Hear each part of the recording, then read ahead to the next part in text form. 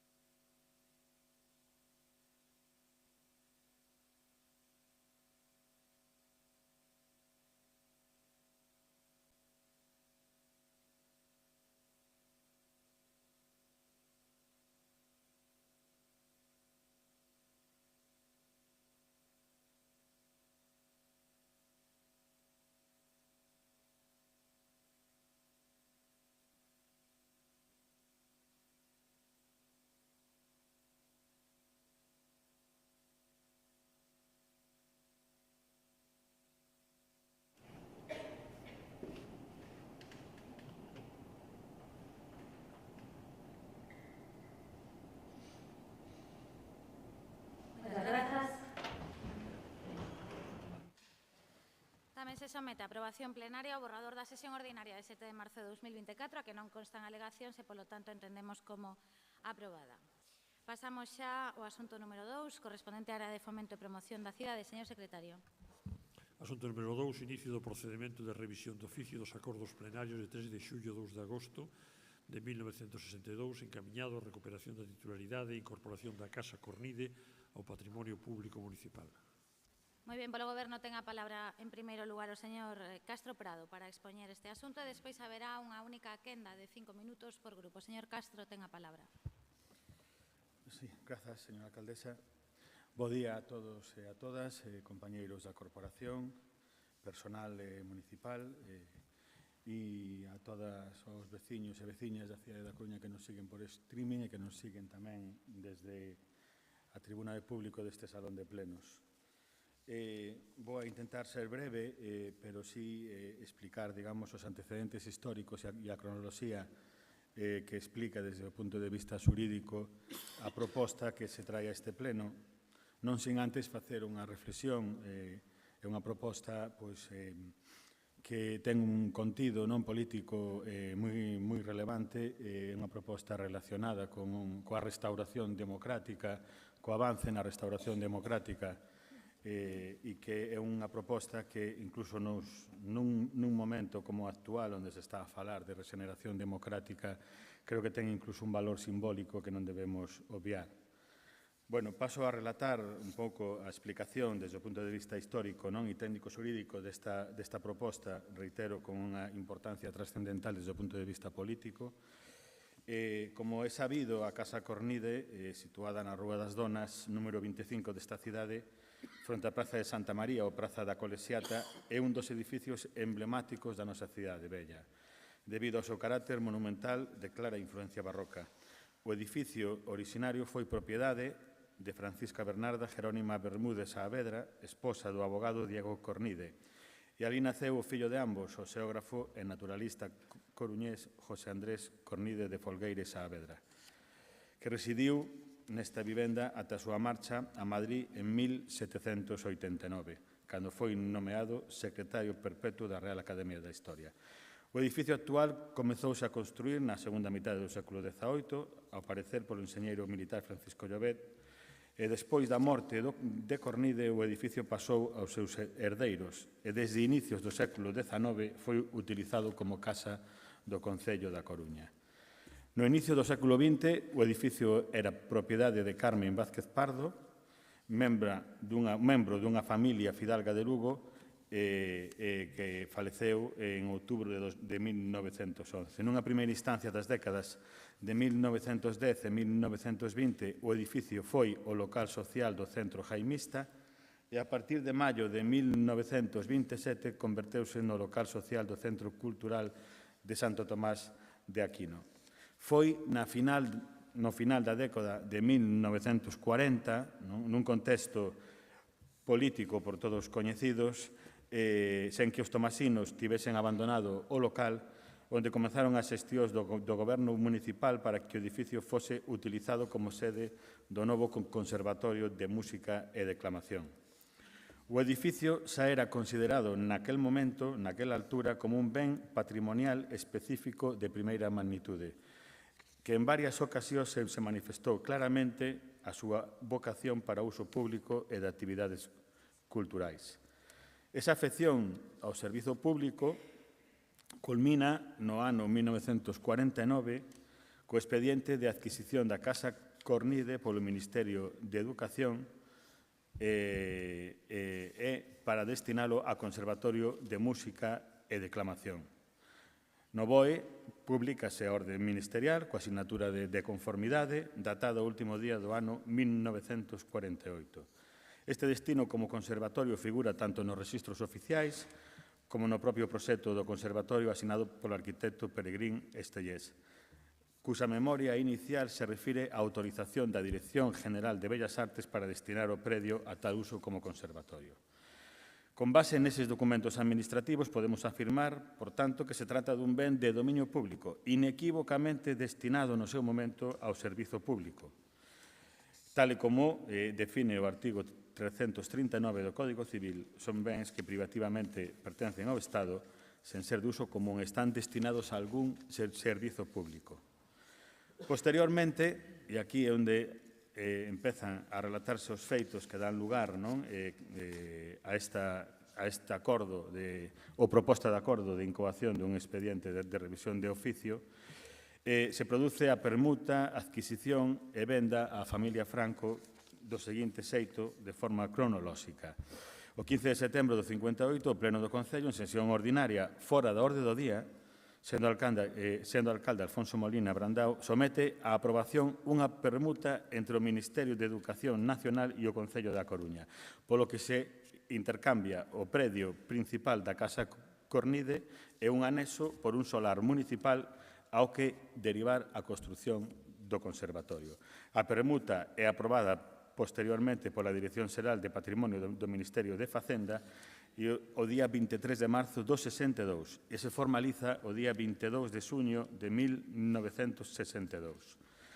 Pero, polo que coñecemos e consta na documentación obrante no expediente, non existiron actos de desafectación do ben de dominio público, actos que deberían de ser expresos, posto que non podía, en ningún caso, acudirse a unha desafectación pola vía tácita. Non se acompañou nin o acordo do Consello de Ministros, nin o informe da Dirección Xeral de Propiedades e Contribución Territorial, non se acompañou un trámite que é esencial e que forma parte esencial, reitero, da proposta de acordo que se trae ao Pleno. O ben continuaría, por tanto, no dominio público e sería imprescriptible, é dicir, non se podería adquirir por prescripción, dando viabilidade á revisión de oficio que se pretende. A maiores, e posteriormente a esta permuta, o Concello, en menos de 2 semanas despois da asinatura da mesma, inicia un proceso mediante acordo plenario de 3 de xullo do 62 de posa pública para a venda a Casa Cornide ao mellor posador. A adxudicación se suxeitaba a 2 condicións. Unha, a prohibición de realizar obras sen autorización municipal e 2, a prohibición de revender ou crear dereitos reais sobre o predio durante un prazo de 10 anos, salvo que mediase autorización municipal. Trátase de 2 condicións que parece que o que intentaban era disuadir a concorrencia de potenciais posadores. Pois ben, o 2 de agosto, o Pleno aproba unha proposta o 2 de agosto do 62 de adxudicación a Pedro Barrié de la Maza, único posador que non renunciou á mesma, e libera ao comprador, ao posador, da prohibición de allear o predio e a persoa que del adquira dita finca das limitacións de realizar calquera tipo de obra nela. Ben, segundo ten apreciado o propio secretario xeral da nosa corporación, esta sesión plenaria teríase celebrado incorrendo en causa de nulidade por non respetarse os prazos legais de convocatoria con mínimo de 2 días hábiles de antelación. Ben, 3 días despois, o 6 de agosto, 3 días despois deste pleno, Pedro Barrié de la Maza vende a Casa Cornide a Carmen Polo e a Martínez Valdés unha vez liberado das limitacións para a súa transmisión a terceiros. Despois da aprobación da Lei de Memoria Histórica e da aprobación no ano 22 da Lei de Memoria Democrática, temos unha cobertura legal, un marco legal máis que suficiente para poder acudir, neste caso, a un procedimento que permita tanto a restauración democrática desde o plano simbólico como, efectivamente, nun plano máis práctico, a recuperación dun ben que nunca debeu sair do dominio público e dos activos municipais da propiedade municipal, é dicir, de todos e todas os coruñeses. Neste sentido, o Consello da Memoria Democrática, constituído en 2018, creou un grupo de traballo e o 28 de febreiro de 2019 se presentou un estudio patrimonial sobre a Casa da Real Academia de Belas Artes. A isto seguiu un acordo plenario o 12 de setembro do 2019 e un traballo insente que culminou coa solicitude de declaración de Vic do propio ben e que foi apoiado por informes históricos non tanto de Vigo Trasancos como o informe que coordinou Emilio Grandío como tamén informes xurídicos feitos pola Universidade da Coruña por parte dos doutores Carlos Aymerís, Xosé Manuel Busto e Carlos Amoedo. Quero agradecer en nombre da alcaldesa e deste goberno municipal ese traballo histórico e xurídico que dá cobertura e solidez ao inicio deste expediente de revisión de oficio. E por todo isto, polo que trasladamos ao Pleno da Corporación Municipal un acordo en 2 liñas. Non sen antes facer mención a unha cuestión que a propia Xunta de Goberno Local neste mes, en un acordo da mesma, xa ten solicitado a Administración do Estado o inicio dun expediente de revisión de oficio do acordo de permuta que se levou a cabo no seu día entre a Administración Xeral do Estado e o Concello da Coruña.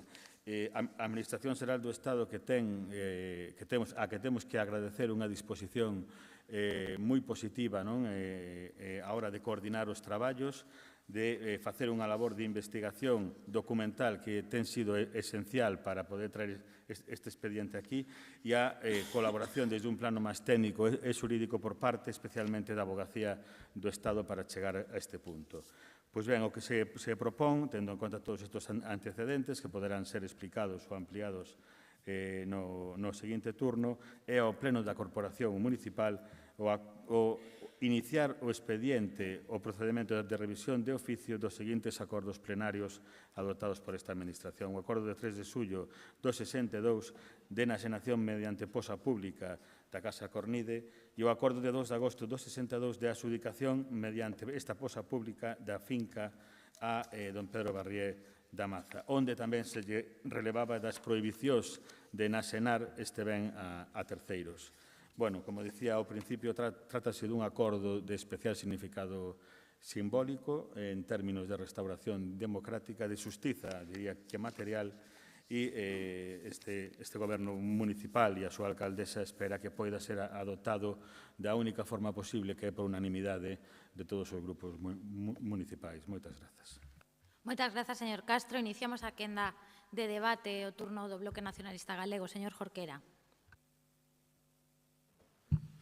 Grazas, señora alcaldesa. En primeiro lugar, como é habitual na primeira intervención, quero enviar un saúdo aos membros da corporación, ás traballadoras e traballadores do Concello e dos medios de comunicación e o público que estea a seguir este pleno. Comezo. Mi querido amigo, tengo el gusto de comunicarte que hoy por fin ha terminado el plazo para la subasta de la célebre casa que tanto deseaba su excelencia. Hoy también se reúne el pleno para adjudicarla a un particular y éste venderla a la señora. Así, se lo hemos explicado a su excelencia, por ser la mejor fórmula, ya que de esta forma no se hace una adjudicación directa de bienes que fueron del Estado al propio caudillo. Los señores están encantados, porque han logrado el deseo de poder tener una casa en La Coruña para que cuando tenga que desplazarse la señora no haya necesidad de abrir el Pazo de Meirás, que tantas molestias origina por lo grande que es esta residencia y el número de criados y servidores que necesita. Todo esto se debe a la preocupación que has tenido de preocuparte de resolver personalmente el expediente, y así se lo hice ver tanto al caudillo como a la señora, que están muy agradecidos a tu gestión por los años que se llevaba para resolverse y no tenía fin. Concelleiros e concelleiras, por se alguén tiña algunha dúbida de que a Casa Cornide é un ben expoliado polos Franco, o que acabo de ler é un extracto da carta remitida por Ricardo Catoira, secretario persoal da Casa Civil do Caudillo, ao subsecretario de Facenda, Juan Sánchez Cortés e Dávila, dando conta dos resultados da operación. Unha carta que saiu á luz grazas ao traballo de investigación realizado por Carlos Babío e Manuel Pérez Lorenzo, autores de Meirás, un pazo, un caudillo, un expolio, unha obra publicada pola Fundación Galiza Sempre e que recolle documentación que foi decisiva para recuperar o Pazo de Meirás. Por iso, o BNG congratúlase de que se inicie o procedimento de revisión de oficio dos acordos plenarios do 3 de xullo e 2 de agosto de 1962 encaminhado á recuperación da titularidade e incorporación da Casa Cornide ao patrimonio público. Mas non foi sen tempo. Non vou lembrar agora todas as veces que trouxemos a pleno esta cuestión e a comparativa que fixemos sobre o tempo que lle levou a Michelangelo Buonarroti pintar a bóveda da Capela Sistina e o que tardou o Concello en armar este procedimento. Simplemente quero lembrar que no primeiro pleno ordinario do pasado mandato, o 12 de setembro de 2019, aprobábase por unanimidade unha moción do BNG na que se instaba o Concello a iniciar os trámites para interpoñer unha demanda xudicial para reclamar a restitución da titularidade pública da Casa Cornide.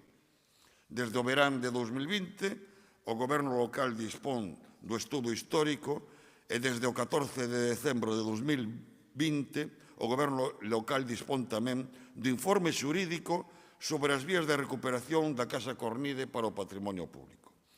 E houve que agardar a maio de 2024, 3 anos e medio despois da entrega do informe xurídico, para que se inicie o trámite que agora se somete a consideración do Pleno. Poderíamos apelar ao refraneiro e dicir que nunca é tarde se a dita é boa, ou apelar a que vale máis tarde que nunca. Pero, dende o punto de vista do BNG, non abonda co paso que agora se vai dar. Dunha banda, seguimos agardando a que, tras a declaración da Casa Cornide como ben de interese cultural, a Xunta de Galiza adopte as medidas necesarias para que a familia Franco cumpra coa legalidade e que este inmóvel se abra ao público.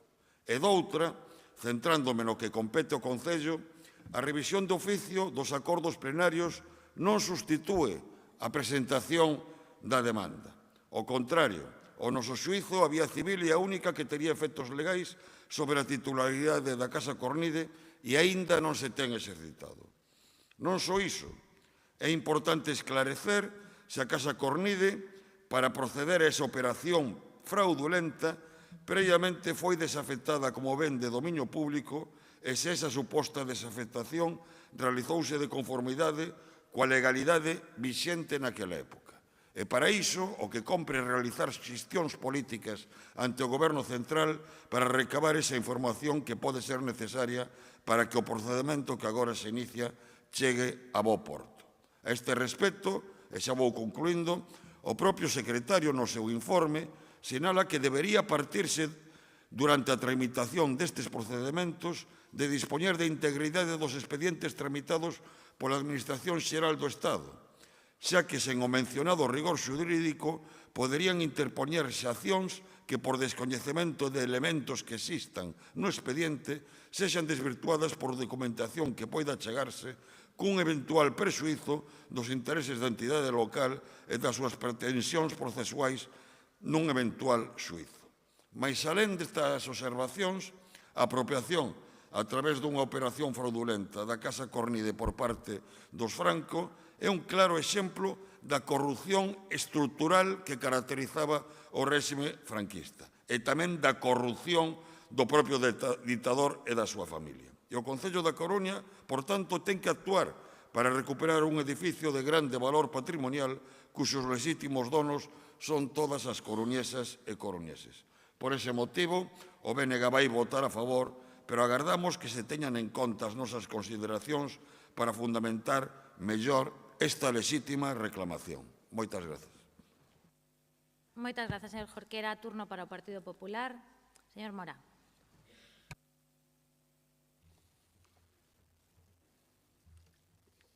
Muchas gracias. Buenos días a todos. Un día supe que buscar era lo que me mantenía despierto. Sin rastro de tesoros, sin encontrar respuestas, bajo la alegre luz de la mañana. Llegó enero y pasó, como pasa una señal de tráfico, en esas carreteras del diablo, donde a veces aún me siento como un burro amarrado en la puerta del baile. Llegaron años nuevos que pasaron, como vidas de monjes en monasterios, un año y otro año. Tanto tiempo. Y no soy poeta, no he recibido ese don. Simplemente permítame que me acompañe el gran Manolo García para poner de manifiesto que llevamos 5 años con este tema. 5 años con al menos 2 mociones y una pregunta oral. Como relataba el señor Jorquera, en septiembre del 19, una moción conjunta, en octubre del 22, una moción del BNG, y en noviembre del 23, una pregunta oral del BNG, foliada rodada mediante. Dice el diccionario de la RAE que memoria es recuerdo que se hace o aviso que se da de algo pasado. En consecuencia, hoy estamos haciendo un ejercicio de memoria, o más bien estamos ayudando al Gobierno municipal a que realice un ejercicio de memoria de lo que se aprobó ya más de una vez. Pero sigamos con el diccionario de la RAE. Democracia, sistema político en el cual la soberanía reside en el pueblo, que la ejerce directamente o por medio de representantes. Forma de sociedad que reconoce y respeta como valores esenciales la libertad y la igualdad de todos los ciudadanos ante la ley. Es interesante esta última apreciación, más en estos días y más en este pleno. Igualdad de todos los ciudadanos ante la ley. Lo que yo me pregunto es qué falla en el Grupo Socialista, la memoria o la democracia. Porque asistimos, pleno tras pleno, a la absoluta indiferencia por parte del Gobierno municipal a los acuerdos que aquí se adoptan en gran número por unanimidad. Aquí se alcanzan compromisos políticos todos los meses con los coruñeses. Y usted, señora Rey, los ignora. Señores socialistas, permítame otra pregunta. ¿De esta vai? Pero vayamos al fondo de la cuestión, al tema que realmente interesa a este pleno, a esta ciudad y en este momento. Tan dudosa es la permuta que se realizó de la finca donde se alza la Casa Cornide, como dudoso es el cambio de uso que se hace de determinados locales comerciales de esta ciudad. ¿Les suena algo? Tan dudosos son los plazos que desembocan en la adjudicación de la Casa Cornide, como dudosos son los de determinadas licencias que se tramitan. ¿Les suena algo? Tan dudosa es la documentación que soporta la propiedad de la Casa Cornide, como dudosa es la que acompaña a determinados expedientes urbanísticos. ¿Les suena algo?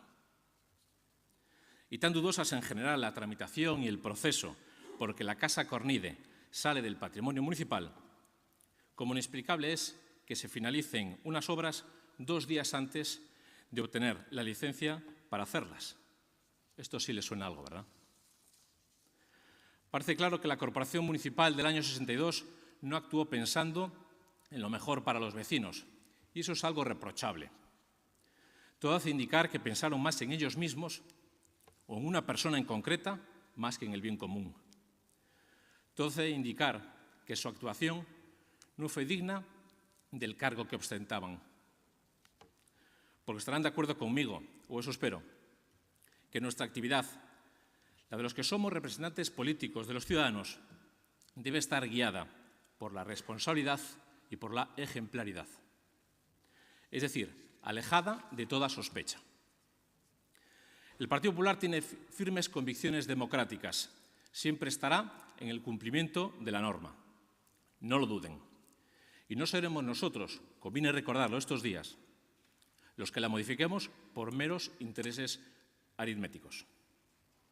El Partido Popular, que como saben cuenta con el apoyo mayoritario de los ciudadanos, siempre trabajará por ellos y para ellos, no lo duden.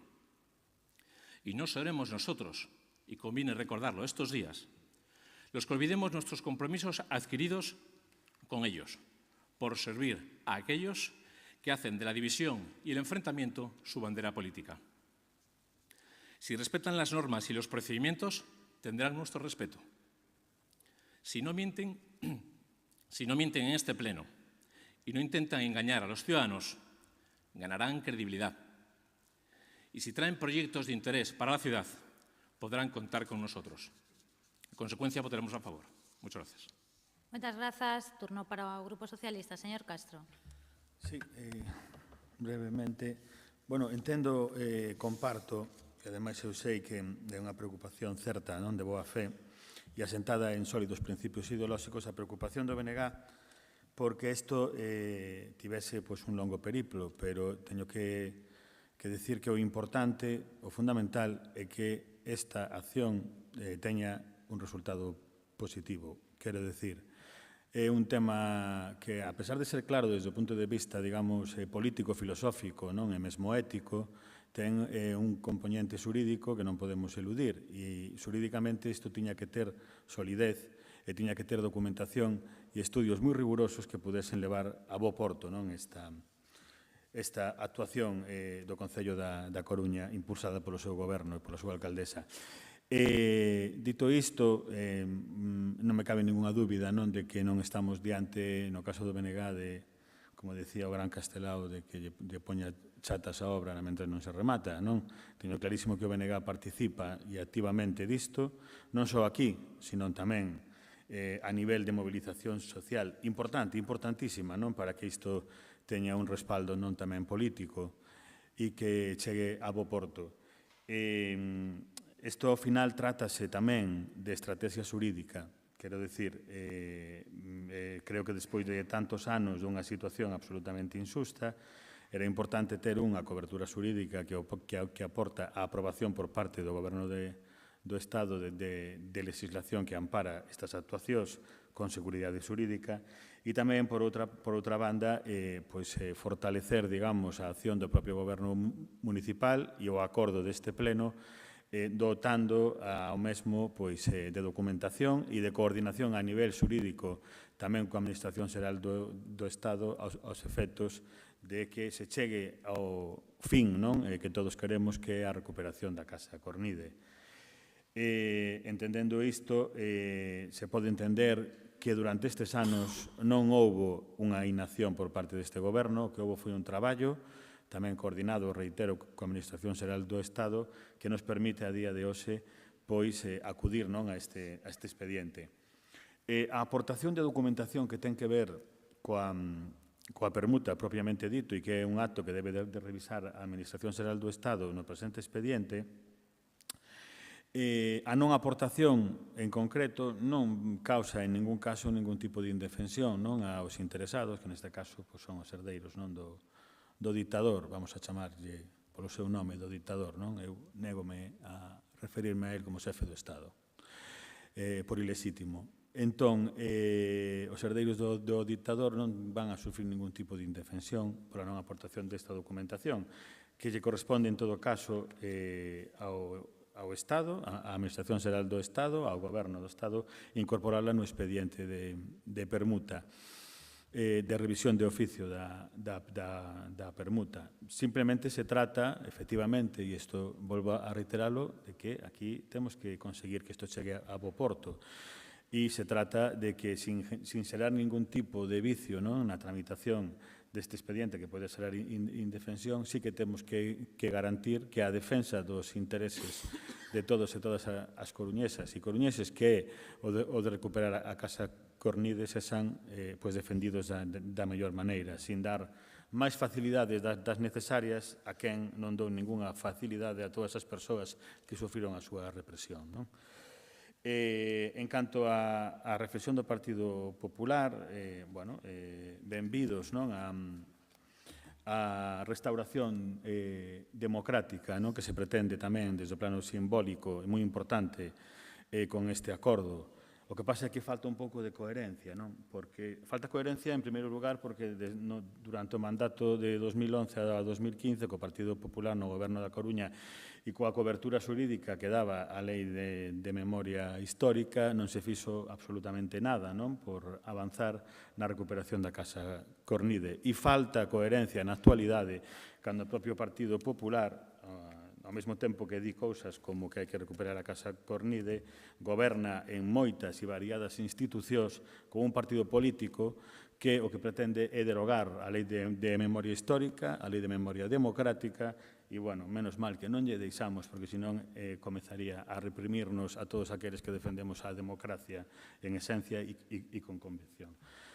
Dito isto, agardamos, celebramos que haxa un acordo unánime nunha cuestión que nos debe de unir a todos, que é a recuperación dun ben para todos os coruñeses e coruñesas e a restauración democrática que conleva a acabar con esa anomalía. Moitas grazas.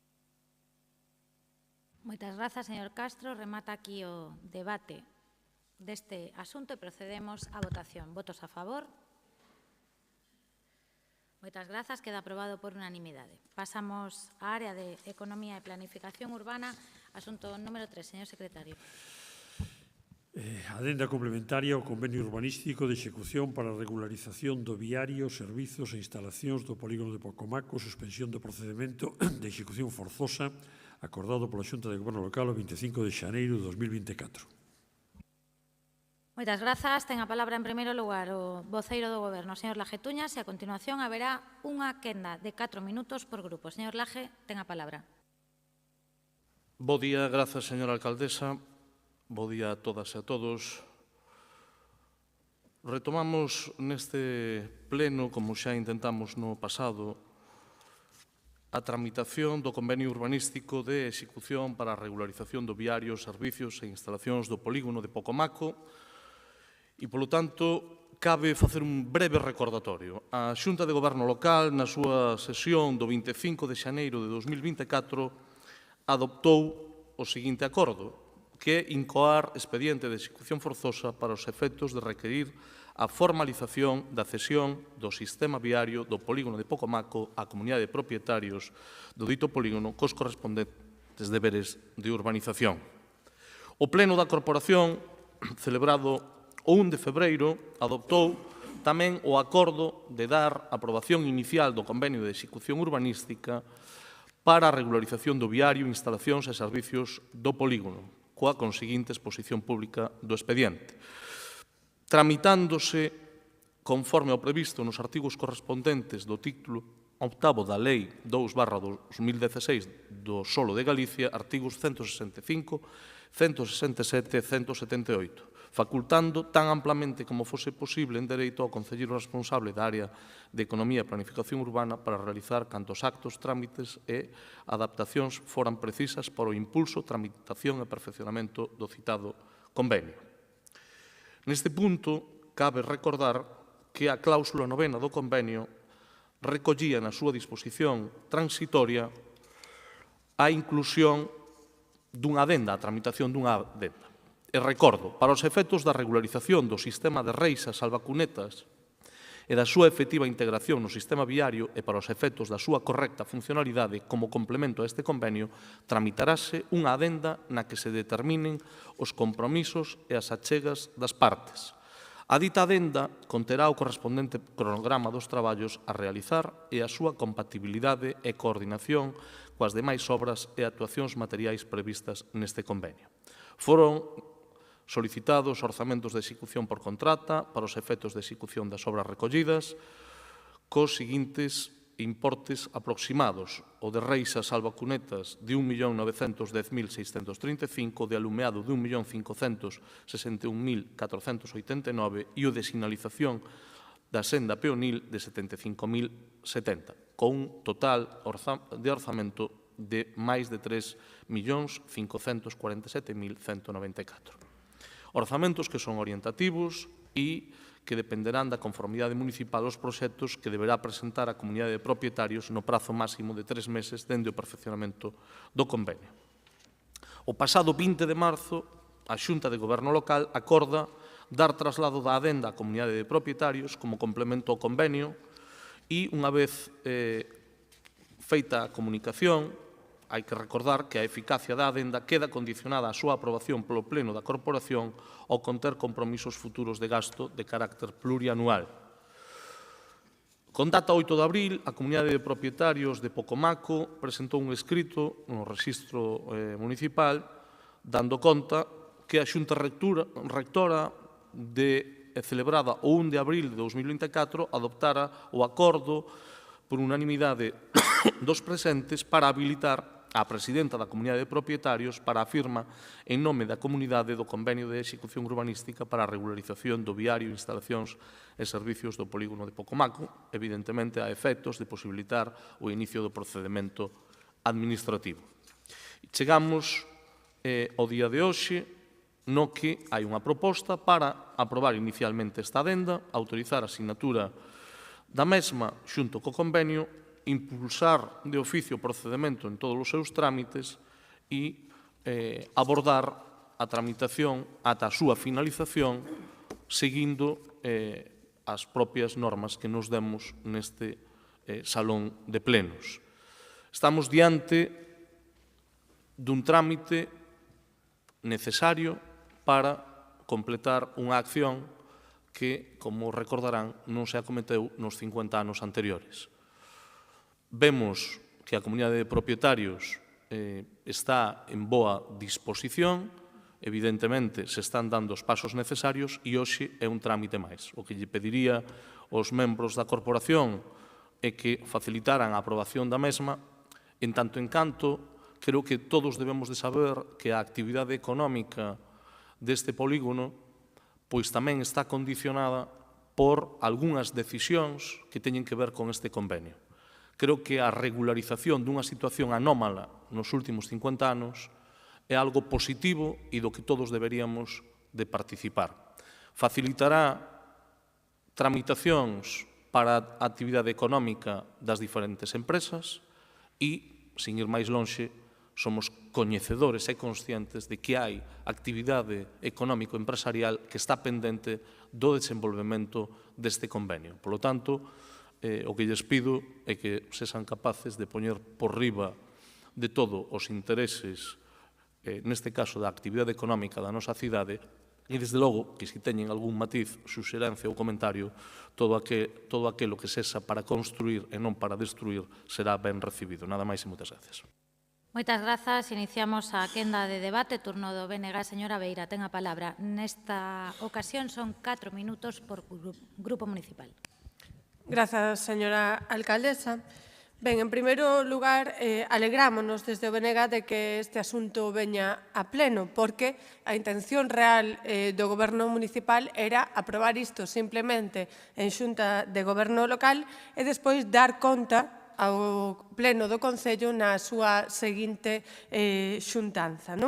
E, ademais, alegrámonos que veña a Pleno despois de que pasase pola debida comisión que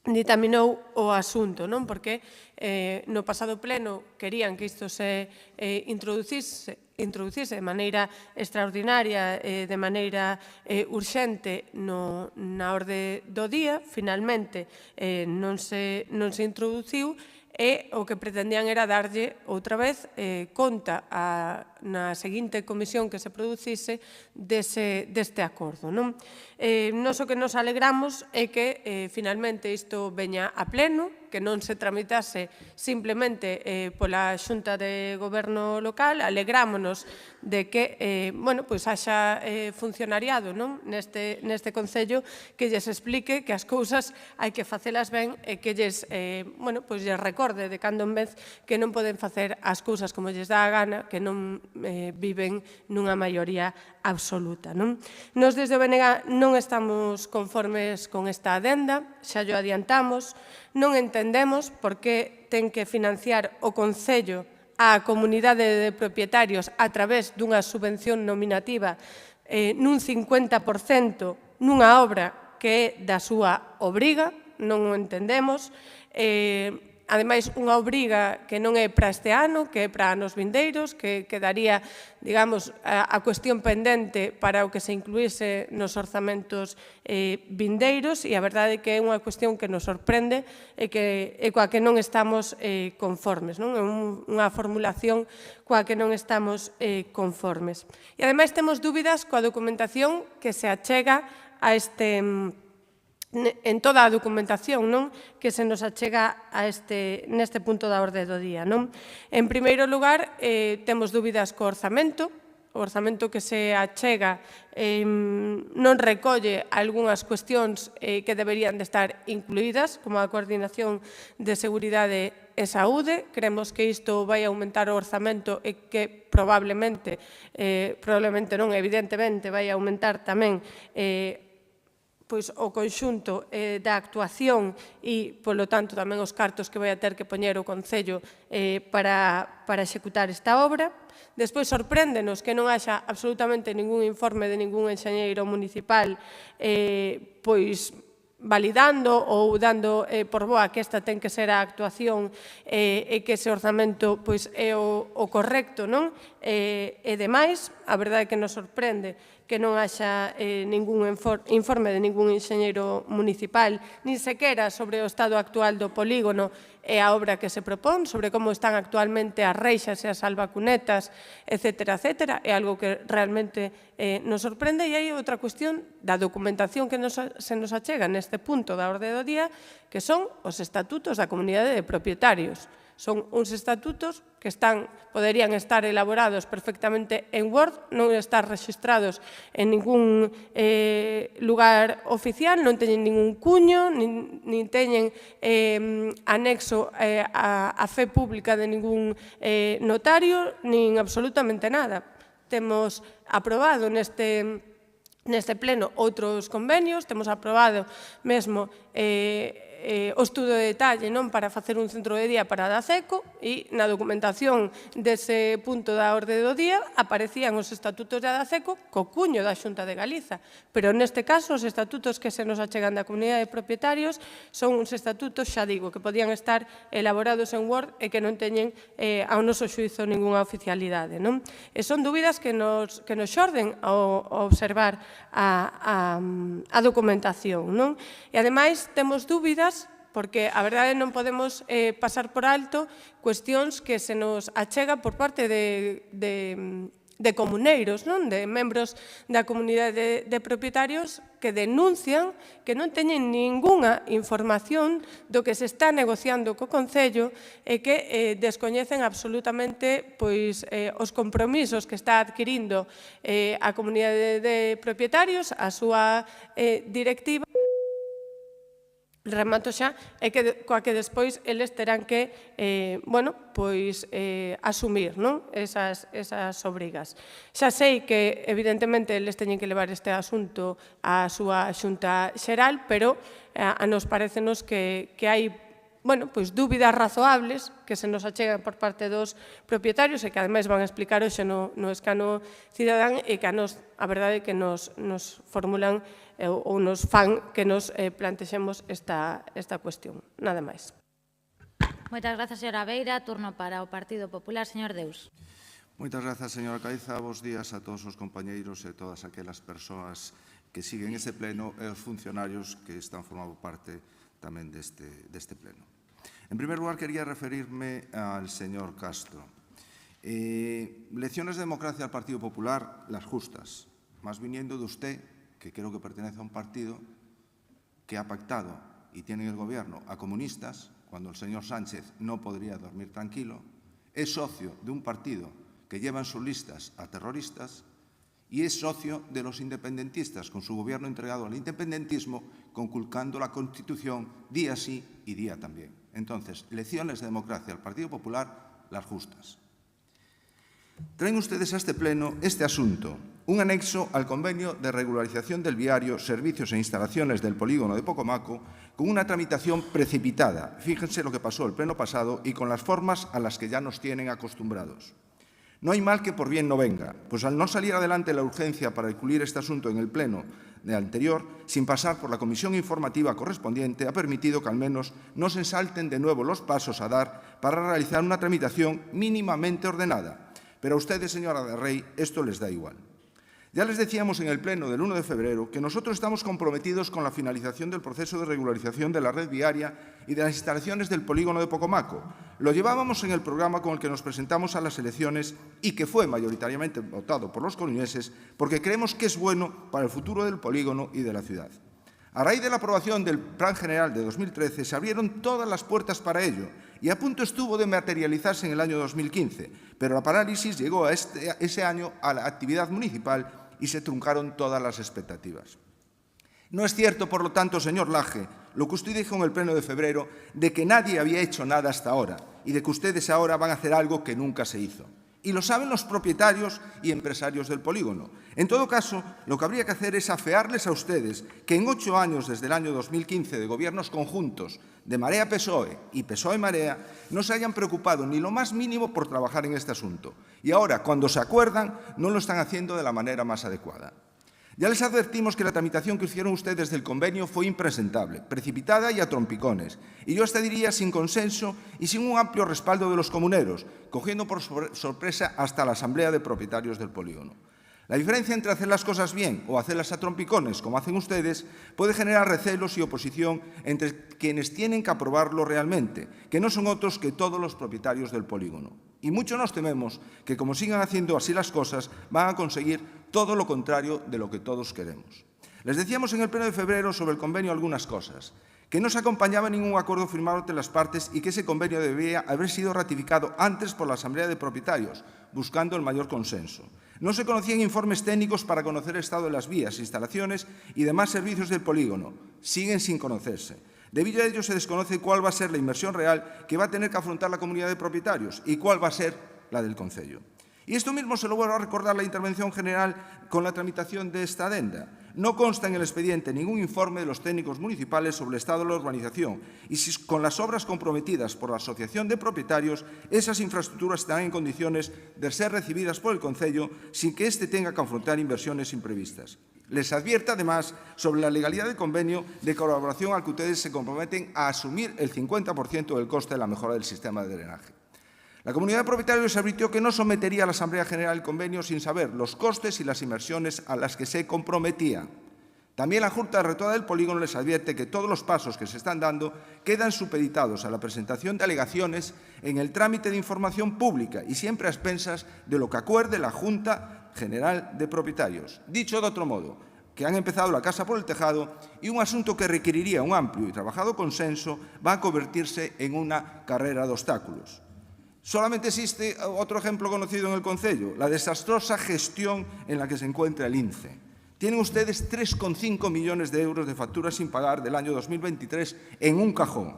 Según señala la intervención, facturas irregulares por no contar con los informes preceptivos y la firma de los funcionarios. Ustedes son conscientes de la situación en la que se encuentran muchas personas que o no han cobrado las fiestas de 2023 o han tenido que adelantar de su bolsillo ese dinero cuando ya entramos en las fiestas de 2024. Lamentable. Y usted, señora alcaldesa, lleva pagados 131 millones de euros en facturas irregulares, debiendo poner fin a esa... Ya, señora alcaldesa, nuestro grupo del Partido Popular está comprometido con la solución de la regularización y la recepción del polígono de Pocomaco. Pero no podemos compartir las formas que ustedes están utilizando para resolver este asunto. Hemos votado a favor del convenio para que quedase claro nuestro compromiso, pero vamos a abstenernos en la tramitación de esta adenda, dadas las reservas manifestadas por la intervención y por la Junta Rectora del polígono a la espera de las alegaciones que se puedan formular en el trámite de información pública. Moitas grazas. Turno para o Grupo Perdón, Social. señora alcaldesa. Dígame. Votamos en contra de la adenda. No nos vamos a abstener, votamos en contra. Gracias. Ben, apague o micro, por favor. Grazas, señor Deus. Turno para o señor Laje.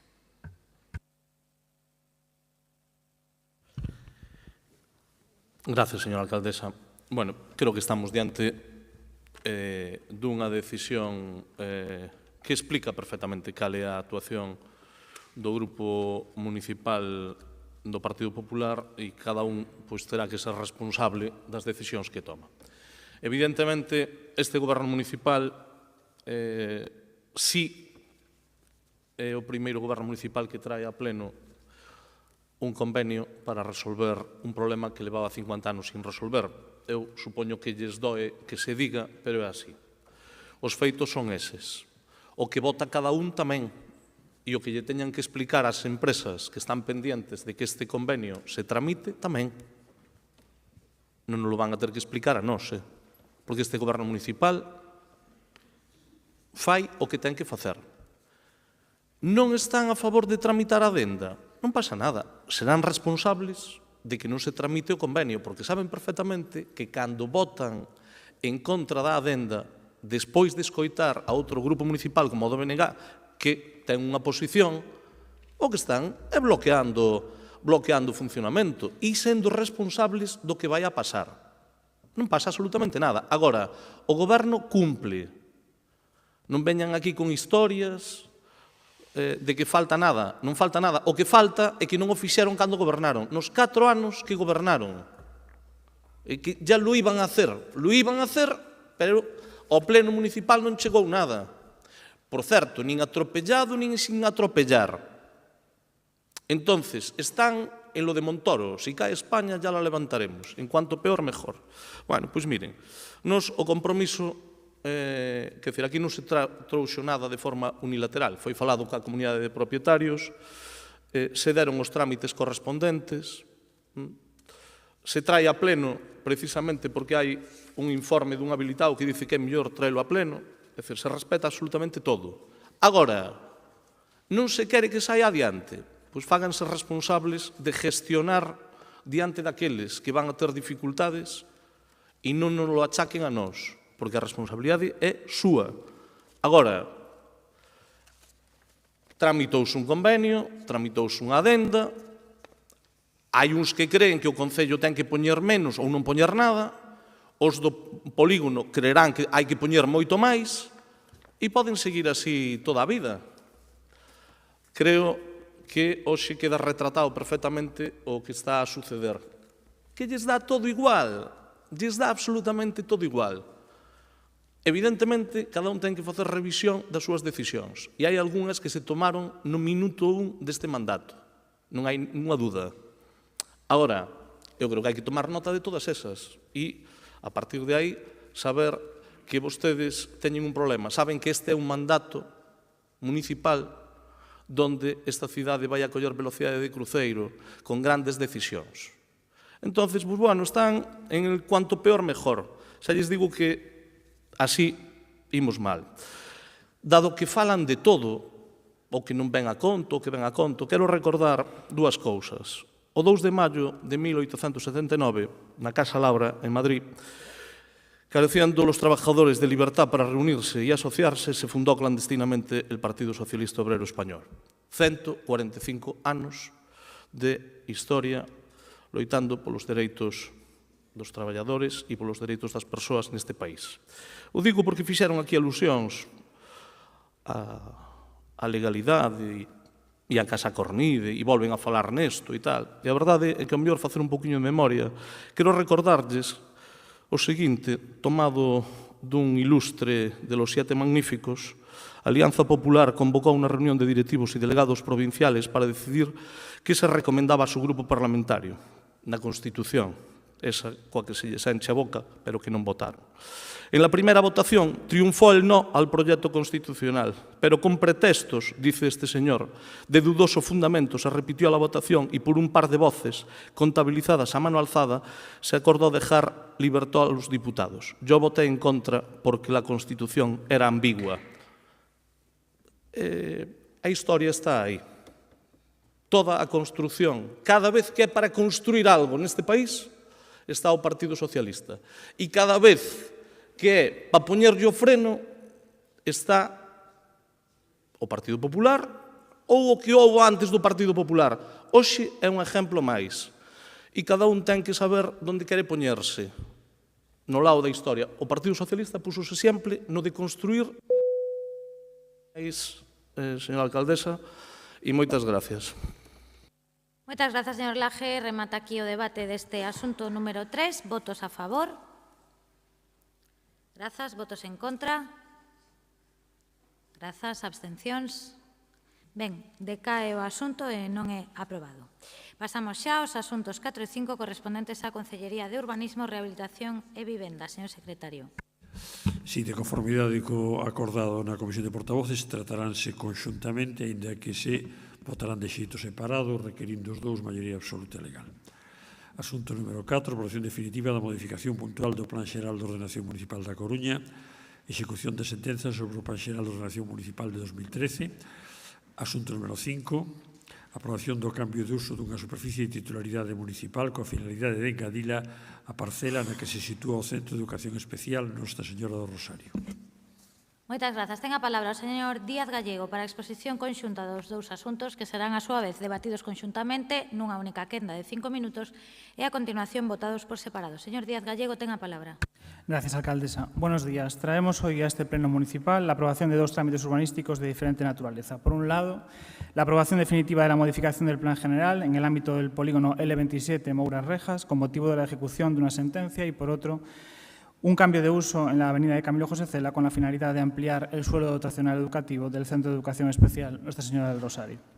En el caso del polígono L27, Mouras Rejas, su tramitación se inicia en Junta de Gobierno en el año 2017, es aprobado inicialmente por el Pleno Municipal el 9 de abril de 2018 y tras un periodo de exposición al público en el que tuvo entrada una única alegación de uno de los propietarios del ámbito, que fue estimada parcialmente, fue aprobado provisionalmente en el Pleno de febrero de 2023, con los votos a favor de los 3 grupos municipales hoy presentes en la corporación, BNG, Partido Popular y Grupo Municipal Socialista. Como decíamos en aquel pleno, los cambios que se introducían con respecto a la aprobación inicial consistían en la delimitación de un área de normalización que facilite el desarrollo del suelo industrial previsto y la introducción del ámbito de viviendas existentes dentro de la norma zonal 4, con la finalidad de dar continuidad a los núcleos de La Silva y a Fontenova y garantizar la conservación de esas viviendas. Es, por tanto, esta ordenación que hoy traemos a pleno para aprobación definitiva, una ordenación que, aprovechando la necesidad de modificación motivada por la ejecución de sentencia, atiende con mayor detalle y cuidado a la realidad construida de la zona. Con respecto al documento de aprobación provisional, no se producen cambios de relevancia más allá de la atención a un informe de telecomunicaciones emitido por la Administración General del Estado. En lo que respecta al cambio de uso del suelo municipal adyacente al Centro de Educación Especial Nuestra Señora del Rosario, el paso que hoy damos en este pleno es la culminación de un proceso que iniciamos en octubre de 2022, después de recibir a la dirección del centro y una representación de los padres del mismo.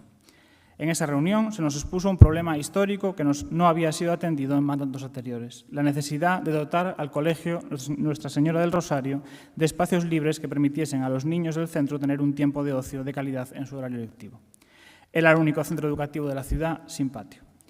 Para atender a esa demanda, desde la Concejalía de Urbanismo, Vivienda, Infraestructuras y Movilidad, acometimos una actuación de las llamadas de urbanismo táctico, cerrando el espacio de aparcamiento situado delante del centro con la finalidad de convertirlo en un espacio de ocio y estancia. Se instaló también mobiliario urbano y se hicieron experiencias de uso y diseño por parte de la comunidad educativa en una jornada con las familias.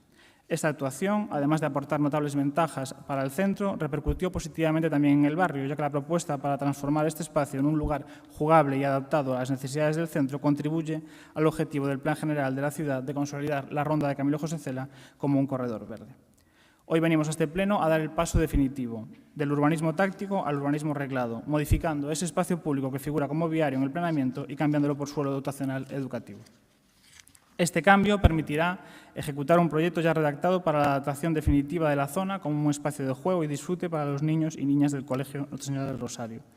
Una intervención que además no será un hecho aislado, sino que será continuidad de otra intervención que está impulsando la Concejalía de Educación en el CEIP Ramón de la Sagra, donde se humanizará el espacio libre del centro mediante un proyecto en el que, al igual que Nuestra Señora del Rosario, ha participado activamente la comunidad educativa. Es por esto, por esa necesidad de ejecución de la sentencia y por esa necesidad de dotar al Colegio de Educación Especial de un patio de calidad para los niños que pedimos la aprobación de ambos trámites urbanísticos. Gracias. Moitas grazas, señor Díaz. Turno para o BNG, señora Beira. Grazas, señora alcaldesa. Ben, no que ten a ver coa aprobación definitiva da modificación puntual do PEXOM para dar resposta á sentenza do Tribunal Superior de Xustiza de Galiza, imos votar a favor. Entendemos que o que se pretende é cumprir coa sentenza a que me referín, modificar o plan con todas as consecuencias de que pase de ser solo urbano non consolidado a solo urbano consolidado. Non hai novidades a respecto da aprobación provisional en coherencia co voto favorable que tivemos naquel momento. Hoxe, como digo, votaremos a favor. En o que ten a ver co cambio de uso da parcela destinada a aparcadoiro actualmente para que finalmente sexa utilizada como patio do Centro de Educación Especial Nosa Señora do Rosario, como non podía ser de outro xeito, imos votar a favor de que as nenas e os nenos con diversidade funcional que asisten a este centro teñan o mesmo dereito a gozaren dun patio en condicións, o dereito a teren momentos de ocio ao aire libre dentro da súa xornada escolar como calquera outro rapaz ou rapaza. Un dereito moito máis importante e moito máis relevante do que outros nos que haxa xente que poida entender que colide. Os nosos parabéns, os parabéns do Grupo Municipal do BNG, Comunidade Educativa do Centro Especial de Educación Especial Nosa Señora do Rosario, a comunidade educativa actual, pero tamén a que estivo nese centro noutros momentos, porque esta é unha reivindicación histórica, como ben indicaba o concelleiro. Os nosos parabéns pola súa perseverancia nesta demanda que agora ten toda a viabilidade de se converter nunha realidade. Nada máis pola miña banda. Moitas grazas, señora Beira. Turno do Partido Popular, señor Deus. Moitas grazas. Este asunto se trae a este pleno, estoy hablando del tema de la aprobación definitiva de la modificación puntual del Plan General, en un expediente para dar cumplimiento a una sentencia judicial firme de fecha 19 de septiembre del 2015. Dicha sentencia tiene su origen en un procedimiento contencioso administrativo que la empresa Starco Invest interpone contra la aprobación del Plan General en el ámbito del Polígono 127, lugar de Moura Rejas, con una superficie de 14.886 metros cuadrados. Como antecedentes, cabe señalar que dicha empresa presentó, antes de la aprobación del Plan General, una alegación en la que solicitaba que ese polígono fuese reducido en su superficie para hacerlo más viable en su gestión urbanística. Así figura en la contestación de las alegaciones en el que se recoge la petición de la empresa, dividiendo el polígono inicial en dos, el polígono 27 y el 28. Con todo ello, Starco Invest presenta un recurso contencioso administrativo contra la aprobación definitiva del Plan General. La sentencia recaída falla a favor de la demandante en lo que se refiere a la finca de su propiedad, 5.300 metros, y se declara que debe ser calificada como suelo urbano consolidado y excluida del polígono 27. Este resumen se quedaría ahí si no fuera porque desde la fecha de la sentencia han pasado 9 años y la tramitación de este expediente se convirtió en un lío solo comprensible si se analiza la realidad de los dos mandatos municipales anteriores. En el pleno del 9 de abril del 18, mandato de la Marea, se aprueba inicialmente esta modificación puntual, que se somete a información pública y que recibe una única alegación de la empresa, en la que dice que el documento aprobado no se ajusta a los términos de la sentencia, por ser la ordenación y la delimitación propuestas arbitrarias. Estas alegaciones se desestiman por los servicios técnicos municipales en ese momento. Por alguna razón, finalizado el mandato de Marea, el 3 de junio del 19 se redacta un nuevo informe por el Departamento de Planeamiento, estimando parcialmente esas alegaciones, excluyendo la parcela del alegante de esa delimitación arbitraria. No es hasta finales del año 2020 cuando se llega a un acuerdo con la empresa que se recoge en el documento de aprobación provisional. Este mismo asunto se lleva al Pleno de 4 de noviembre de 2021 y fue retirado antes de su debate por el entonces concejal, señor Villorlada, porque se supone que no tenía el voto favorable de la Marea, pero excluyendo al PP del diálogo. En el Pleno de 2 de febrero del 23 votamos a favor de la aprobación provisional de esta modificación puntual del planeamiento. Al parecer, con posterioridad se detectaron algunos errores técnicos en el documento que se recogen en el documento final de fecha febrero de 2024. Por supuesto, para cumplir la sentencia, votaremos a favor. En el tema de la aprobación del cambio de uso del Colegio de Educación Especial Nuestra Señora del Rosario, este centro de educación especial se encuentra situado en el barrio del Viña, entre la avenida de Modelos y la ronda Camilo José Cela. Se encuentra situado en una parcela de 1.687 metros cuadrados, en la que prácticamente toda la parcela está ocupada por la edificación, con excepción de un pequeño patio situado en la parte posterior y los retranqueos linderos de esa edificación al resto de parcelas. Esta parcela en la que se ubica el centro es propiedad del Concello da Coruña.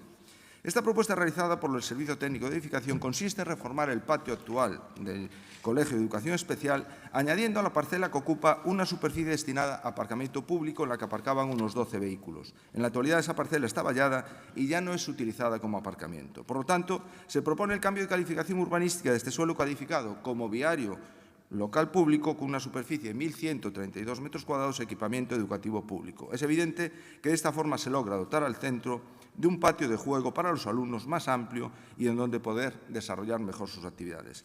Es evidente también que se pierden al menos 12 plazas de aparcamiento para esos vecinos de la zona, que en conversaciones mantenidas con ellos por nuestro grupo manifiestan que las necesidades de aparcamiento son grandes, dada la elevada densidad de viviendas en esa zona del barrio y que los edificios no disponen en su mayoría de plazas de garaje. Es por ello, y como sabemos que a este Gobierno municipal les preocupa poco las necesidades de aparcamiento de los vecinos de los barrios y que la política de la señora alcaldesa es que si no tienes un establo no puedes comprar una vaca, les hacemos una propuesta que pueden tener en cuenta o no a la hora de ejecutar este proyecto.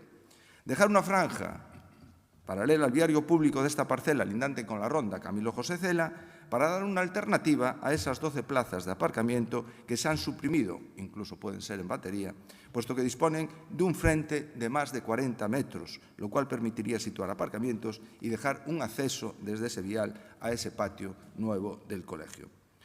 Tengan en cuenta o no nuestra propuesta, votaremos a favor también de este asunto. Y recordarles, señor Laje, que cuando miran a nosotros por el tema de los asuntos que decaen en este pleno, yo creo que lo hacen un poco sin pensarlo, porque a quien tienen que mirar es a sus socios. Con nosotros no hablan, no tratan ni convenian absolutamente nada. Quienes los dejan colgados y por lo que pierden los asuntos es porque sus socios no cuentan con ustedes. Muchas gracias. Muchas gracias. Pecha que en la debate, señor Díaz. Sí, gracias, alcaldesa. Bueno, señora Beira, nada, agradecer el voto favorable en ambos asuntos del Grupo Municipal del BNG. Desde luego, por mi parte también, y creo que hablo en nombre del Gobierno local, sumarme, ¿no?, a las felicitaciones a la comunidad educativa del Centro de Educación Especial Nuestra Señora del Rosario, tanto el actual, efectivamente, como las anteriores que llevaban mucho tiempo peleando, porque el único colegio, como decía, el único centro educativo de la ciudad que no tenía patio y que no tenía un espacio en el que los niños pudiesen salir a jugar, que a lo mejor incluso hasta es más grave en el caso de un centro de educación especial, ¿no?, que no fuese así, que por fin, gracias a su lucha y gracias a todas las reuniones que hemos mantenido con ellos y a ese proceso participativo que están realizando con los técnicos que redactaron el proyecto, pues van a tener por fin un patio en el que disfrutar y un patio en el que tener su tiempo de ocio, como el resto de los niños de la ciudad que tienen sus colegios sí lo tienen. Señor Deus, por mi parte también agradecer el voto favorable del Grupo Municipal del Partido Popular al asunto 4, relativo al polígono de Mouras Rejas. Como sabe usted bien, las tramitaciones urbanísticas son procesos lentos, pero bueno, hoy tenemos ya este documento para la aprobación definitiva y damos solución y cumplimiento a la sentencia, que es lo que más urgía y lo que más preocupaba a este Gobierno local. En relación con el asunto de Cinco, con el asunto de la modificación del Colegio Nuestra Señora del Rosario, bueno, volvemos con las plazas de aparcamiento. Ya me tardaba usted en tener una confrontación, ¿no?, por pérdida de plazas de aparcamiento, ya lo echaba de menos, ahora las tiene con mi compañera Nereida, bueno, pero todo llega, ¿no?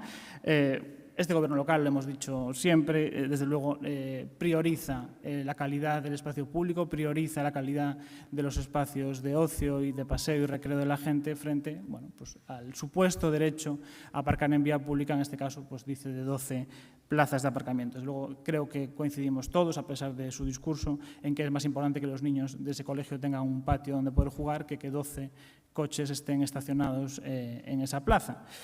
En todo caso, también le digo que sí que se dio solución al aparcamiento que se ha perdido. Si pasó por la ronda de Camilo José Cela, pudo ver que ya en el mandato pasado se cambió todo el estacionamiento de uno de los lados a batería, precisamente, y se pintaron las plazas, ¿no?, que era una reivindicación de la Asociación de Vecinos de Barrio de las Flores, que no estaban pintadas y delimitadas y se aparcaba mal y por lo tanto se perdían estacionamientos.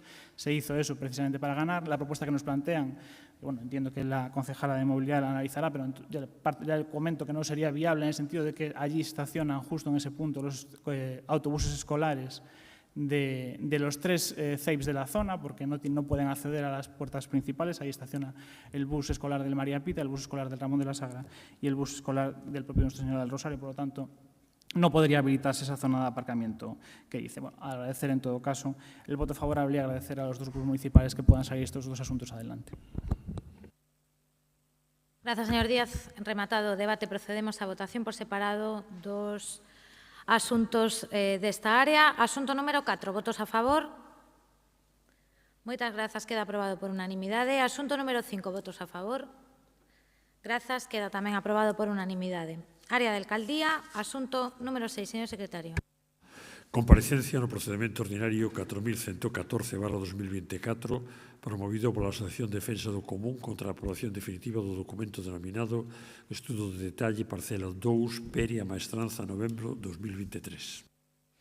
Efectivamente, tal e como consta no enunciado do asunto, que se trae a votación para a comparecencia no PO 4114/2024 nun procedimento contencioso administrativo que interpón a Asociación Defensa do Común contra ese estudo de detalle na parcela da Maestranza e o acordo que debe adoptarse polo Pleno ao tratarse dun asunto da súa competencia e a comparecencia no procedimento ordinario e conferir a representación municipal ao director da asesoría xurídica e aos letrados da propia asesoría, facultándolles coas competencias e facultades, valga a redundancia, que contén a lei.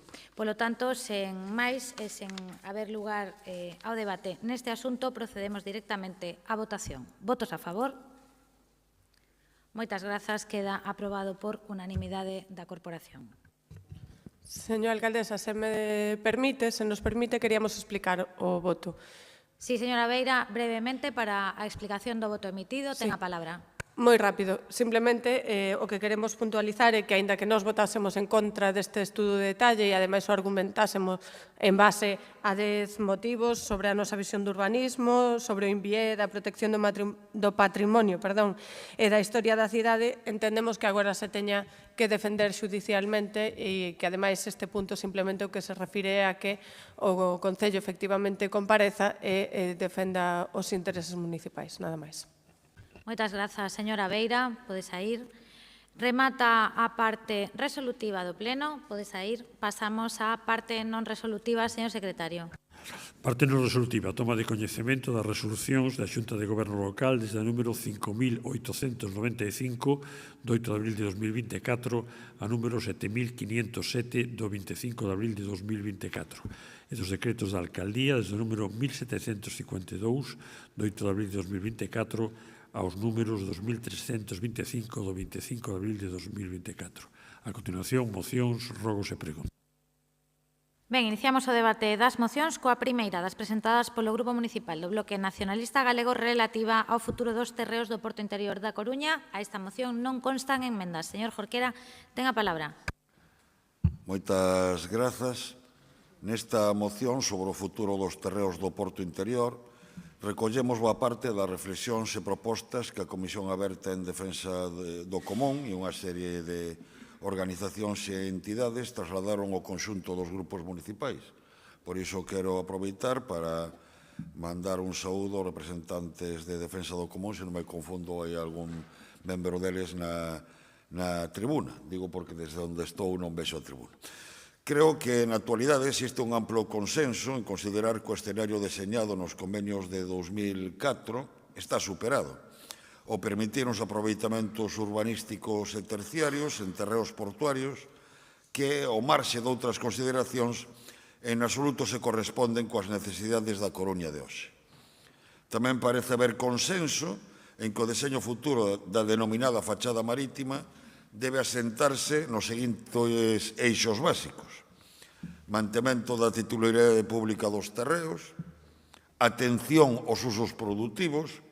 Quero lembrar que o Porto Interior ten que seguir sendo porto, non todas as actividades portuarias poden trasladarse ao Porto Exterior e é necesario desenvolver a economía azul, promovendo o establecemento de industria innovadora vinculada á economía do mar.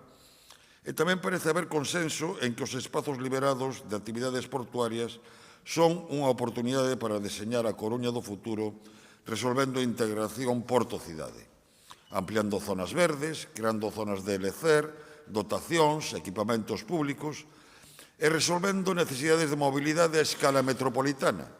Por exemplo, impulsando a creación dun intercambiador de transporte marítimo terrestre que inclúa o aproveitamento do tendido ferroviario existente para pôr en marcha servizos de tren de proximidade.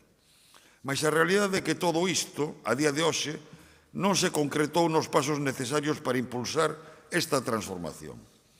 Non se creou un consorcio ou un ente análogo coa participación das distintas administracións implicadas. Non houbo avances na condonación da débeda do Porto ou solucións financeiras análogas que eviten que esa débeda represente unha hipoteca non só para o Porto, senón para a propia cidade. E tampouco houbo avances a hora de elaborar unha proposta de ordenación, de usos e urbanística dos terreos do Porto que substitúan a prevista no Pexón. Por exemplo, estes días é noticia que o Consello de Administración do Porto aprobou a solicitude de concesión da Fundación Marta Ortega durante 6 anos, prorrogáveis outros 3, para dotar o Peirao de batería dun espazo expositivo. Non cuestionamos que actividades expositivas como as organizadas pola Fundación Marta Ortega poden dar vida e ser un elemento de dinamización desta área portuaria. Pero o noso xuízo é imprescindível definir os usos e a ordenación urbanística destes peiraos e do conxunto do ámbito portuario, para que estes non se vexan condicionados por decisións de facto. Por exemplo, parece evidente que os peiraos de batería Calvo Sotelo deberían estar destinados preferentemente a espazos libres e zonas verdes, creando un grande parque urbano que integra os xardíns de Méndez Núñez, como se contemplaba, por exemplo, na proposta elaborada por un equipo da Universidade da Coruña por encargo do propio Concello. Por iso, queremos que urxe elaborar unha proposta de ordenación deste ámbito e tamén da área de San Diego, do mesmo xeito que entendemos que hai que dotar a cidadanía de canles de participación, porque estamos a falar da Coruña do futuro e iso nos compete a todos e todas. Polas razóns devanditas, solicitamos o voto favorável a esta moción. Moitas grazas. Moitas grazas, señor Jorquera. Poden sair os concelleiros e concelleiras que os solicitaron. E continuamos o debate co Partido Popular. Señor Lorenzo. Gracias, señora alcaldesa. Bueno, buenos días a todos y a todas. Estoy totalmente de acuerdo con usted, señor Jorquera, con esta moción que trae hoy a pleno. Pero permíteme que le haga una pequeña censura. Usted es el presidente de la Comisión Municipal del Desarrollo del Puerto, de la fachada marítima. Y en este año solo nos hemos reunido una vez. Yo creo que deberíamos ser más ágiles. Si estamos hablando del futuro de la ciudad, debería usted al menos convocarnos más veces, sobre todo para tener conocimiento de lo que está haciendo este Concello, este Gobierno municipal respecto a este tema. Porque nosotros siempre nos quejamos de la falta de diálogo que tiene este Gobierno municipal. Hoy hemos tenido en este pleno un claro ejemplo, ¿no? En el tema de Pocomaco, a nosotros en ningún momento se nos ha puesto en contacto el Gobierno. Yo no sé si ustedes hablaron con sus socios de Gobierno, que son los del bloque, pero no somos nosotros responsables que no se apruebe un expediente, que es una chapuza, y sobre todo que haya reparos por parte de los interventores y sobre todo que no haya habido diálogo ni con la oposición, ni por supuesto ni también con la Junta de Propietarios de Pocomaco. Entonces yo creo que esto, la verdad, echarle la culpa a los de enfrente de la falta de capacidad que tienen ustedes de negociar y de resolver los problemas de la ciudad, no me parece de recibo. Pero es bueno, ya digo, es bueno que se mantenga este diálogo en el puerto. Estoy totalmente de acuerdo con usted en temas que yo creo que ya no admiten discusión y que son admitidos por todos. Que el puerto, los terrenos tienen que ser públicos, que hace falta desarrollar los usos, que hay que respetar esos usos portuarios que aún tiene el puerto, que es muy importante crear ese consorcio, que también es muy importante abrir también el diálogo a la ciudadanía y a los expertos que nos iluminen y nos informen sobre todo de qué es lo que queremos hacer o qué es lo que quiere la sociedad que se haga en el puerto, porque yo creo que es el mayor proyecto de futuro que tiene esta ciudad. Por supuesto que todas estas cosas hay que hacerlas sin pausa, pero sin prisa también, porque no creo que sea de recibo apurarse o tener precipitación en estos temas. Pero, como dice el otro, hay que hacerlo con buena letra, porque estamos decidiendo sobre todo y tenemos una oportunidad única de que marcará el futuro de nuestra ciudad. También, por supuesto, me alegra que recoja en su moción una de las propuestas que nosotros llevábamos en el programa, que era llevar la Marina a la Plaza de Orense y crear unos jardines soterrando el tráfico y proponiendo un acuerdo con todas las demás administraciones. Por supuesto, yo creo que el Partido Popular fue el único que en su momento, cuando hubo las elecciones municipales, llevábamos en nuestro programa un proyecto respecto al puerto. Pero tenemos que ser realistas y partimos de dos mochilas. Dos mochilas, que usted ya algo ha hablado de ellas. Por un lado, los convenios del 2004 están ahí, hay que renegociarlos. Estoy totalmente de acuerdo con usted que ya no se corresponden con la realidad actual que tiene esta ciudad, pero es importante renegociarlos. Y quizás esto va unido a otro tema que también usted habló, señor Jorquera, que es la financiación, ¿no? El tema de la deuda del puerto, estamos hablando de casi 300 millones de euros, 266 millones, creo recordar. Aquí se ha aprobado varias veces mociones para pedir la condonación de esa deuda o una medida similar, ¿no? Y esto, pues, por supuesto, supondría, si se consiguiera por parte de este Gobierno municipal, que tiene el Partido Socialista, que también gobierna en Madrid el Partido Socialista, si se consiguiera, al igual que se consiguió en Valencia, pues esta condonación, se solucionarían muchos problemas. Y otra de las mochilas que tenemos, yo creo que es el liderazgo. Claro, porque la alcaldesa, debería ser la que ejercería el liderazgo en esta ciudad y en este tema, no lo ha hecho hasta el día de hoy y sobre todo ha perdido credibilidad porque ha faltado a su palabra, ha propuesto acuerdos que después no ha cumplido. Hoy se hablaba que esta ciudad iba a coger ritmo de velocidad de crucero. Yo puedo hablar del pasado y del presente y del futuro. En el 2004 hablábamos del futuro, en el 2024 hablamos del pasado y estamos gestionando el presente de lo que antes era futuro y vemos cómo se está gestionando en esta ciudad. Esa velocidad de crucero no sé dónde la ve el señor Laje.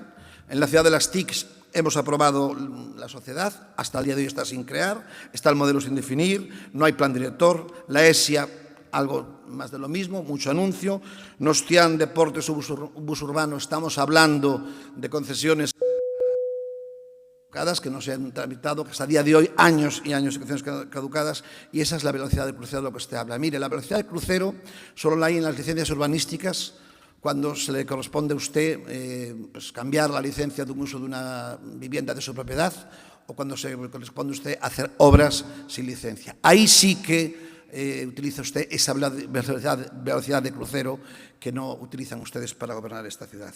Ya digo, el futuro depende de lo que hagamos en... Señor Lorenzo, o seu turno. Leva 2 minutos e medio de máis, rematou o turno. Moitas grazas. Turno para o señor Laje por parte do Goberno Municipal.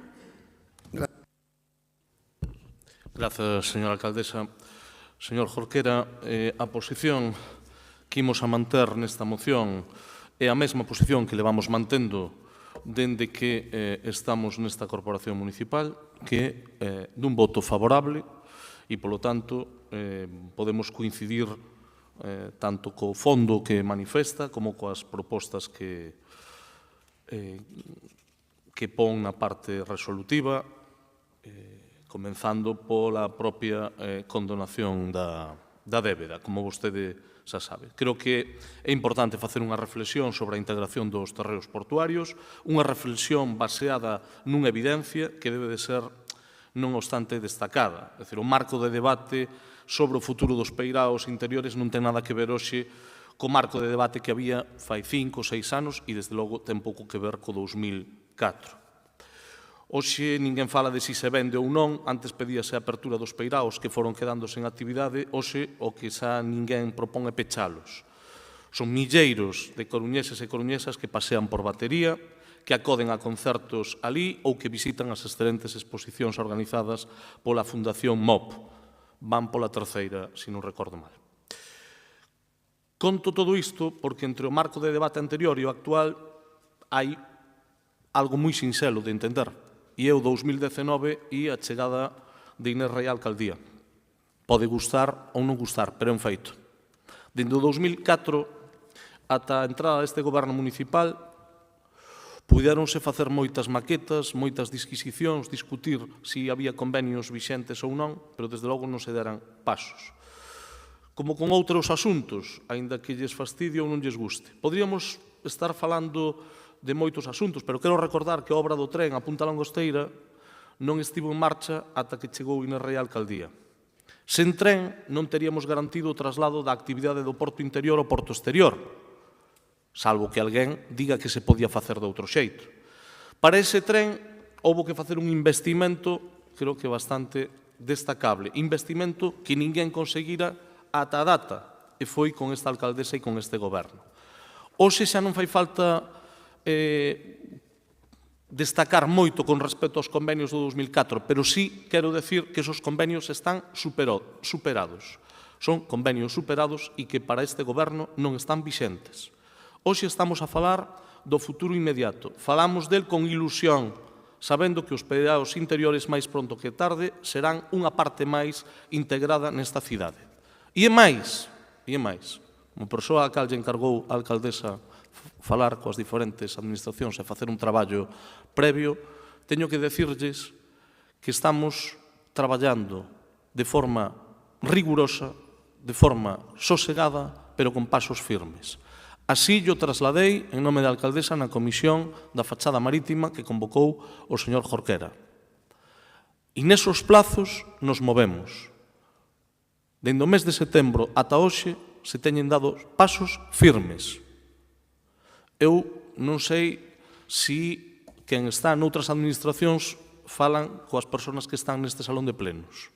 O que si lles podo decir é que baixo o liderazgo de Inés Rei esta cidade vai a dar un impulso e un cambio notable coas decisións que se van a tomar.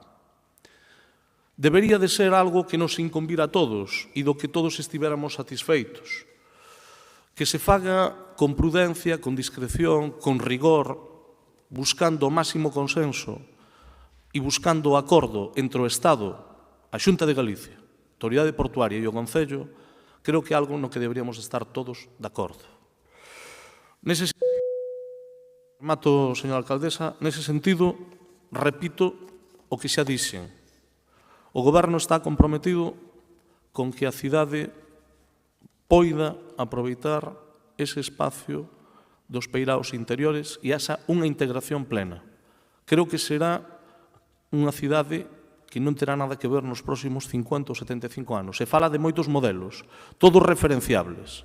Vamos a intentar construílo entre todos e todas. Ese é o compromiso. Por lo tanto, agardo que máis pronto que tarde e nas vindeiras semanas a nosa alcaldesa poida, igual que fixo co tren a Punta Langosteira, igual que se fixo con outras intervencións que se desbloquearon. Quero recordar que a estación intermodal foi desbloqueado por esta alcaldesa e os coruñeses neste mandato imos a poder disfrutar dunha estación intermodal. Non foi posible con outros gobernos. Creo que neste momento estamos diante do principal asunto estratégico da cidade e creo que debemos de construílo entre todos. Eso é o que estamos a facer co Estado e coa comunidade autónoma. Agardo que se alguén non se enterou neste salón de plenos se vaya enterando. Nada máis e moitas gracias. Moitas grazas. Procedemos á votación desta moción. Votos a favor. Moitas grazas. Queda aprobada por unanimidade. Pasamos á segunda moción do Bloque Nacionalista Galego sobre vivenda, a que consta unha emenda de substitución do Grupo Popular. Señora Beira, ten a palabra. Grazas, señora alcaldesa. Ben, esta moción traémola a pleno porque desde o BNG estamos moi preocupadas pola situación que están a vivir as coruñesas e os coruñeses.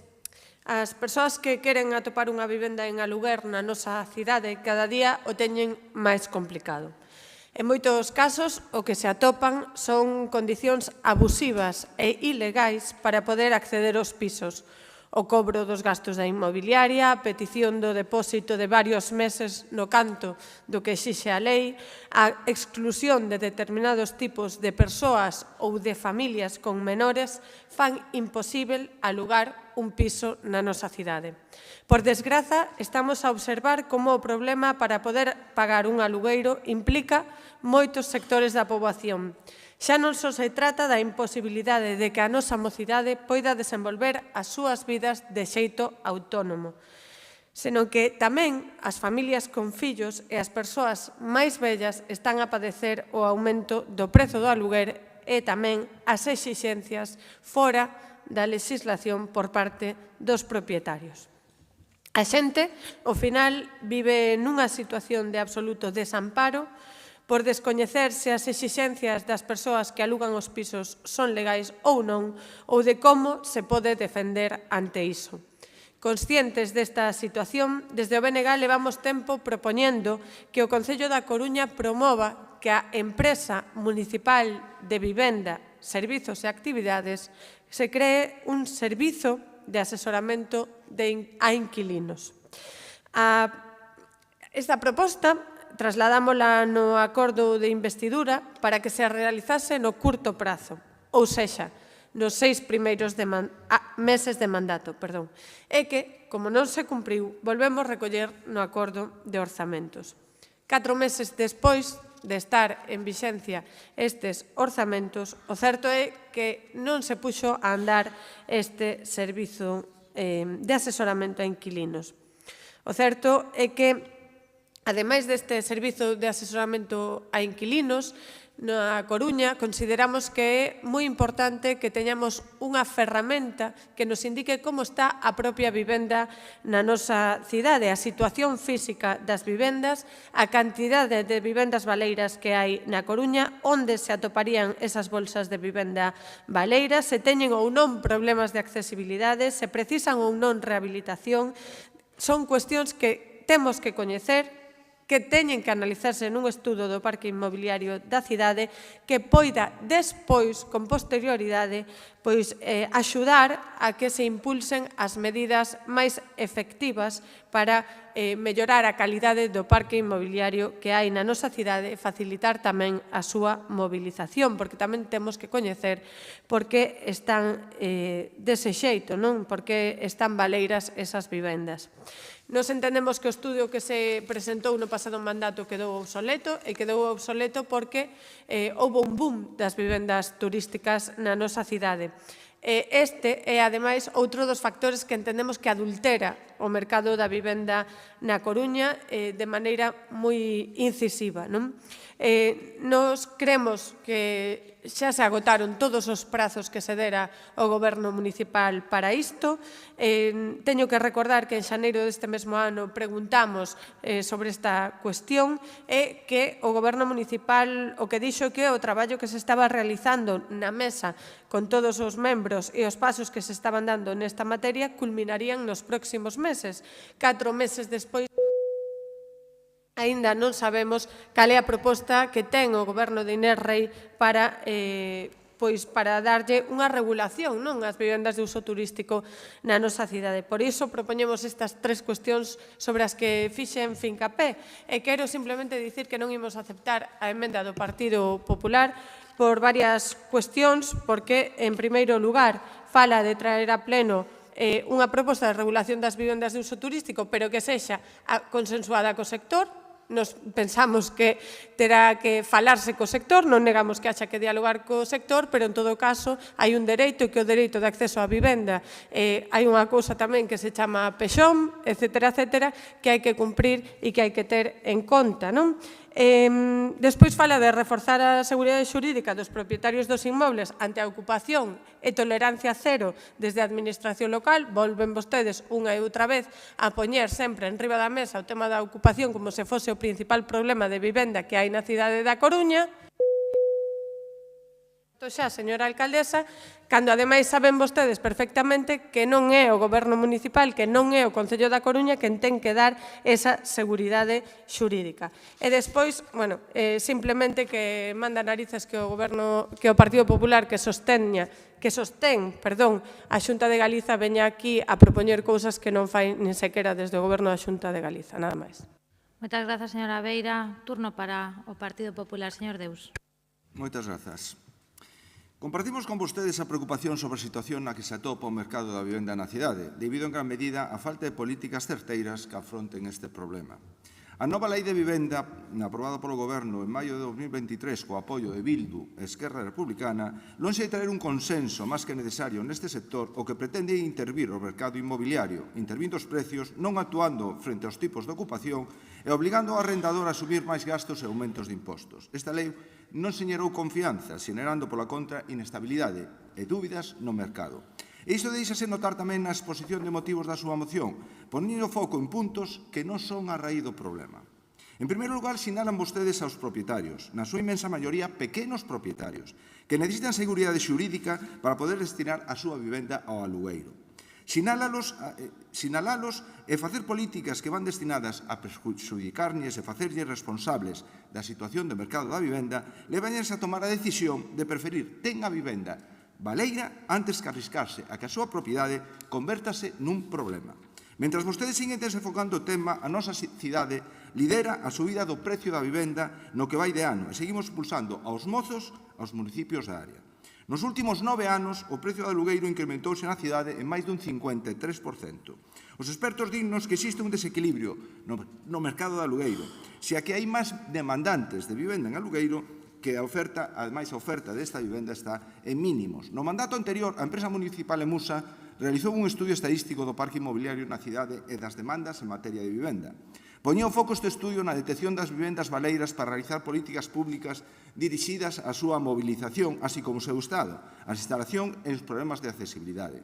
Dos 19.285.000 inmobles baleiros, só o 11,58% do parque total estaría en condicións de incorporarse a unha oferta de vivenda adecuada, ao redor de 12.000 vivendas. Sen dúbida, presas se deron na tramitación da licencia de obra para tapar en tempo récord todas as irregularidades cometidas por vostede, señor Laje. Irregularidades que comenzan no momento que vostede asina unha compra dun local libre na notaría de Sarria e achega a esa escritura un certificado que falsea a realidade, no que se dicía que se trataba da compra dunha vivenda que despois, por arte de maxia, transformaríanse en dúas no catastro. Vostede quería coller un atallo e saíulle mal. Vin o expediente e non hai por onde collelo. E vostede, señor Laje, non pode continuar sen asumir responsabilidades como se non pasase nada, porque sí pasou. Fronte a isto, voulles a dar un dato. Ningún dos 10 grandes polígonos residenciais incluídos no Plan Xeneral do 2013 púxose en marcha. co que se deixan de construir aproximadamente 19.000 vivendas. Por suposto, unha porcentaxe delas de protección. Algo terán que ver as políticas municipais nestes 10 últimos anos. Como esas políticas foron nefastas, hai que atopar un culpable, e atoparon o comodín das vivendas de uso turístico. A regulación das vivendas de uso turístico en España non existe. A lei de vivenda foi unha oportunidade perdida, sendo as comunidades autónomas as que establecen as súas propias condicións. En Galicia exíxese a inscrición no rexistro de empresas de actividades turísticas e condiciónase a súa inscrición a que non este prohibido pola ordenación de usos ou polos estatutos da comunidade e non eximen ao propietario do cumprimento das obrigacións de obter autorizacións, permisos e licencias tanto sectoriais como municipais. Nós tamén queremos necesaria unha regulación, establecendo unhas ratios mesmo por barrios, pero dunha maneira consensuada e con un estudio serio da súa repercusión. Como melloraríamos o mercado do alugueiro? Pois con as propostas que facíamos na emenda que presentábamos a maiores, dando garantías e seguridade aos propietarios para facer aflorar a vivenda baleira, máis do 95% dos inmobles son de pequenos propietarios, impulsar os desenvolvementos de chan residencial con remato xa, señora alcaldesa, entre Concello e a Xunta, mecanismos en defensa frente á inqueocupación, establecendo garantías fronte ás desfeitas das vivendas e a cofranza do alugueiro e incentivar o uso do mercado de alugueiro estable, con seguridade xurídica e incentivos fiscais aos propietarios. Mais nada, votaremos a favor de todas formas, aínda que non voten ustedes a favor da nosa emenda. Moitas grazas. Moitas grazas. Remata o debate o señor Díaz polo Grupo Socialista. Grazas, señora alcaldesa. Adiantar o voto favorable do Grupo Municipal Socialista á presente moción relativa á vivenda e en contra da emenda do Partido Popular. Como Goberno local, impulsamos e impulsaremos todas as medidas relativas á vivenda incluídas nos diferentes acordos, tanto orzamentarios como de Goberno, así como continuaremos coas políticas iniciadas no mandato anterior relativas á xestión do solo tanto para vivendas libres como para protegidas. Aquí fago un paréntese para contestar ao señor Deus. Este Goberno local sí que está a xestionar solo, sí que está a impulsar o desenvolvemento de polígonos, Bisma, Pero Fernández, Fonte de San Amaro, Porticada. Eu entendo de cando fala dos 10 anos en xestión de solo, fala do seu mandato e do mandato da Marea, pero non pode falar, dende logo, do mandato de Inés Rei. Impulso tamén as licenzas para a nova vivenda protegida, das que esperamos poder dar este ano autorizacións para 500 novas vivendas protegidas e que xa se sumarán as 500 outorgadas no mandato 19-23. E, por suposto, os novos edificios de vivenda pública municipal como os que estamos a finalizar en Marqués de Pontejos e a punto de iniciar no barrio de Xuxán. No que respecta aos estudos, foi este Goberno local o que impulsou o estudo de vivenda encargado por Emusa, un estudo perfectamente válido a día de hoxe, aínda que coincidamos na necesidade de realizar en paralelo un estudo máis detallado da situación da vivenda turística da cidade, un estudio que en todo caso xa se está a traballar na mesa creada para tal fin. Neste sentido, quero aproveitar este pleno municipal para pedirlle ao Partido Popular e ao Goberno da Xunta de Galicia, dado que vese que os dous escritos remitidos pola Concellaría de Urbanismo non xorden efecto, que deixe xa de rexistrar no REAT aquelas vivendas protegidas que incumplan o planeamento vixente na nosa cidade. Dende o primeiro escrito seguen escribindo vivendas e dende o segundo escrito seguen tamén a inscribir vivendas a pesar de non cumplir co planeamento na nosa cidade. Por a nosa parte, nos vindeiros días, comenzaremos coas notificacións aos propietarios de vivendas turísticas da cidade, trasladándoles a normativa vixente, tanto do Plan Xeral como do Plan Especial da Cidade Bella, así como a nova comunicación previa de actividade que vai permitir ter un rexistro propio destas vivendas, maior control, así como unha arrecadación específica por dita actividade. Unha vez finalizadas estas notificacións, convocaremos de novo a mesa de traballo na que os membros xa teñen encomendada a aportación de propostas concretas de cara a unha nova regulación, que poderá ser vía ordenanza e que recollerá, ademais da normativa urbanística existente, aquelas aportacións para unha regulación polo miúdo dun tema que preocupa e ocupa moito a este Goberno local. Por tanto, señora Beira, sí que hai proposta do Goberno local, sí que hai propostas dos membros da mesa e esperamos que nos próximos meses, semanas, digamos, avancemos no marco desa mesa en relación con esas propostas. Sobre a intervención do Partido Popular e a emenda presentada, dende logo é o de sempre, non? Xa o decía tamén a señora Beira, a ocupación é o tema estrella do Partido Popular, a tema de sempre do Grupo Municipal, a que, desde logo, non refrendan os datos nin na nosa cidade, nin na nosa comunidade autónoma, nin tampouco en España. Os datos non din esa situación catastrófica e catastrofista sobre a ocupación da que sempre fala neste pleno o Partido Popular. E despois, bueno, obviamente, regulación das BUT, que tamén manda narices que sea o Grupo Municipal do Partido Popular o que fala de regulación das BUT, cando ten a súa man como gobernando na comunidade autónoma dita regulación e, cuanto menos, facer caso ao Concello e atender aos nosos escritos en relación con non rexistro de vivendas que incumpran o planeamento. En todo caso, señor Deus, dende logo quedome coa súa preocupación pola falta de políticas de vivenda. Entendo que non é unha crítica, que é unha autocrítica, posto que é o Goberno do Partido Popular da Xunta de Galicia o que ten as competencias en materia de vivenda. Son vostedes os responsables de que non haxa unha política de vivenda en Galicia e non só eso, son vostedes os responsables de destruir a única ocasión na que houve unha política de vivenda en Galicia que foi durante o Goberno bipartito, durante o Goberno de Emilio Pérez Tauriño. E ainda así, adiantolle xa o que pensaba contestar na pregunta oral sobre este tema, sobre os compromisos do Partido Popular en materia de vivenda na cidade. 40 vivendas construídas en 14 anos, tendo unha demanda de máis de 2.000 persoas en lista de espera de vivenda protegida na Coruña, nula xestión de solo por parte da Administración Autonómica cando se acaben as parcelas de Xuxán, a Xunta xa non terá máis solo no que impulsar vivenda pública, ao Concello sí, porque está traballando nesa xestión de solo, nula atención ás peticións do Concello para paralizar a inscripción no REA de vivendas turísticas e cero facilidades aos concellos que queremos impulsar a delimitación de zonas tensionadas. Ese é o seu balance, esa é a súa escasa política de vivenda, por non decir nula, entón entendo a autocrítica que fai e, por favor, tomen nota e fagan o posible para mellorar esa política de vivenda. Reitero, en todo caso, o noso voto favorable a esta moción e o voto desfavorable á emenda do Partido Popular. Moitas grazas, señor Díaz. Remata o debate desta moción. Dado que a propoñente non aceptou a emenda presentada polo Grupo Popular, se votará en primeiro lugar a emenda, de non prosperar se votará a moción. Votos a favor da emenda? Grazas. Votos en contra? Queda rexeitada. Votos a favor da moción? Grazas. Queda aprobada por unanimidade. Terceira e última moción do Bloque Nacionalista Galego sobre o barrio de Novo Mesoiro. Señor Soto, ten a palabra. Grazas, señora alcaldesa. Dentre os barrios máis populosos da Coruña, Novo Mesoiro é un dos que máis investimentos en servizos públicos precisa. As demandas que se inclúen nesta moción que estamos a presentar nacen do permanente diálogo coa veciñanza que mantemos dende o Grupo Municipal da Coruña, do BNG da Coruña, perdón. E nos consideramos que son demandas xustas que buscan simplemente que Novo Mesoiro conte con servizos públicos cos que contan a mirande parte dos barrios desta cidade.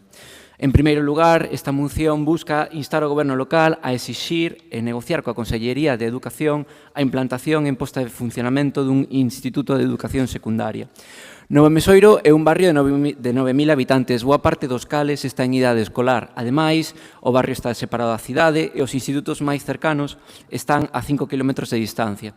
A isto únese unha pésima conexión por transporte público e a desorganización por parte da Consellería de Educación que obriga a que a veciñanza teña que negociar cada ano a acollida no Instituto da Sardiñeira do alumnado do barrio. Para paliar esta situación, a veciñanza leva meses recoñendo sinaturas para a construción dun IES no barrio. Ata de agora, conseguiuse unha grande implicación por parte das asociacións, AMPAs e colectivos diversos do barrio nesta recollida de sinaturas. E dentro do BNG entendemos que garantir o dereito á educación pasa por garantir a facilidade de acceso de bandito dereito e que por iso faise necesario remover os obstáculos que existen a día de hoxe en forma de eivas burocráticas e problemas de desplazamento. Ninguén debe soportar unha carga extraordinaria para poder acceder ao dereito á educación. Sabemos que as competencias nesta área, como xa dixemos, non corresponden ao Concello da Coruña, senón á Xunta de Galiza. Con todo, consideramos que este Goberno municipal debe tomarse en serio esta problemática que afecta a unha cantidade grande de veciñas e veciños e exixirlle a Xunta a implantación dun IES que preste servizo á mocidade de Novo Mesoiro e dos barrios adxacentes. En segundo lugar, exiximos que se leven a cabo canto antes as accións necesarias para dotar o barrio cunha biblioteca municipal. Nos últimos orzamentos negociados entre o Goberno municipal e o Grupo Municipal do BNG, incluíndose unha partida para comezar a desenvolver a dotación dunha biblioteca municipal no barrio. Ata agora, porén, ven funcionando un pequeno punto de préstamo de fondos cun éxito relevante, pero que resulta considerablemente insuficiente se ten en conta a poboación do barrio.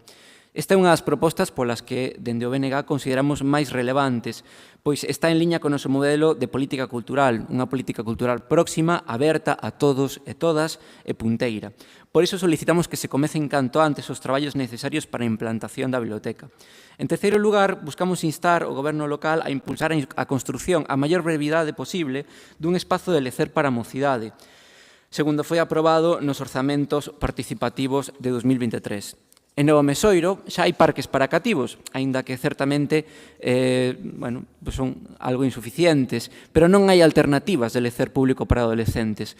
Do que se trata é de dar forma ao modelo de lecer que queremos para a mocidade da zona, se un modelo de lecer que pase polo desprazamento fora do barrio e pola mercantilización do lecer, ou un que se poda levar a cabo no propio barrio potenciando a ocupación do espazo público. En cuarto lugar, instamos ao Goberno municipal a mellorar o mapa de liñas de bus e a dotación da liña 21 de forma que se garanta unha mellor conexión do barrio co resto da cidade e se evite a actual acumulación reiterada de retrasos. Esta trátase dunha das queixas máis recorrentes por parte da veciñanza. Segundo o rexistro que manexa a Asociación de Veciños e Veciñas, cada mes prodúcense centos de demoras, ás veces en hora punta, ocasionando grandes prexuizos ás persoas usuarias. En realidade, vese acentuada polo feito de que esta é a única liña de acceso a Novo Mesoiro. As liñas 23 e 23A teñen paradas próximas á parte baixa do barrio, pero un percorrido moi similar á liña 21, co cal non se soluciona o problema existente. Vou rematando. A veciñanza considera que é necesario, ademais, conectar o barrio con servizos esenciais como os hospitais, os centros de educación secundaria, adscritos ou a universidade. Na actualidade, desplazarse en bus urbano dende Novo Mesoiro ata o Hospital Materno Infantil pode levar ao redor dunha hora cun transbordo por medio. En quinto e último lugar, pedimos o acondicionamento e cambio de uso do chan do aparcadoiro da parte alta de Ribeira Sacra. Trátase dunha reivindicación histórica da veciñanza, a escaseza de plazas de aparcamento na parte alta do barrio é moi acentuada e para aliviar este problema condicionouse un predio na rotonda alta da rúa Ribeira Sacra, mas este aparcadoiro non está en chan urbanizable, co cal nin existe seguridade xurídica sobre o seu uso futuro nin estarían permitidas as obras para a reparación do seu deteriorado pavimento. En último lugar, exiximos a reparación das fontes e barandas dos parques do barrio. Isto xa ten sido obxecto de rogos reiterados pola nosa banda. Os problemas son diversos, pero traen unha única causa, o desleixo no mantemento do equipamento dos parques de Novo Mesoiro. Así, se algunha fonte leva perdendo auga ininterrumpidamente dende outubro, outras fontes próximas aos parques infantís están fora de funcionamento. Este mesmo desleixo pode apreciarse nas barandas rotas de madeira do Parque Norte da Avenida Novo Mesoiro, o que ten tamén sido obxecto de denuncia en rogos orais. Moitas grazas. Grazas, señor Soto. Turno do Partido Popular. Señor Amado. Bos días a todos. Sean mis primeras palabras de esta intervención para felicitar a los 15 miembros de la Junta Directiva de la Asociación de Vecinos Novo Mesoiro, que viene de ser reelegida con su presidente Víctor Lamela a la cabeza y que gracias a esa labor cuenta ya con más de 800 socios. Una asociación que se caracteriza por su pluralismo, con el nexo común de la defensa de los intereses de su barrio. Estamos delante del Gobierno municipal menos empático y accesible que nos podemos encontrar, y si no, que se lo digan a los distintos colectivos vecinales, sociales o deportivos de esta ciudad. Prueba de ello son las contestaciones de la alcaldesa o de sus concejales a los vecinos, ya reproducidas en plenos anteriores, así como los hechos en los que se traducen. Proyectos sin consensuar, mal diseñados y que generan protestas en la calle. Queremos hablar de los vecinos de Pintor Laxeiro, de las casas de Franco. Por cierto, señor Denis, acabo de leer en las preguntas escritas su contestación. Le emplazo públicamente a que demuestren que existe un expediente en Unión Fenosa que obligue a hacer las obras que usted pone por escrito. Si no existe ese expediente en Unión Fenosa, renuncia a hacer las obras. Agra dos Mayos o El Viña. Novo Mesoiro no podía ser, desgraciadamente, una excepción en esta forma de obrar del Gobierno municipal. Mis compañeros del Grupo Municipal Popular en el año 2021 llevaron una moción con 18 temas importantes para este barrio y vemos como muchos siguen en este mandato sin solucionarse. Pero desde la nueva toma de posesión del actual equipo de gobierno en el mes de junio pasado, hemos visto cómo se han organizado unas fiestas en el barrio sin contar con las iniciativas de la Asociación de Vecinos en el pasado verano, o hacen un molesto silencio a asuntos como la tardanza del bus urbano en sus recorridos, la inseguridad de sus garajes o la falta de mantenimiento de los espacios públicos. Pero vayamos punto por punto. Implantación de un estudio de educación secundaria. El barrio de Novo Mesoiro tiene una pirámide demográfica que es envidia para muchos otros barrios de esta ciudad, y de ello es conocedor la Consellería de Educación. Por este motivo, los jóvenes de este barrio no solo tienen adscrito el IES de Sardiñeira, sino que tienen el IES del Viña, con el transporte escolar garantizado a ambos centros. Cabe aquí, y aunque no es objeto de esta moción, mencionar al equipo directivo del IES del Viña, encabezado por su director Paco, que desde hace que hace que hoy en día sea un referente en la educación secundaria de esta ciudad, razón única de la avalancha de peticiones para poder cursar en dicho centro los estudios. Asimismo, desde el Grupo Municipal del Partido Popular, queremos hacer una mención de agradecimiento al equipo de la Consellería de Educación de nuestra ciudad, encabezado por su delegado provincial, Indalecio Cabana, que está en permanente contacto con la comunidad educativa de esta ciudad y, más concretamente, con la de este barrio, como hizo en fechas recientes. Estamos seguros que, de ser necesaria la implantación del centro, ellos nos ayudarán a conseguirlo. Implantación de una biblioteca municipal.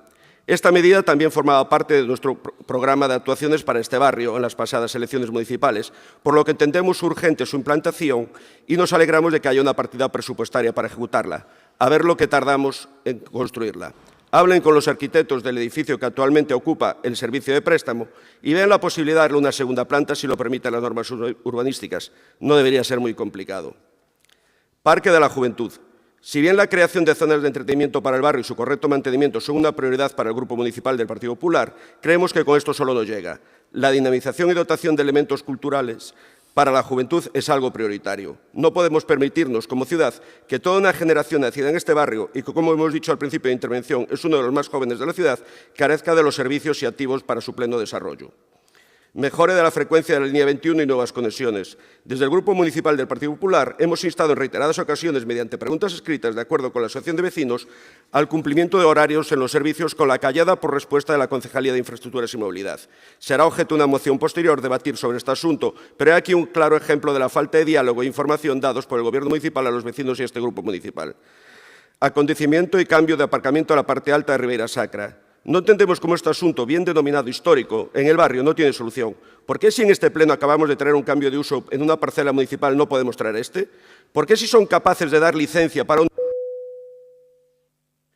por la vía express no son capaces de solucionar este asunto? Simplemente no empatizan, señores y señoras del Gobierno municipal, con los vecinos sus problemas.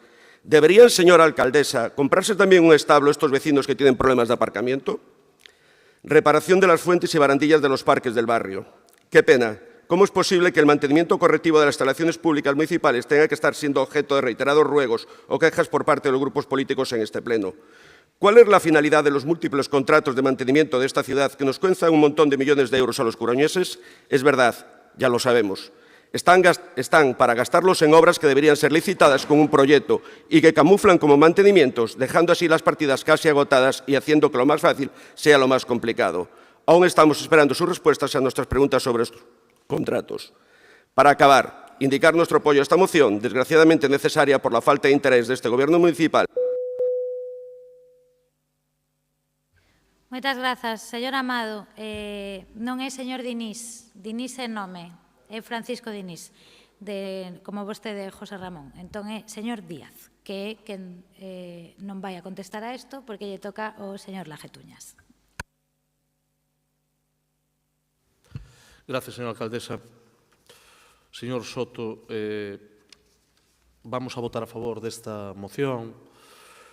Quero recordar que, se non fora por este Concello e pola presión que se fixo no seu día, hoxe non habería colexio de primaria en Novo Mesoiro. Se non fora por este Concello, tampouco habería escola infantil municipal.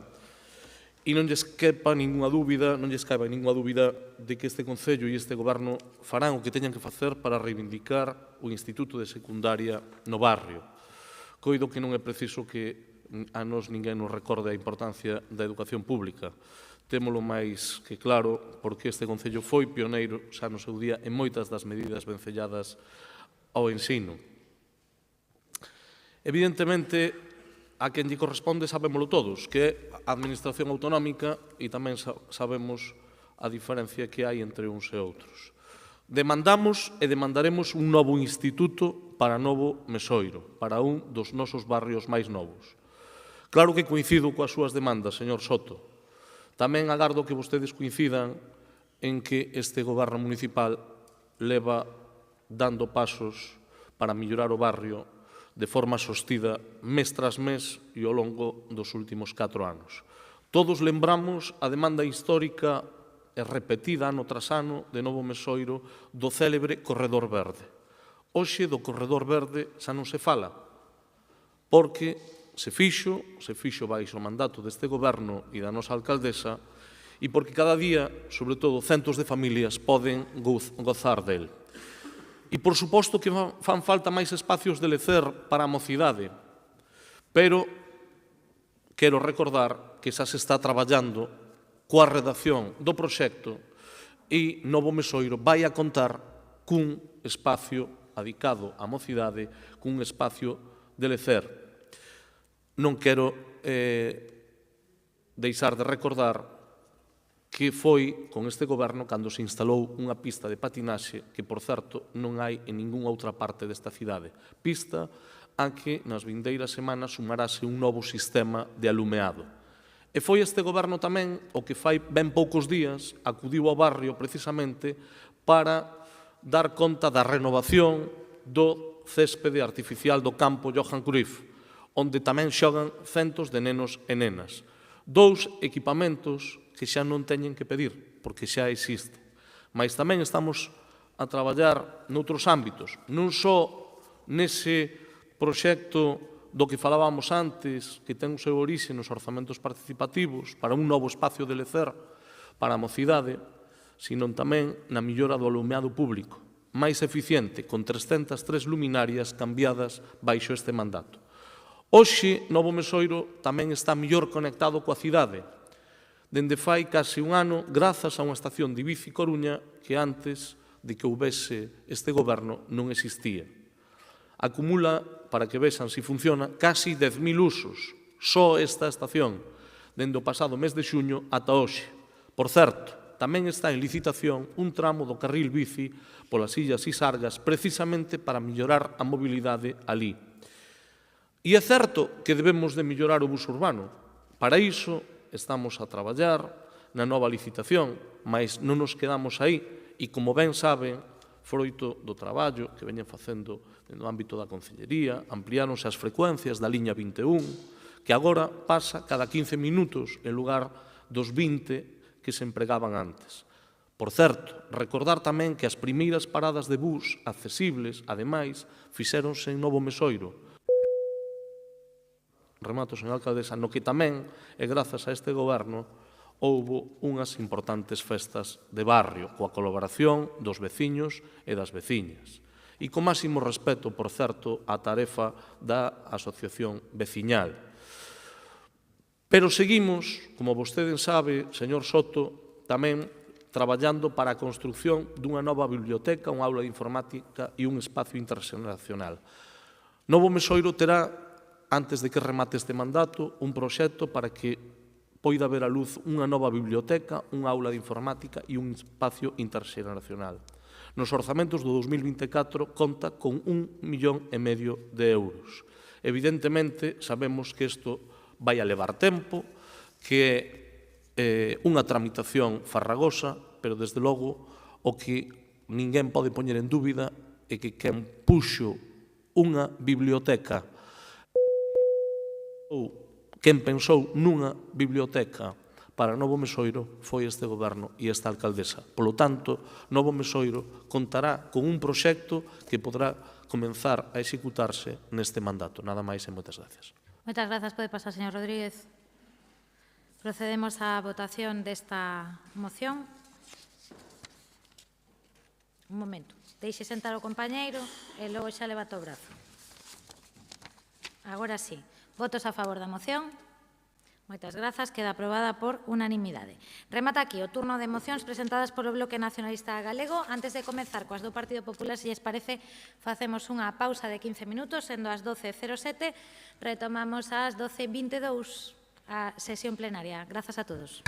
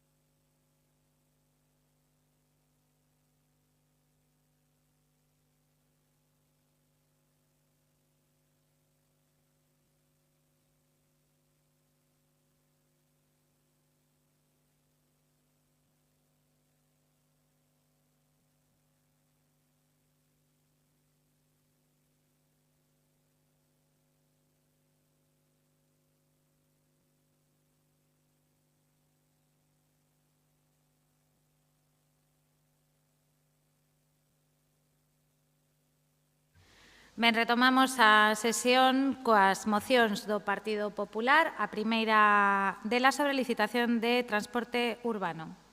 Señor Amado. El año 2024 iba a ser un año relevante en la historia de la ciudad de La Coruña. Vence la concesión del Servicio Municipal de Transporte Urbano. Hoy nos hemos enterado por la prensa de que probablemente en año y medio, 2 años, 3, no sabemos, pero bueno. Un servicio básico y esencial para los ciudadanos, vivamos o trabajemos en esta ciudad, que ha sido objeto de múltiples mociones de todos los grupos políticos desde hace años, con la única finalidad de conseguir una mejor calidad y prestación del servicio. Pero la realidad es otra. A fecha de hoy, y después de haber gastado cantidades ingentes de dinero en estudios y memorias, ya desde los encargos de la Marea por más de 500.000 euros con el apoyo del Grupo Socialista y que fueron motivo de denuncia por parte de este Grupo Municipal del Partido Popular, a los últimos del Gobierno de Inés Rey, como son asistencia técnica de elaboración de estudio de viabilidad técnica para la implantación de un transporte público marítimo entre los ayuntamientos de A Coruña y Oleiros, por importe de 17.000 euros.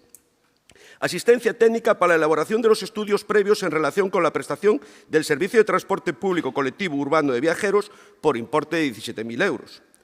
Servicio de asistencia técnica para la toma de decisiones sobre el servicio de transporte público colectivo urbano de viajeros por importe de 18.000 euros. Hoy también nos enteramos de que van a licitar, otra una cantidad más a mayores. Aún así, nos encontramos con la licitación sin comenzar y con la imposibilidad de adjudicar la nueva concesión en tiempo y forma. Esta semana nos hemos enterado por la prensa que van a licitar la redacción de las prescripciones técnicas y que habrá que sumar una cantidad de dinero aún desconocida a este derroche económico. ¿No tiene todavía suficiente talento, señor Laje, su departamento de movilidad, a pesar de todos sus fichajes? ¿O no será que nadie quiere firmar lo que usted quiere que firmen? Pero no nos encontramos con la licitación paralizada. También nos encontramos con los procesos informativos y participativos a la ciudadanía y colectivos afectados paralizados.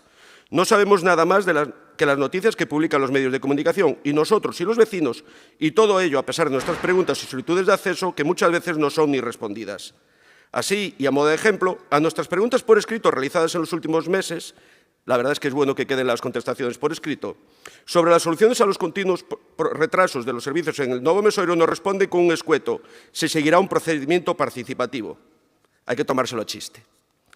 Por si fuera poco, nos enteramos que la actual concesionaria del servicio tiene que demandar al Ayuntamiento por impago de una cantidad de dinero que podría alterar el presupuesto municipal por aplicar una tarifa aprobada sin consenso con la empresa.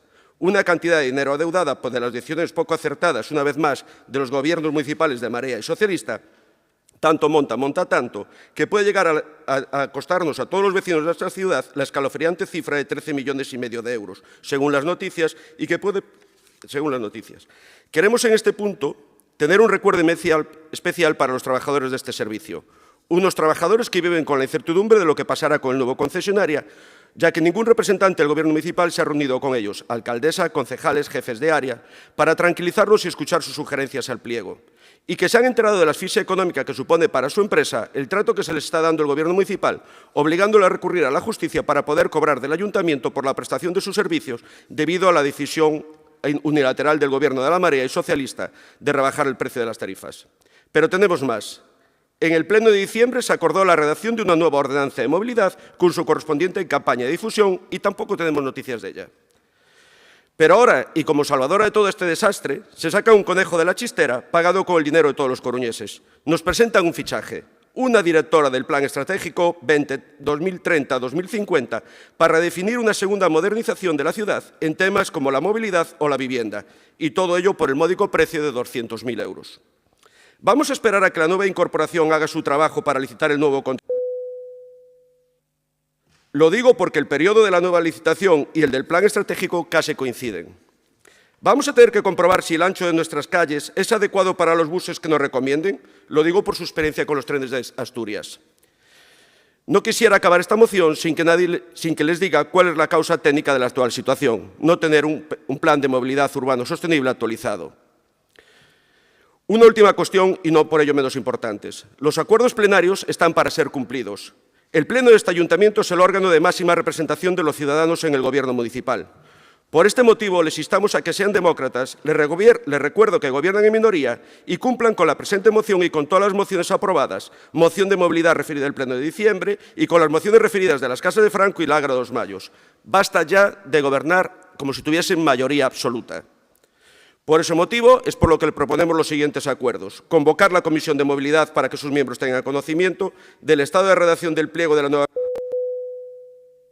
del estado y alcance de las demandas presentadas por la actual empresa concesionaria, poner en marcha cuanto antes los procesos participativos e informativos con entidades vecinales y licitar la nueva concesión del Servicio Municipal de Transporte Urbano. Muchas gracias. Moitas grazas. Turno do BNG, señora Beira. Ben, en primeiro lugar, desde o BNG queremos anunciar o voto favorável a esta moción. En primeiro lugar, porque o punto 2 e o punto 3 son cuestións que nós xa temos traído a este pleno e que veñen sintetizar dúas cuestións que nós xa trouxemos a pleno e porque no primeiro punto, efectivamente, o que pide é convocar a Comisión de Mobilidade. E para nós isto é importante que as comisións teñan pois un funcionamento normal, o funcionamento que desde logo tiñan até este mandato, non desde logo o funcionamento que lle quere dar este goberno municipal, que é exclusivamente o de dictaminar asuntos a pleno. E non é que diga o Bloque Nacionalista Galego que ten máis funcións as comisións, é que o di a Lei de Bases de Réxime Local, o di o Regulamento de Organización e Funcionamento das Entidades Locais e o di o propio Regulamento Orgánico Municipal, que tamén lle corresponden a fiscalización ao Goberno sen prexuízo da fiscalización que faga o propio Pleno. Polo tanto, as comisións poden ter exactamente as mesmas funcións que tiveron até o mandato pasado. Nós queremos que na comisión se fale das cuestións de mobilidade, non só do Servizo de Transporte Urbano Municipal, senón dos múltiples retos que ten a cidade da Coruña por diante neste mandato, que é tamén o da hora, o da caducidade do contrato da hora, que é tamén o da ordenanza de mobilidade que temos posto en riba da mesa en reiteradas ocasións e que mesmo nun pleno ben recente trouxemos aquí nunha moción. Nos o que consideramos, evidentemente, é que sería moito mellor que tivésemos un servizo municipal de transporte urbano público, de xestión pública, por moito que vostedes filtren os informes de maneira parcial, o certo é que os informes que vostedes encargaron din que unha xestión 100% pública tería tamén moitas vantaxes sobre todo para cumprir coas necesidades que ten a cidade, que pode ter a cidadanía, iso tamén o di ese informe. Nos creemos que, efectivamente, un servizo xestionado de maneira pública 100% sería moito mellor para a cidade, sería un servizo de transporte urbano máis adaptável e máis flexível do que tivemos até o de agora, pero, en todo caso, o que é absolutamente inadmisível é que este goberno local vai a ter que ir a unha prórroga do actual servizo. Veremos, ademais, en que condicións se fai esa prórroga. É absolutamente inadmisível porque este mesmo goberno municipal, o goberno da señora Inés Rei, no mandato pasado que nos dicía era que aínda quedaba moito tempo para o remate da concesión. Cada vez que lle pedíamos que se puxese as pilas co que nos viña por diante. É absolutamente incrível que vayamos a unha prórroga, é resultado dunha moi mala xestión por parte do goberno da señora Rei e creemos que ten que durar o mínimo posible esa prórroga para podermos ter un bo servizo municipal de transporte urbano adaptado ás necesidades da Coruña do 2024 e que tamén sexa o suficientemente flexível para poder adaptarse ás novas realidades que vai tendo a cidade e que por fin, execute a tan demandada reordenación de liñas para o cal debe este goberno local impulsar un proceso participativo tal e como temos demandado neste salón de plenos. Nada máis. Moitas grazas. Turno para o Grupo Socialista. Señora Canosa. Grazas, señora alcaldesa. Bo día a todos e a todas, compañeiros de corporación e tamén para as persoas que nos escoitan a través do streaming.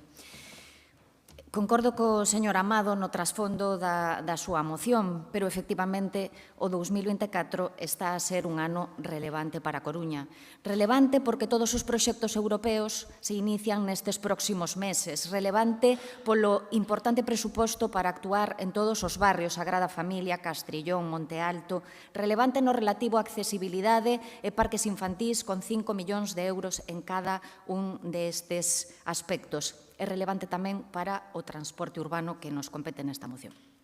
A pesar da visión que traslada o señor Amado, sabe que se teñen dado importantes pasos en materia de mobilidade. E, efectivamente, o transporte remata este mes este ano, en decembro, pero levamos meses traballando para desenvolver un pliego que moi pronto sairá á luz. Nos meses de setembro a decembro do 23 estivemos estudando o actual sistema de transporte da nosa cidade, as súas fortalezas e debilidades, afondamos nos posibles modelos a implementar, revisamos múltiples pliegos de cidades galegas, pero tamén de fora de Galicia, mantivemos reunión con investigadores e expertos en mobilidade e tamén co Comité de Tranvías, con 13 persoas do Comité o 27 de febreiro. No primeiro trimestre do 2024 comenzamos a elaborar o pliego para estudo do transporte colectivo da nosa cidade. É un pliego ambicioso que incluirá desde a modelización de liñas, a realización de procesos participativos, diversos análisis sociais ou económicos, entre outros moitos aspectos.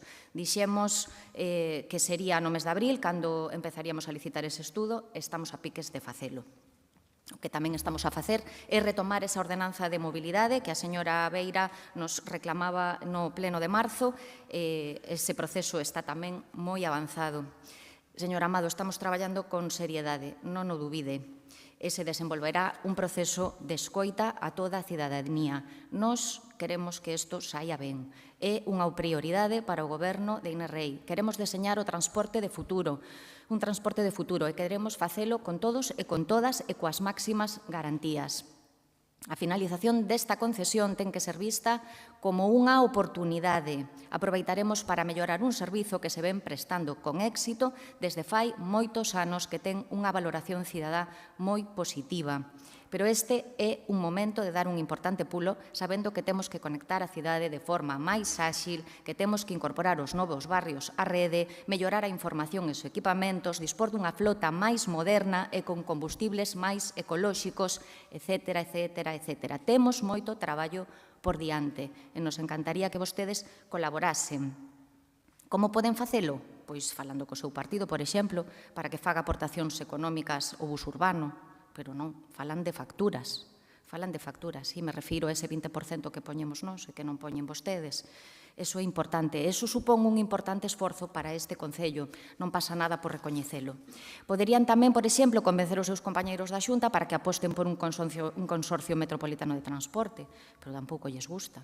Pois non sei se está á altura eso. Lles agradecemos, señor Amado, que fagan esta moción. Votaremos a favor, por suposto, porque nós sí que queremos mellorar a Coruña e estamos á súa disposición e á disposición dos coruñeses e das coruñesas. Moitas grazas. Moitas grazas, señora Canosa. Votos a favor da moción. Moitas grazas. Queda aprobada por unanimidade. Segunda moción do Partido Popular sobre instalacións deportivas. Señor García, ten a palabra. Gracias, señora alcaldesa. Traemos esta moción hoy aquí porque, lo decía el señor Lager, por la gestión que tiene la señora alcaldesa, este gobierno de Inés Rei, por la velocidad de crucero que tienen ustedes con 5 años de gobierno y todos los contratos del área de deportes caducados.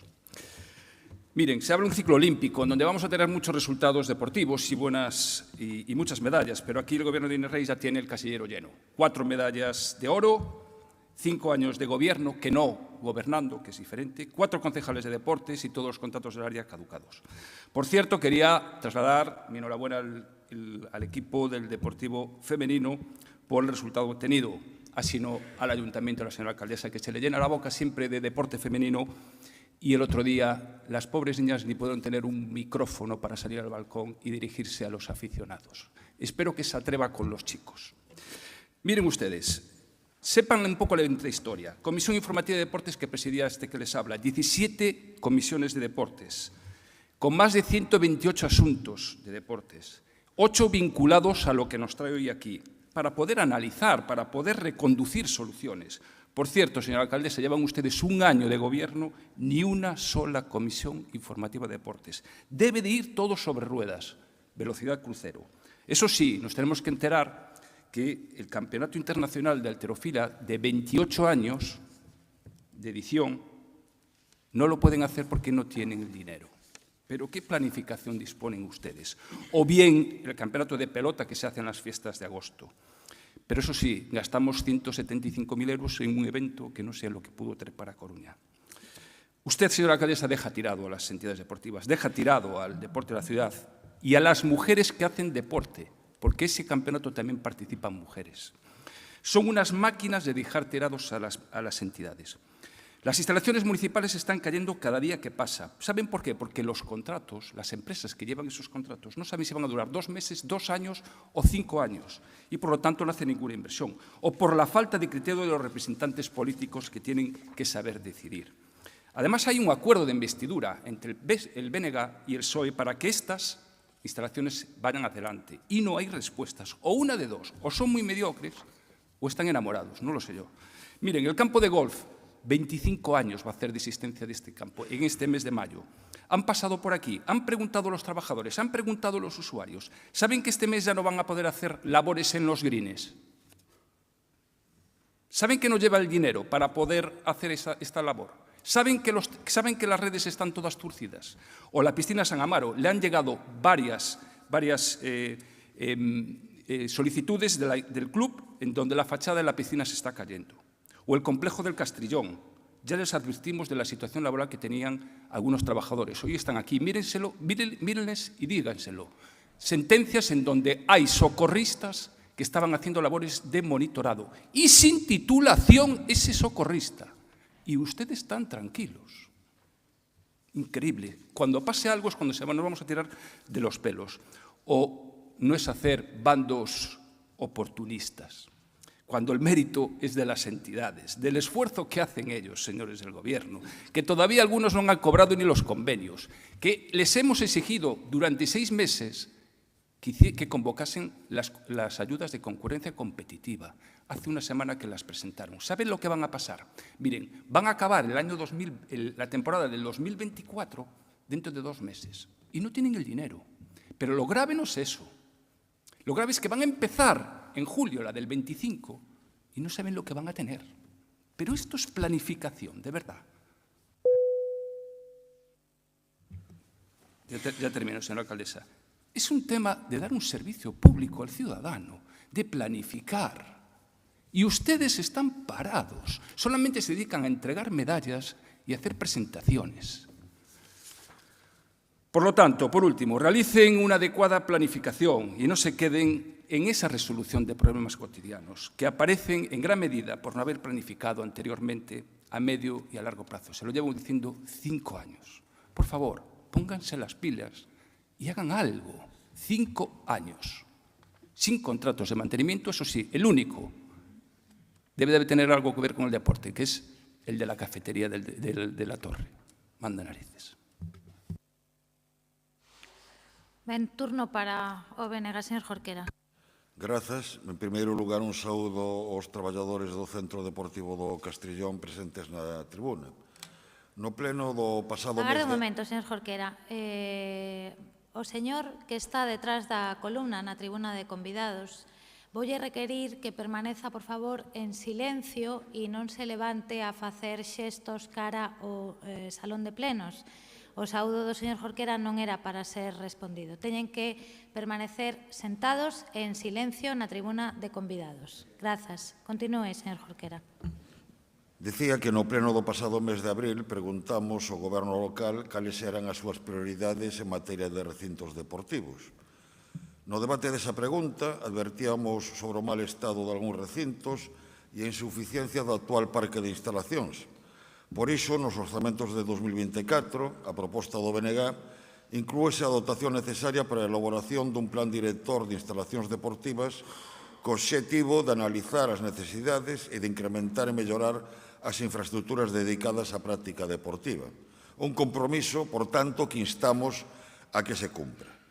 Pero tamén, naquel debate, lembrábamos que vai facer un ano da celebración das eleccións municipais e a xestión dos complexos deportivos do Castrillón e dos Castros segue prestándose en precario, sen que haxa noticia de cando estarán listos os pregos para a súa licitación. Como tamén se están prestando en precario o servizo na piscina de Santo Amaro, que xestionaba o Clube do Mar, ou no campo de gol da Torre. Por certo, sobre o complexo deportivo do Castrillón, presentamos unha pregunta oral en decembro, na que denunciamos que se encargou a EMUSA a xestión provisoria do centro sen que dispuxese de todos os recursos e medios necesarios para asumir esta nova encomenda. De resultas desta situación, os servizos que tivo que subcontratar EMUSA estánse prestando en precario porque o contrato xa está caducado e, ademais, as irregularidades e incumprimentos na prestación do servizo son sistemáticos. A maioría das irregularidades incumplen de xeito flagrante o establecido nos pregos e moitas delas son incumprimentos graves ou moi graves, entre elas a vulneración de dereitos básicos dos traballadores. No debate daquela pregunta, o Goberno local contestou que estas irregularidades non lle constaban. E agora sabemos que un xulgado ven de dar a razón a un traballador despedido declarando o seu despedido nulo e recoñecendo graves incumprimentos contractuais e laborais por parte da empresa subcontratada. Por iso, demandamos do Goberno local que supervise de xeito estricto o cumprimento das prescripcións establecidas nos pregos e ante as irregularidades impoña as sancións pertinentes á empresa subcontratada. E polo que respecta ao campo de golf, neste mesmo pleno registramos unha pregunta escrita na que denunciamos que a concesión caducou nada menos que en 2017 e ante a falta de investimento da anterior concesionaria o estado do campo é cada vez máis lamentável. Fago todos estes recordatorios para enfatizar que compartimos a preocupación que manifesta o Grupo Popular e compartimos os contidos da parte resolutiva desta moción.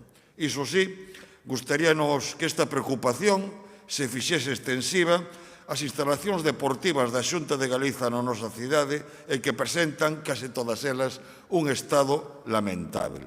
Mais, en calquera caso, imos votar a favor desta moción. Moitas grazas. Moitas grazas, señor Jorquera. Turno para o Grupo Socialista, señor Vázquez. Gracias, señora alcaldesa.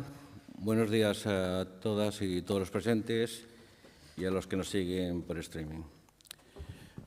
Como ha metido un montón de asuntos en la moción, ya no sé si la moción es de las concesiones, si es de las entidades, si son de subvenciones, si de convenios, pero le voy a dar respuesta a todo, no se preocupe. En el tema de las concesiones, somos conocedores de la situación que se encuentra cada una de las instalaciones deportivas municipales. No les quepa la menor duda. Y la necesidad de adecuar estas instalaciones a los nuevos tiempos y también lo somos de las preocupaciones y el malestar de los usuarios y trabajadores porque tenemos contacto permanente con ellos. Quiero informarle que yo en reiteradas ocasiones me he reunido con sindicatos, trabajadores, usuarios, las veces que me lo han solicitado, escaños ciudadanos, o sea, creo que debería estar usted un poquito mejor informado de que me reúno siempre con todo aquel que pide que me reúna. Estamos trabajando para que este año 2004 se licite la prestación de servicio de estos complejos deportivos. No es tarea fácil, estudios económicos. En algún caso estamos estudiando incluso la posibilidad de un nuevo proyecto, como es el caso del campo de golf de la Ciudad Deportiva La Torre, donde, por cierto, cuando vayan ustedes a ver las redes, pregunten de quién son competencia, porque las que son de competencia municipal están todas arregladas al momento o al día siguiente y a lo mejor son de competencia de la concesionaria las que ustedes ven tiradas y en las que se sacan las fotos. Como le decía, estamos trabajando, es un compromiso además adquirido por este Gobierno municipal, ya lo dijo en su día el señor Laje, y en el que, repito, estamos trabajando para que sea lo más rápido posible. Es un servicio que se prorrogue el contrato de este servicio no significa que no se preste el servicio, como bien saben, son actos administrativos contemplados en la normativa. Deporte en esta ciudad se practica y mucho. Es más, se practica incluso en el complejo deportivo del Viña, una instalación que se encuentra en un estado lamentable.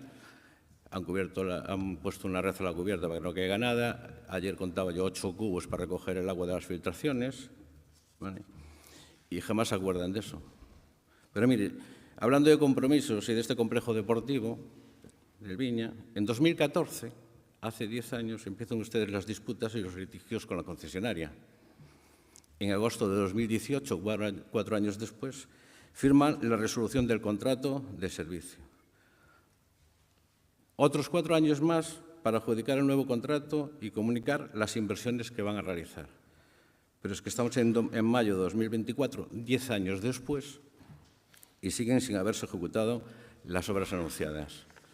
Usted decía en el anterior pleno, señor García, que Galicia ya rueda con la cubierta destrozada y la cámara llena de pinchazos, y además con la velocidad de crucero, vamos, 10 años. Hablan ustedes también de las quejas de los usuarios. Los usuarios trabajadores de las instalaciones y complejos deportivos de la Xunta no son lo mismo que las de los municipales. Entiendo que tienen los mismos derechos, defenderán ustedes también a ellos, ¿no?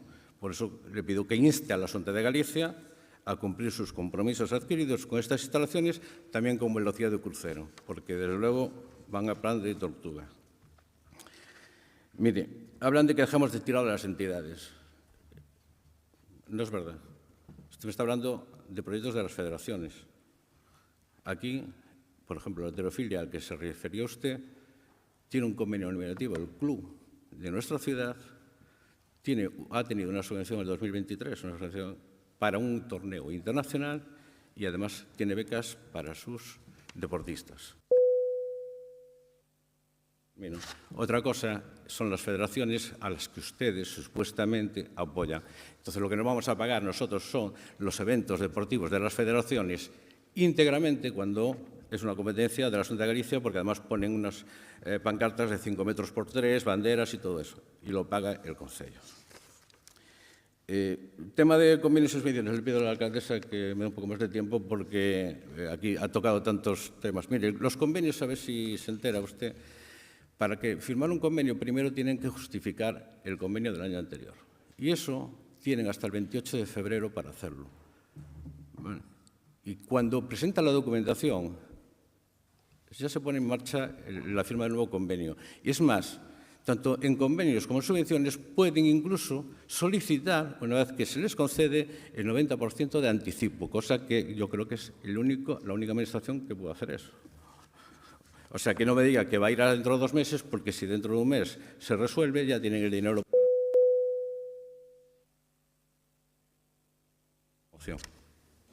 Muchas gracias, señor Vázquez. ¿Votos a favor de esta moción? Muy bien, pues queda aprobada por unanimidad. Terceira e última moción do Partido Popular.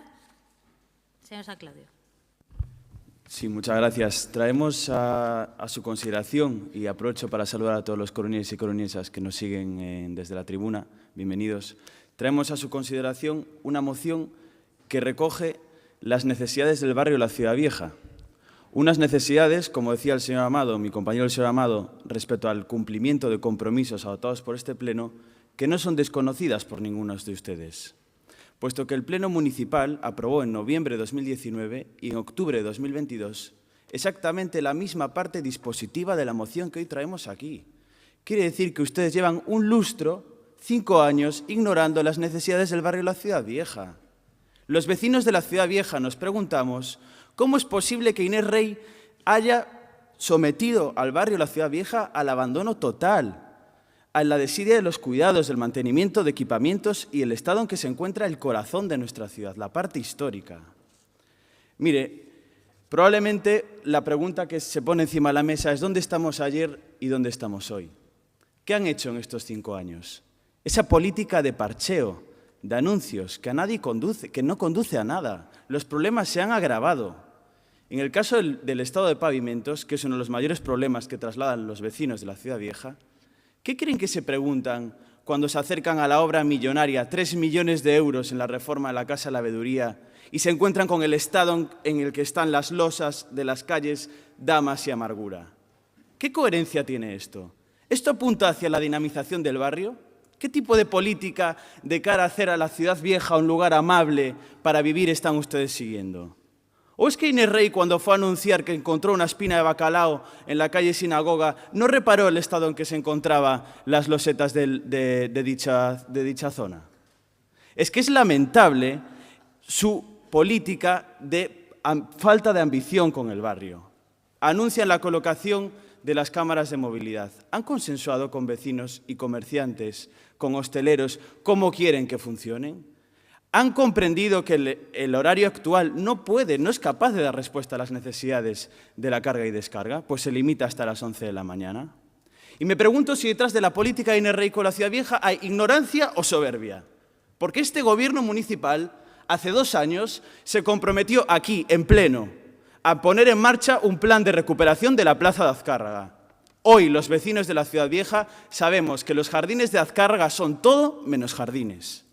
Inés Rey tiene 2 opciones. Anunciaba que esta iba a ser en la legislatura de los barrios, que ella misma asumía como competencia la de área municipal los barrios. Tiene 2 opciones. Dialogue con los vecinos. Y le queda muy cerca, señora Rey. Salga por María Pita y a la izquierda tendrá casi 4.000 vecinos esperando hablar con usted, trasladarle sus necesidades. Actúe ya sobre la Ciudad Vieja antes de que sea demasiado tarde.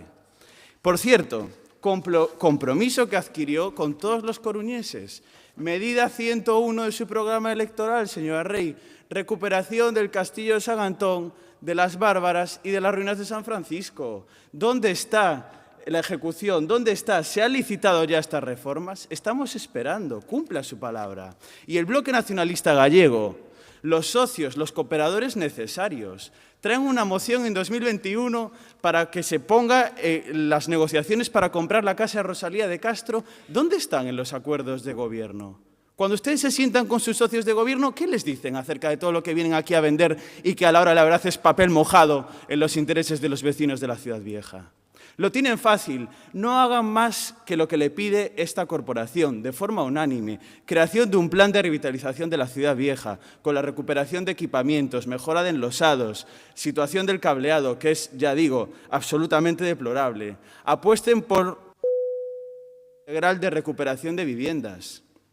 Que la Ciudad Vieja sea un lugar atractivo para invertir, para reformar viviendas. Y si lo necesitan, pregúntenle al señor Laja, a lo mejor les da algún consejo sobre el tema de cambio de diligencias o el respeto a los plazos. Seguramente será de interés para ustedes.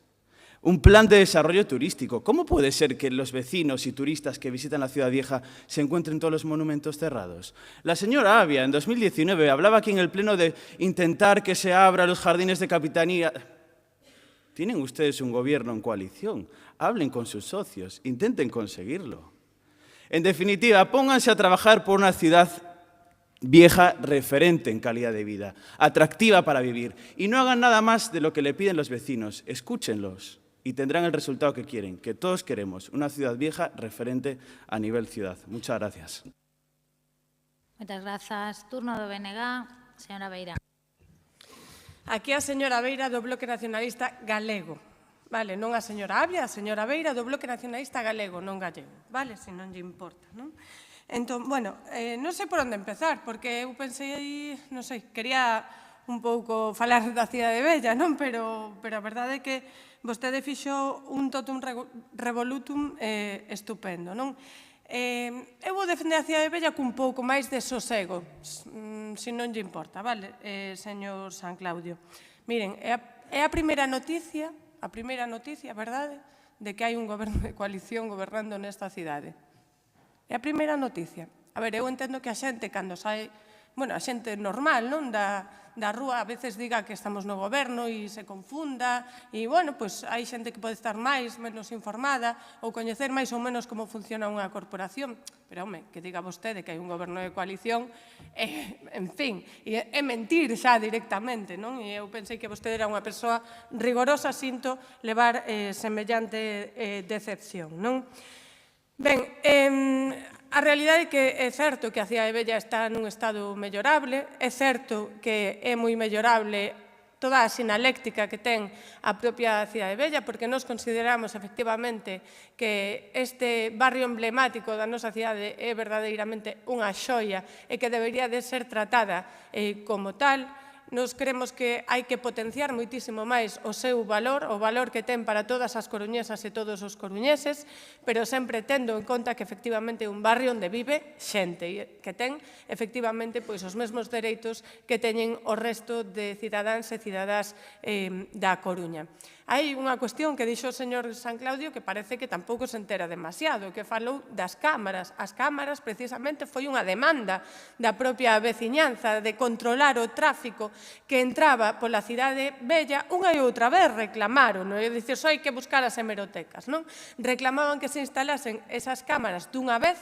O goberno local tardou bastante en instalalas, hai que recoñecelo, pero era precisamente para controlar o tráfico, para ver quen entraba e quen non entraba na cidade bella e se tiña ou non permiso, porque efectivamente quen pode entrar na cidade bella son os residentes, as residentes e tamén algúns outros casos, para cuidados de xente maior, etcétera, etcétera, se poden habilitar permisos para entrar. E logo está o tema da carga-descarga. A carga e descarga en toda a cidade é ata as 11 da mañá. Pode ser revisar, pero revisemos se a carga e descarga ten que ser ata máis tarde, se pode ser un absoluto descontrol durante todas as horas do día ou esperemos que no debate da ordenanza de mobilidade poidamos mirar iso e revisar iso e saber cal é a proposta concreta do Partido Popular. En todo caso, en canto aos puntos que recolle a moción estamos de acordo con que poida haber un parque infantil. É certo que teñen na propia contorna da cidade bella parques infantís, pero, pode haber un no propio corazón da cidade bella, non nos imos, evidentemente, negar a semellante cousa. Evidentemente, os sinais de circulación hai que aclaralos, porque en moitos casos, pode haber confusións, da sinaléctica xa falei, evidentemente, a cuestión da fibra óptica e a rede de gas natural, incluso o tema do cableado, son cuestións que é necesario abordar e que lle corresponde ao goberno local, cando menos, mediar para que iso se produza. Pola nosa banda, nada máis, esta moción vai ter o noso voto favorável. Moitas grazas, BNG. Turno para o Grupo Socialista, señora Sobral. Gracias, señora alcaldesa. Señoras y señores del PP, creo y quiero entender de su moción una propuesta para aportar y sumar y que este Gobierno siga invirtiendo en la ciudad vieja y mejorando la calidad de vida de sus vecinos y vecinas. La revitalización de la ciudad vieja ha sido uno de los objetivos de este Gobierno desde el minuto 1. A diferencia del estado de abandono que presentaba en el 2019, tras 8 años de falta de interés por nuestro casco antiguo, hoy es un espacio libre de pintadas y una zona en la que cada vez se conceden más licencias de rehabilitación. La reurbanización integral de las calles Cortaduría, en la que crecí y vi caer mucha gente, por cierto, Nuestra Señora del Rosario y el entorno de la Fundación Luis Seoane han mejorado, sin duda, tanto la imagen de nuestro lugar más emblemático como la calidad de vida de los vecinos y vecinas, ya que presentaba, como decía antes, un estado muy deficiente tras muchos años de dejadez. No podemos olvidarnos de la actuación integral en las naves de Metrosidero, equipamiento, señor San Claudio, que se han convertido en un punto de encuentro referente para jóvenes de toda la ciudad, fomentando la convivencia y ofreciendo una alternativa de ocio para adolescentes, a las cuales, por cierto, pueden llegar usando el servicio de Bici Coruña, dado que se han instalado varias estaciones cercanas. Actualmente estamos en proceso de rehabilitación de la Casa Veduría, como bien saben, con una inversión de casi 3 millones de euros, también equipamiento. Esta será seguramente la acción más ambiciosa en décadas en la Ciudad Vieja y sin duda marcará un antes y un después en nuestro casco antiguo, ya que será un foco de revitalización y atracción que abrirá el barrio a toda la ciudadanía. Este edificio contará con un gran equipamiento, con zonas de estudio, zonas para bienestar social, con un centro de día con comedor para mayores, un espacio TEU, una zona para jóvenes, una cafetería, una ludoteca, una sala de exposiciones y las oficinas municipales de rehabilitación para acercar un ámbito tan importante a nuestro querido casco antiguo. Está proyectada también la reurbanización de Calle Damas y se ejecutará a lo largo de este mandato. Sobre la Plaza de Azcárraga tenemos un gran proyecto de recuperación de jardinería conforme a los elementos históricos del jardín original, que es lo que desean los vecinos, lo cual no impide que, mientras tanto, demos solución a todas y cada una de las incidencias registradas, no solo en la plaza, sino también en el resto de las calles con actuaciones como la reparación de las piedras afectadas que se colocan sin ser sustituidas, en su mayoría, por tratarse de pavimentos protegidos. Recientemente se ha mejorado la iluminación sustituyendo todas las luminarias de descarga que estaban en ruina técnica por otras de la misma estética, mucho más eficientes y con luz cálida para una mejor integración en el entorno. Para el contorno y cumplimiento del proyecto de zonas peatonales reguladas se han instalado, como decía la señora Beira, un total de 10 cámaras de lectura de matrícula que controlarán todo el perímetro de la ciudad vieja. Control de vehículos, cargas y descargas. El funcionamiento de estas cámaras cumple con las peticiones solicitadas desde la Asociación de Vecinos, con la que hay un trato y una comunicación constante y un trabajo conjunto y representa a más de 400 familias que residen en la Ciudad Vieja.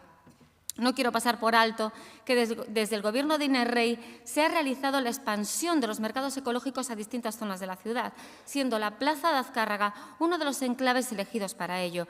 Ya se ha realizado el primero de la mano de la Asociación de Vecinos también y también de la Asociación de Comerciantes, siendo un gran éxito de participación y contribuyendo de manera muy positiva a la... Un poquito más, señora alcaldesa.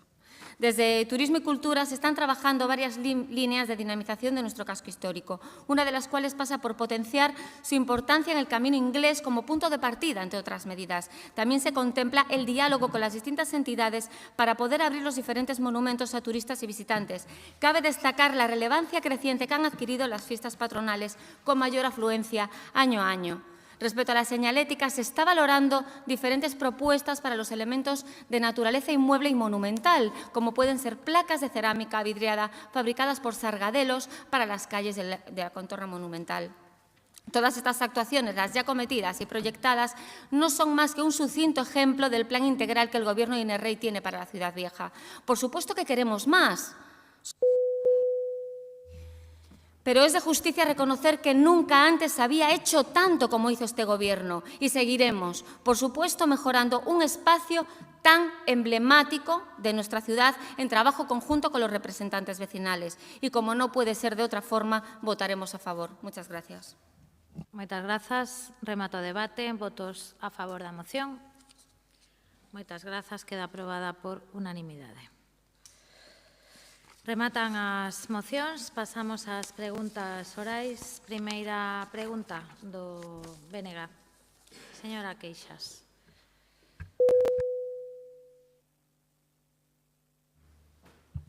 Moi bo día, grazas, señora alcaldesa. Que está a facer o Goberno local para xestionar responsablemente o INCE? Pois traballando a diario para que a xestión do INCE influya de forma positiva no tecido cultural da nosa cidade. Sesión extraordinaria e con carácter urxente. Así, con este formato, como fomos convocadas ás reunións do Consello Reitor do INCE, neste caso, primeiro ano de mandato, incumprindo o Goberno de Inés Rei os estatutos do INCE que regulan unha reunión ao mes con carácter ordinario. Isto xa determina de partida unha inicial xestión irregular do INCE. Vexamos algunhas máis. En primeiro lugar, o INCE xestiona o Coliseum, o Teatro Rosalía, o Fórum Metropolitano, o Centro Ágora e o Teatro Colón. A día de hoxe, aínda non hai un plan director para xestionar estes espazos culturais, o que favorece un uso discrecional e arbitrario. A día de hoxe xa tampouco hai dirección no Ágora nin no Fórum, o que conleva unha perda de identidade destes espazos culturais e a redución continua, cando non a propia eliminación da oferta cultural á veciñanza. En segundo lugar, o INCE non conta co persoal necesario para xestionar o importantísimo volume de encomendas e de orzamento atribuído, que non nos esquezamos, en 2023 chegou a xestionar 10 millóns de euros.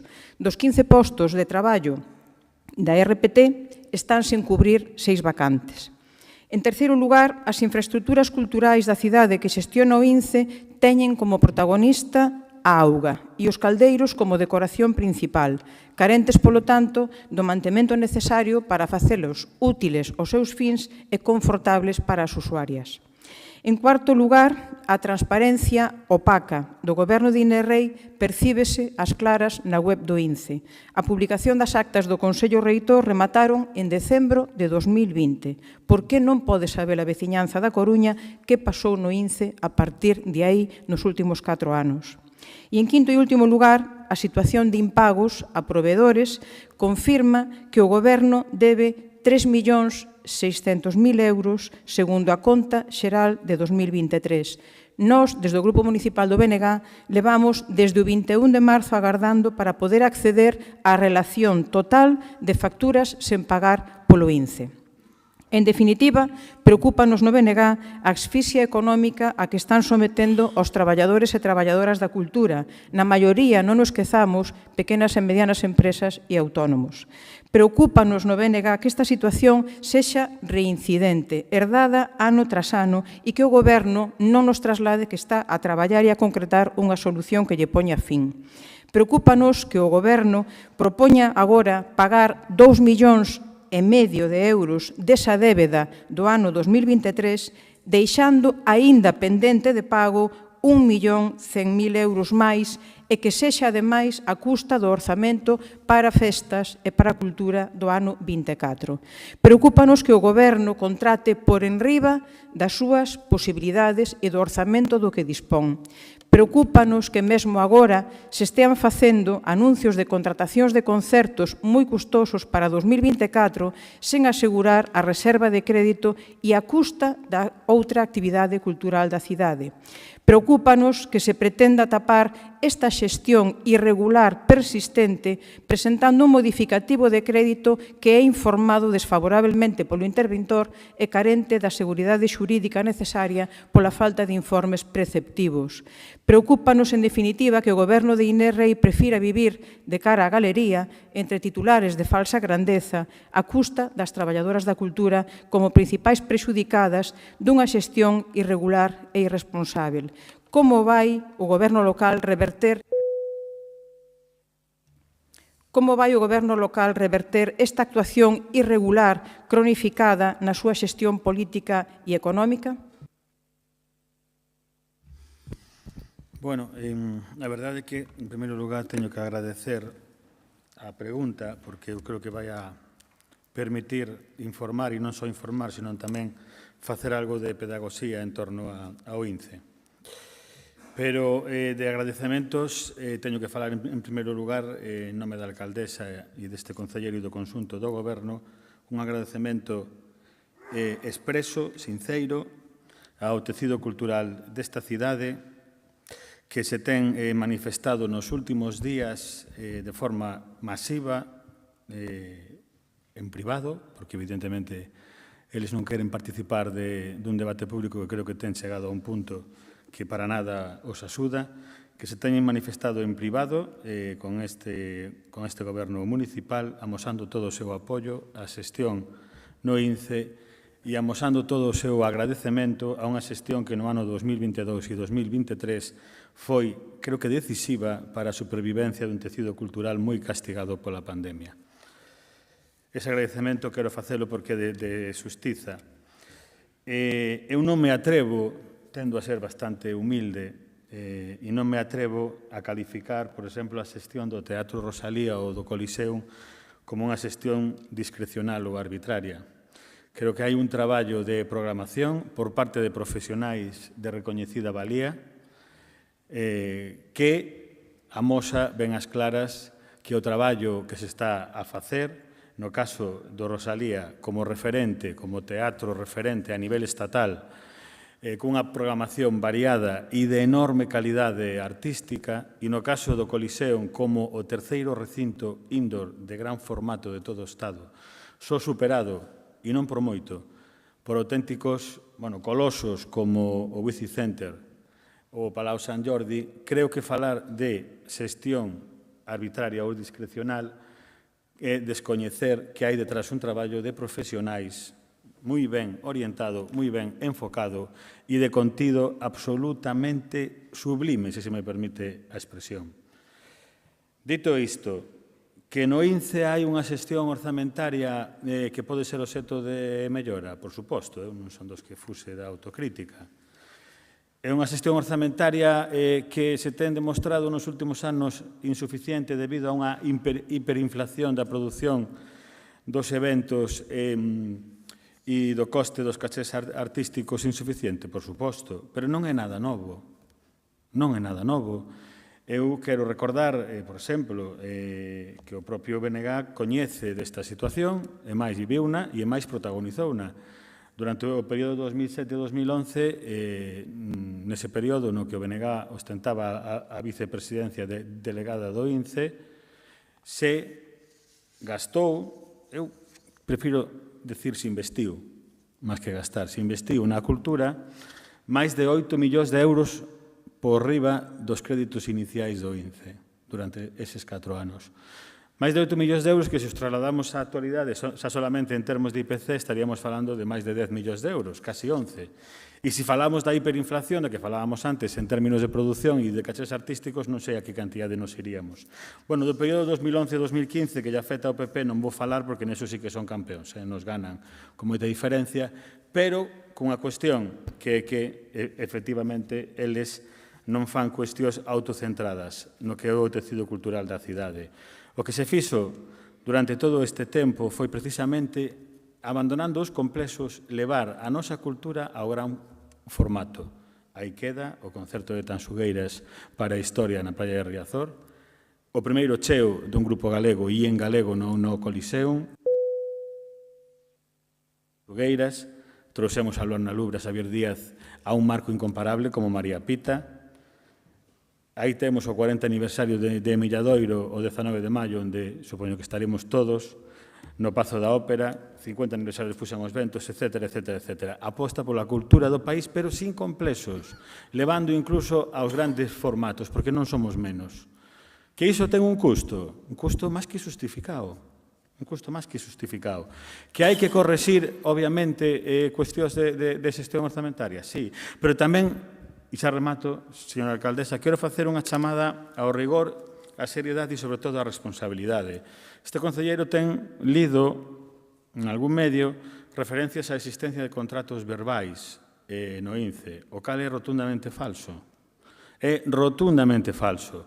Eu sei que, ao mellor, ler, digamos, documentos ou informes de carácter técnico xurídico pode ter a súa complexidade, pero non se pode utilizar un informe do Consello Consultivo en referencia á Cambre falando de contratos verbais para decir que hai contratos verbais na Coruña. Dito isto, como sei que iso pode producir e xa remato, o que hai no caso do INCE é documentación de todo canto se contratou e 3 realidades, e xa remato, señora alcaldesa.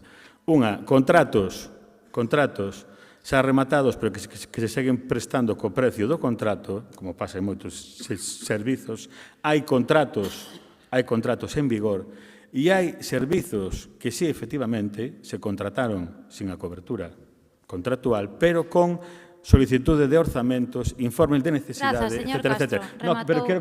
Xa o sei, pero mire, é que, vamos a ver, agarde un momento, non tenga palabra, non tenga palabra. Agarde un momento, agarde en silencio. Mire, ve isto, non é que estea moi limpo, pero son as notas que vou tomando dos tempos. E, como presidenta, teño que ser xusta e ecuánime. Quitelle a palabra ao señor Lorenzo porque excedeu do tempo.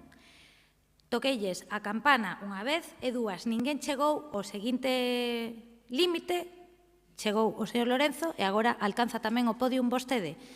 Si chegan ao terceiro aviso, se acabou. Si queren, cambiamos o formato. Pero as preguntas son 3 minutos para a pregunta, 3 minutos para a resposta. Si vostedes van a utilizar o doble de tempo na resposta, pois terei que dar o doble de tempo na pregunta. Si vostedes van a utilizar o doble de tempo nas mocións para contestalas, vostedes o que sexa. Entón, hai que atinxirse os tempos, son 3 minutos, sinteticen, resuman ou lle pedimos á señora Queixas que traia outra pregunta ao próximo pleno e remata vostede de contar. Di que sí coa cabeza, parece boa idea. Ben, pois daquela, esta rematou, segunda pregunta do BNG. Señora Beira. Grazas. Pode concretar o Goberno local cal é o seu plan de futuro para a contorna da Torre de Hércules? Sí, o plan de futuro deste Goberno local para a contorna da Torre de Hércules consiste nunha maior protección natural, patrimonial e urbanística, garantindo as mellores condicións para un ámbito que é patrimonio da humanidade. Ben, se algún sentido ten o plan especial da Torre do que vimos de coñecer, que xa pasou o trámite de avaliación ambiental estratégica, é a protección do noso faro milenario e a ordenación dos usos dese ámbito e a coordinación entre os diferentes documentos que afectan precisamente a Torre de Hércules. É dicir, o Plan de Conservación do ENIL, do Espazo Natural de Interese Local, e o Plan Director da Torre de Hércules. Outro dos obxectivos que perseguía a modificación do Plan Especial da Torre era dar resposta á moción aprobada por unanimidade no pleno de setembro de 2016, que decía exactamente o seguinte. Desculpen, porque vou non ler literalmente, porque realmente non foi o que finalmente figurou no propio plan que se puxo a exposición pública. Aquela moción, que foi aprobada por unanimidade, acordaba iniciar os trámites necesarios para levar a cabo unha modificación parcial do PEXOM na que se contemple unha nova ordenación na contorna da Torre de Hércules que non permita construcións na zona buffer de protección, impedindo, así, novos volumes edificatorios en Durmideiras como resultado do compromiso dos grupos políticos desta corporación municipal coa protección deste monumento patrimonio da humanidade e da súa contorna. E por que leo isto? Porque realmente o plan especial non responde a este acordo plenario. Ademais, nos creemos que o documento, este plan especial, que, como digo, xa pasou o trámite de avaliación ambiental, pois é absolutamente escueto, escaso e de mínimos. Escueto, escaso e de mínimos porque, primeiro, quedou superado polo plan de conservación do ENIL, polo cal nos entendemos que o Goberno local tiña que ter agardado antes de darlle a redacción ao plan especial, non? Porque mantén edificacións en Durmideiras, porque propón o traslado do frontón sen resolver como se vai producir ou como vai o impacto que vai ter ao final na vida diaria da cidade deportiva Arsenio Iglesias, e porque para nós unha das cuestións máis notáveis ou máis discutíveis deste plan especial é que ao final a Xunta de Galiza o que lles demanda é que fagan realmente seccións e acheguen documentos gráficos onde se vexan as perspectivas tanto desde a torre como desde as propias edificacións para ver como impacta realmente no propio patrimonio da humanidade. Por lo tanto, o que creemos é que este plan especial non está a perseguir realmente ou non conseguiu completar, digamos, esa protección da que fala o propio goberno municipal, porque a propia Xunta de Galiza no seu informe di que non se pode valorar o impacto das edificacións, non? Entón, en realidade, non sabemos o que quere facer o goberno municipal, polo menos non a través deste plan especial da Torre, nada máis.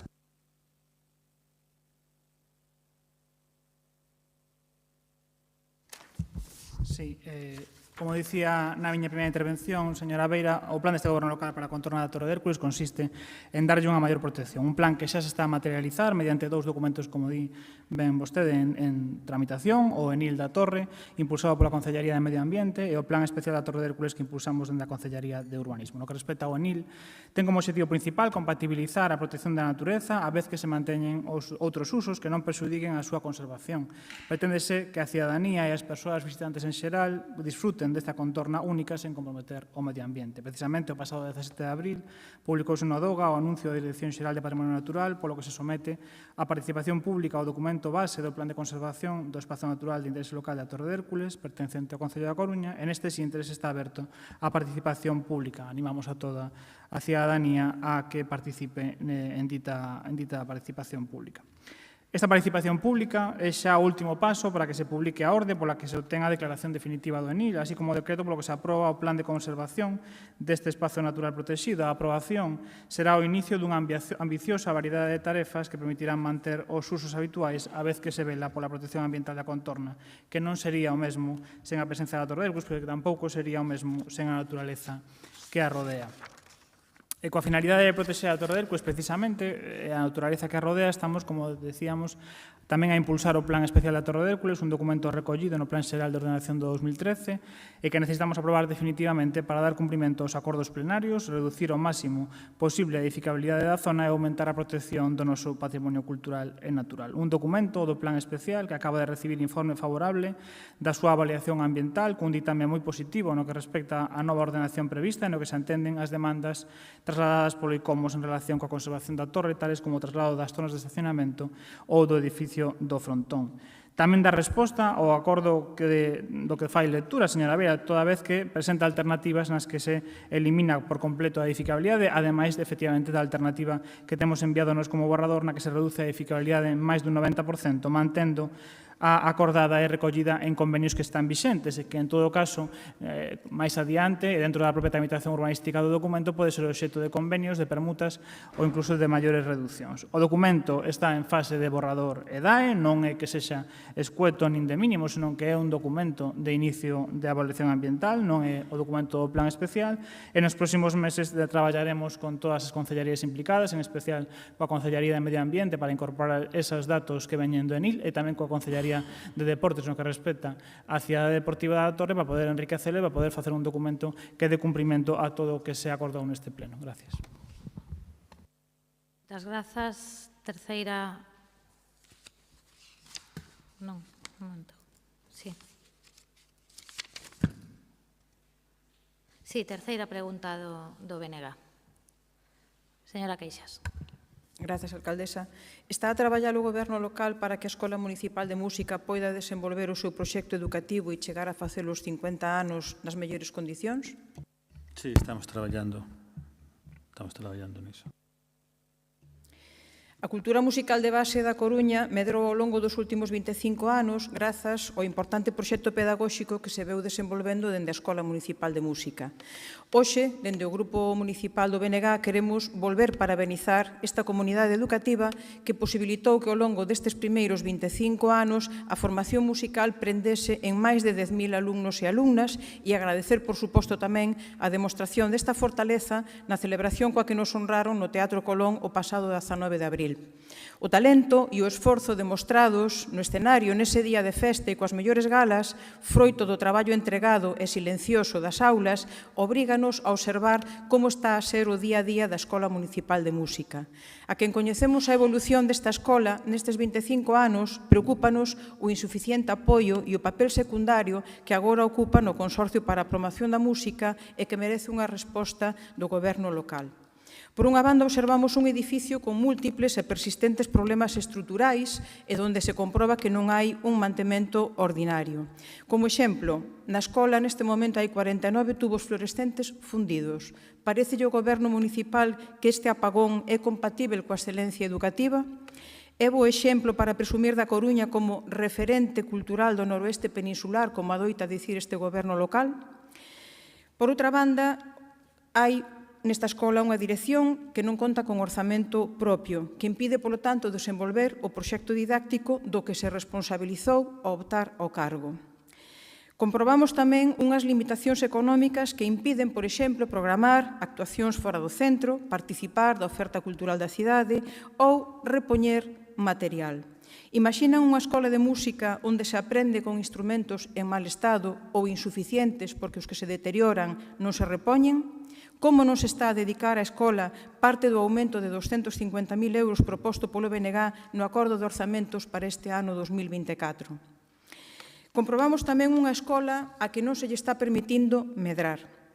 Por unha banda, para atender a demanda de alumnado que queda fora por falta de prazas, nalgúns instrumentos, sobre todo, nas quendas de tarde, pero tamén para ofertar aulas pola mañá, como xa houbo noutro tempo, sobre todo para público adulto.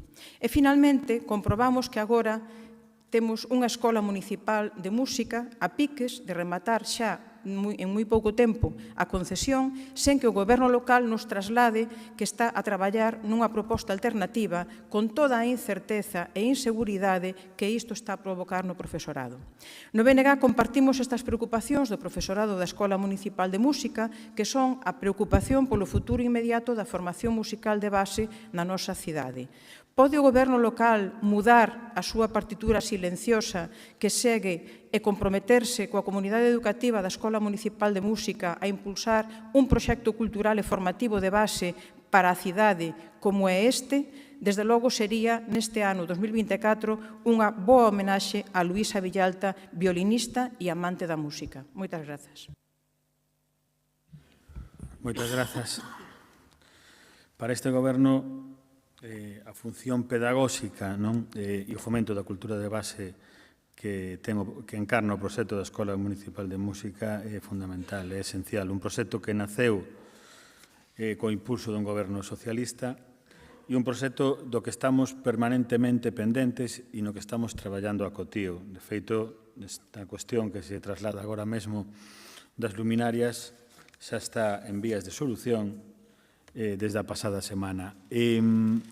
Cuestións, digamos, concretas a parte, penso que o que non se pode negar a implicación do goberno da nosa alcaldesa na Escola Municipal de Música en varios aspectos. Un, que é o esencial, o fundamental, tamén é as condicións laborais dos mestres e das mestras da Escola Municipal de Música, que por fin teñen un convenio colectivo digno, con condicións laborais e retributivas dignas. Algo no que tivo que ver moito o traballo do goberno da nosa alcaldesa. Moito, moitísimo, diría eu. E que contrasta, por desgracia, coa situación de outras escolas municipais de música, como, por exemplo, líamos recentemente, hai un par de semanas, o caso da Escola Municipal de Música de Santiago, onde a CIGA comunicaba que chegara a un acordo coa inspección laboral para resolver uns problemas das condicións laborais do persoal da Escola Municipal de Música e mesmo falaba claramente de inacción durante un ano dos responsables da Escola Municipal de Música. Aquí non hai esa inacción. Aquí o que hai é un compromiso claro e rotundo coa función pedagóxica formativa da Escola Municipal de Música. E ese compromiso conleva, efectivamente, que o Consorcio de Promoción da Música teña que dedicar recursos de forma prioritaria á mesma. E conleva tamén o compromiso de impulsar desde o punto de vista da imaxe simbólica do valor da Escola Municipal de Música o seu traballo. Como ben se decía, co 25 aniversario da Escola Municipal de Música, fomos a un recinto, creo que esencial na vida cultural desta cidade, que ten un alto valor, como é o Teatro Colón, e que creo que mostra moi as claras, que non existe discrecionalidade ni arbitrariedade na xestión dos recintos culturais, e dous, que a Escola Municipal de Música ten un valor esencial para este goberno até o punto de levar a súa gala de 25 aniversario ao Teatro Colón. E podo anunciar tamén, aquí, que a gala de final de curso da Escola Municipal de Música terá lugar tamén no Teatro Colón, non no Ágora, como era habitual noutros mandatos, no Teatro Colón, porque eu creo que a Escola Municipal de Música e o seu traballo ten que ter o mellor recinto cultural que pode ter esta cidade para eles, que neste caso é o Teatro Colón. Tamén estamos a traballar, obviamente, en blindar a financiación da Escola Municipal de Música co resto de membros de administracións implicadas no Consorcio de Promoción da Música, con xestións coa Xunta e con xestións coa Diputación, para que as aportacións que se fan tanto pola Xunta como pola Diputación estén orientadas á Escola Municipal de Música e ás súas necesidades. De feito, a propia Deputación, a área de Cultura da Deputación, transmitímoslle a nosa vontade de que no convenio que existe coa Diputación para financiar a Escola Municipal de Música se estableza xa unha cantidade concreta destinada especificamente á mesma. No convenio, falo do convenio que ten co Consorcio de Promoción da Música. É esencial e non ten ningún sentido a participación da Administración Pública nun proxecto como do Consorcio se non se vincula a actividade formativa e pedagóxica da Escola Municipal de Música e tamén a actividade de fomento da cultura de base. Moitas grazas. Rematan aquí as preguntas do BNG. Pasamos xa ás preguntas do Partido Popular. Primeira pregunta. Señor Deus. Moitas grazas, señora alcaldesa. ¿Qué soluciones aporta el Gobierno municipal a los problemas de vivienda en la ciudad? Todas las que están en nuestra mano. A Coruña cerró el año 2023 como una de las capitales más caras en vivienda, tanto en lo que se refiere al mercado de compraventa como al de alquiler. Y esa tendencia sigue marcando máximos en lo que va de año 2024. Las estadísticas nos dicen que en los últimos 5 años, coincidiendo con sus 2 mandatos, señora Rey, el precio de venta de viviendas ha incrementado un 27% y el precio de alquileres ha subido un 30% en la ciudad. Ante estos datos es imprescindible realizar un diagnóstico adecuado de la situación que existe en nuestra ciudad para adoptar las medidas que palíen estas dificultades. El mercado de alquiler en la ciudad se encuentra en mínimos históricos y con una demanda en cotas máximas. Lejos de solucionar el problema, la nueva ley de vivienda lo empeora aún más. Penaliza al propietario, más del 95% pequeños ahorradores, y no contempla ninguna medida para favorecer el alquiler. Cada vez son más los propietarios que, una vez terminado el contrato de alquiler vigente, deciden poner el piso a la venta o los tienen vacíos, debido a la inseguridad jurídica y, sobre todo, al miedo a las inquiocupaciones que someten al propietario a un sufrimiento injusto. La primera mirada por aumentar las viviendas en alquiler se va a esas viviendas vacías que se retiran del mercado. Su Gobierno, señor Rey, puede tomar medidas aumentando las bonificaciones fiscales, el aumento de las subvenciones para reformas de inmuebles que adquieren el compromiso de arrendarlos y, por supuesto, realizando un esfuerzo en ayudas económicas y sociales que permita paliar la situación de vulnerabilidad de los arrendatarios, sin que pueda trasladarse esta responsabilidad al arrendador. Otra fórmula es la colaboración público-privada, poniendo parcelas para que se desarrollen viviendas en alquiler a un precio tasado. Su portavoz dijo en este pleno que durante este mandato utilizarían este sistema de cesión de suelo para la construcción de 500 viviendas en régimen de alquiler a través de Musa. Señor Laje, ¿cómo tiene este asunto? ¿O es que ha estado entretenido en otro tipo de promociones? En paralelo, discurre el mercado de venta de vivienda nueva en la ciudad. Los promotores vienen alertando de que la oferta de vivienda nueva no llega a cubrir las necesidades de la demanda, sobre todo debido a la carencia de suelo para edificar. Estamos expulsando a la población, en su mayoría jóvenes, de nuestra ciudad. No se han desarrollado ninguno de los polígonos que prevé el Plan General que generarían suelo edificable para construir viviendas, tanto en venta o en alquiler, con o sin protección. La tramitación de estos suelos ha de ser más ágil para poder disponer de esos terrenos en el momento que se necesiten y no tensionar el mercado. Señor Díaz, ya sé que están trabajando, pero es que dejen de trabajar y que se vea algo de suelo ya para poder poner en el mercado. Es que llevamos trabajando muchos años y la cosa sigue en el mismo punto de partida. Les recuerdo que este concello tiene desde el año 2017 la obligación de construir un edificio de 50 viviendas en Susán que aún no se ha empezado y que debería estar ya construido. La Xunta de Galicia ha propuesto al concello cambiar el uso de 2 parcelas en Susán para construir 500 viviendas más de promoción pública. Les pedimos que agilicen esa reforma del Plan General. Me gustaría también que aclarasen en qué punto se encuentran las negociaciones del concello con la Sareb. Llevan desde el año 2021 con este tema y durante la campaña de las municipales anunciaron el ofrecimiento de 67 viviendas para alquiler social y no hemos vuelto a saber más de ellas. ¿Qué nos pueden decir de este asunto? Ante esta problemática de la vivienda en la ciudad, usted, señora Rey, va en sentido contrario a las demandas del sector. Pretende declarar a la ciudad zona tensionada al amparo de la ley estatal y lejos de conseguir una bajada de los precios de alquiler, lo que va a provocar es un recorte de la oferta y un aumento de los precios. Las zonas tensionadas son un fracaso absoluto. El control de los precios solo provoca la contracción de la demanda. Hemos insistido siempre en 3 medidas imprescindibles: desarrollo de los polígonos previstos en el Plan General, aumento de las ayudas a rehabilitación para poner en el mercado más viviendas en venta o alquiler y la agilidad en la concesión y tramitación de las licencias, con uniformidad de criterios y la transparencia sobre el estado de los expedientes. Voy a versionar al señor... Acabo ya, señora Rey. Voy a versionar al señor Laje. Nesta cidade, o coruñesito de a pé tarda máis dun ano en obter unha licencia de cambio de uso. No es de recibo tener un primer teniente de alcaldesa que nos mienta y que consiga una licencia en menos de un mes y medio, más allá de agradecerle el aumento del parque de vivienda en la ciudad. ¿Sabe qué dicen los coruñesitos? Que quieren ser como usted. Muchas gracias.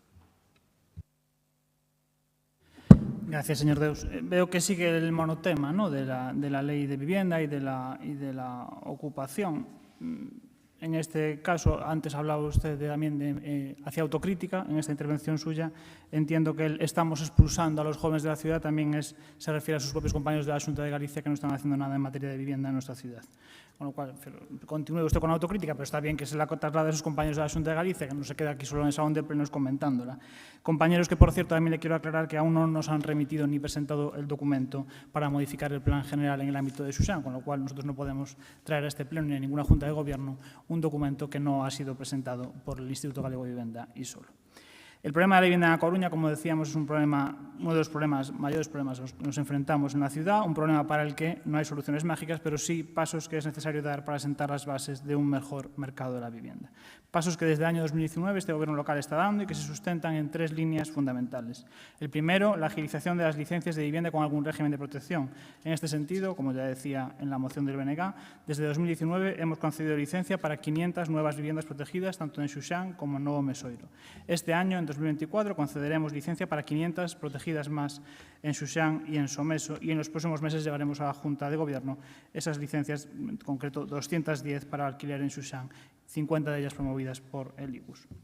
1.000 nuevas viviendas protegidas en la ciudad en 5 años, una cifra que hacía muchos años que no se veía y de la que lo único que tenemos que lamentar es que solo el 10% sean promovidas directamente por la Administración competente en materia de vivienda, que es la Xunta de Galicia. El otro paso es la gestión de suelo. No podemos obtener suelo para la vivienda asequible, pública o privada, sin gestionar suelo. La ciudad estuvo desde 2011 a 2019 sin gestionar ni un solo metro cuadrado de suelo.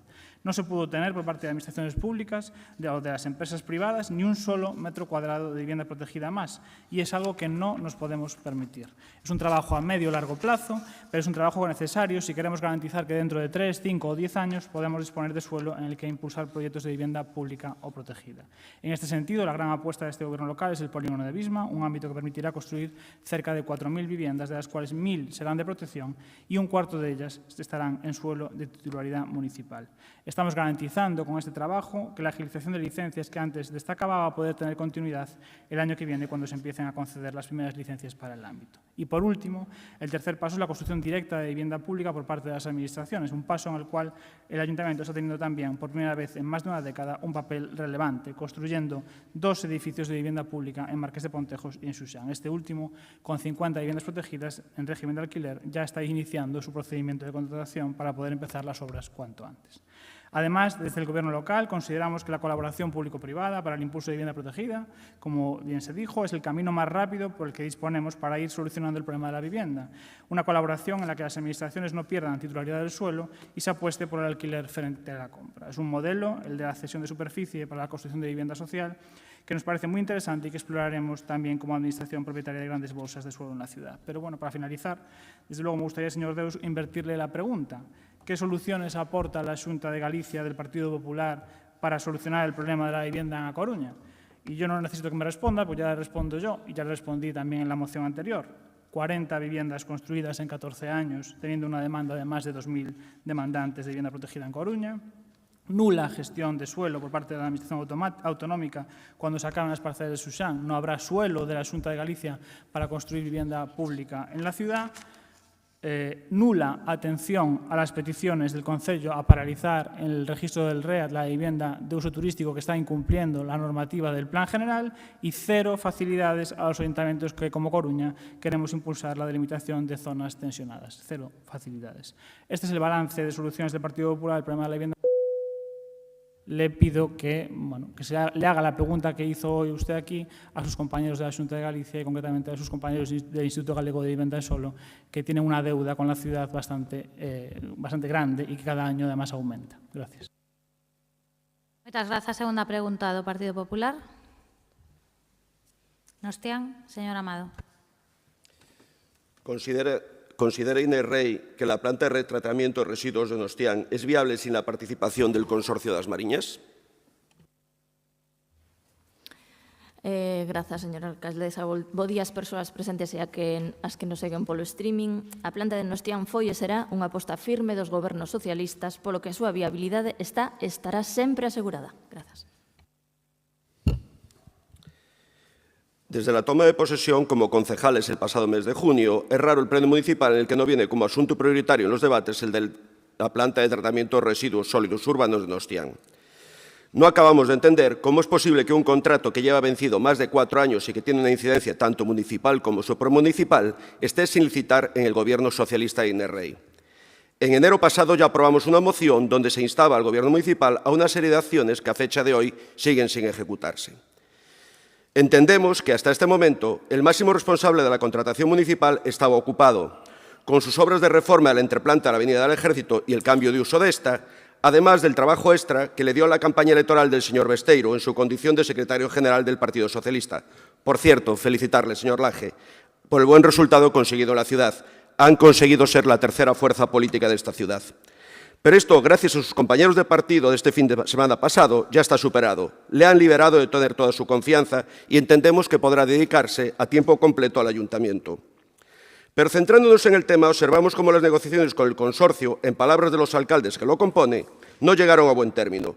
Y eso que usted, señor Laje, había dado un salto al vacío de consecuencias económicamente incalculables al elevar los años de concesión y bajarles el precio del tratamiento de la tonelada de basura en 20 euros, sin un estudio económico público que lo avalase, documentación que se negaron a entregarnos a pesar de nuestra solicitud.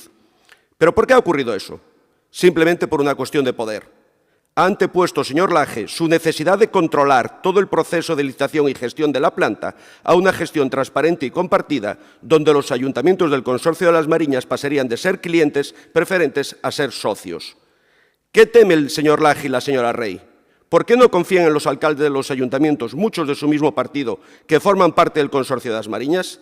Saben que sin el consorcio, la planta de Nostián no tiene viabilidad. Así lo dice la página 4 de su estudio y que sometieron a información pública en el 2022. ¿Pero y qué pasa con los trabajadores de la planta? ¿Qué más tienen que soportar? Están preocupados y con noticias contradictorias sobre lo que pueda pasar con sus puestos de trabajo. Llevan 4 años de incertidumbre denunciando los graves problemas de mantenimiento que tienen en la planta por parte de la empresa concesionaria y que les afectan gravemente en materia de seguridad y salud, además de los incumplimientos contractuales que hicieron durante la celebración de la mesa redonda sobre la implantación del quinto contenedor, que usted no asistió, y a pesar de haber confirmado su presencia. Otra cuestión no menos importante es qué va a pasar con el recibo de la basura que reciben sus coruñeses en sus casas y que puede verse afectado de forma importante debido a los nuevos costes de tratamiento de la basura por la reducción de ingresos por los nuevos convenios de Coembes y Ecovidrio, a la entrada de nuevos cánones impulsados por el Gobierno central en los 20 vertederos y a la sustitución del modelo húmedo seco por el del quinto contenedor, hecho indiscutible y que ustedes mismos ya han dado por cerrado. Son muchas las preguntas que planteamos en la intervención del pasado 1 de febrero y que siguen sin respuesta. No sabemos si la señora Díaz tiene otra contestación a todas nuestras preguntas que la gracia que hizo en su intervención de llamarnos partido pirómano. O si sigue todavía buscando pellets por las playas, en vez de responderlas. Desde luego, a fecha de hoy, no ha dado muestras de su competencia en estos asuntos. Señora Rey y señor Laje, ustedes son, por acción o por omisión, responsables de todos los incumplimientos de la planta en materia medioambiental. Son responsables de toda la carga emocional que afecta a los trabajadores debido a la precariedad de su situación laboral. Son responsables de los pagos irregulares cifrados en millones de euros con reparo suspensivo del interventor y que se llevan haciendo durante estos 4 años. Y son responsables de la rotura del buen entendimiento con los ayuntamientos limítrofes que ha habido hasta el momento en la gestión de residuos sólidos urbanos y que y que han sido sostenedores de la planta de Nostián con su aportación y solidaridad. Muchas gracias. Ben, o primeiro, señor Amado, chamelles partido pirófilo, que non é o mismo que pirómano. Busqueo na RAE ou na RAC, é así.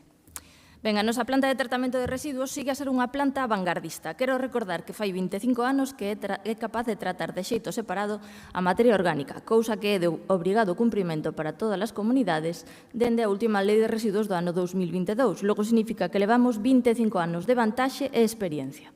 Recentemente tiven a oportunidade de coincidir con Francisco Vázquez, falamos de Nostián, e lembroume que esta planta xurdiu dunha terrible desgraza. Isto non podemos esquecelo. Pero nese momento crítico e terrible, das diferentes saídas ou vías que se podían coller, foi un goberno socialista o que analizou os distintos modelos de tratamento de residuos máis innovadores e ecolóxicos nese momento en Europa.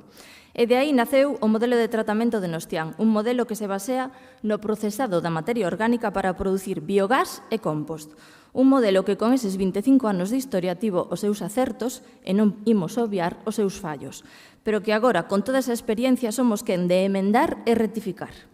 Temos, como din os técnicos da Concellaría, unha planta que non é perfecta, pero case, posto que é capaz de tratar todas as fraccións de residuos da forma máis sustentable e ecolóxica posible, a diferencia de Sogama, que basea o seu tratamento na incineración da materia orgánica e doutras fraccións, e por riba isto non lle exime, moitas veces, sen sequera ser procesadas, de levar a vertedoiro directamente residuos directamente do contenedor.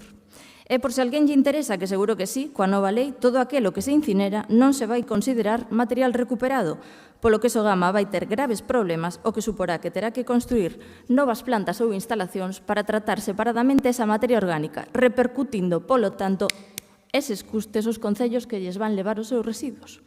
No noso caso, a planta de Nostián non é só que sexa xa un modelo máis respectuoso co medio ambiente, porque non conta con incineración, senón que a día de hoxe xa é capaz de tratar todas as fraccións que se producen e se van producir na cidade, é dicir, pode tratar separadamente esas futuras 5 fraccións obrigadas por lei. Polo tanto, señor Amado, como non vai ser viable ser unha planta completa, capaz de xerar enerxía, producir compost e reciclar xa, a día de hoxe, 3 veces máis envases que a planta de Sogama? Como non vai ser viable? E por outra banda, as conversas co Consorcio das Marillas siguen abertas e fomos quen de obter un prezo por tonelada de residuo moi bo e competitivo. Pechamos precisamente co Consorcio ese prezo. Do mesmo xeito, traballamos en documentos compartidos co Consorcio para pechar os pregos, así que non está todo dito. Claro que sabemos o custe de funcionamento da planta con e sen Consorcio, porque é o noso deber ter esa seguridade, xa non só por protexer o legado, senón sobre todo polos traballadores e traballadoras, porque a nosa obriga, o noso compromiso, é defender os seus postos de traballo. E penso, e así coido que se nos trasladou, que é tamén unha preocupación e unha obriga para o Partido Popular e o BNG aquí presentes. Penso que nisto temos que aliñarnos e defender esta, a nosa planta, pioneira, vanguardista e que ten máis de 100 postos de traballo que merecen ser respectados. Nostián ten a capacidade para tratar os residuos da Coruña e dos concellos do Consorcio, Abegondo, Bergondo, Betanzos, Cambre, Carral, Culleredo, Oleiros e Sada, pero tamén os doutros concellos que queiran adherirse. Só variará o custe, proporcionalmente menor cantos máis concellos, pero nós temos claro cal é o modelo. Sabemos que é e seguirá a ser exemplo e por iso manterémolo e seguiremos a manter e explicaremos e aclararemos cantas veces sexa necesario o seu funcionamento. A planta necesita ser remodelada urxentemente porque despois de 25 anos require de importantes reparacións e melloras. Pero sabemos que ese é o camiño e así o defenderemos. Cunhas instalacións renovadas, coa tecnoloxía máis punteira e traballando simultaneamente na mellor segregación en orixe, é dicir, nos contenedores, acadaremos máis e mellores obxectivos. Moitas grazas. Moitas grazas. Terceira e última pregunta do Partido Popular. Señor Lorenzo. Gracias, señora alcaldesa. ¿Considera Inés Rey que la Policía Municipal y los funcionarios municipales mienten en sus informes? Desde o Goberno municipal temos a certeza de que os empregados e empregadas públicos municipais, tanto da Administración xeral como especial, desempeñan con dilixencia as tarefas que teñen asignadas e que velan polo interés xeral, con observancia da Constitución e do resto do ordenamento xurídico.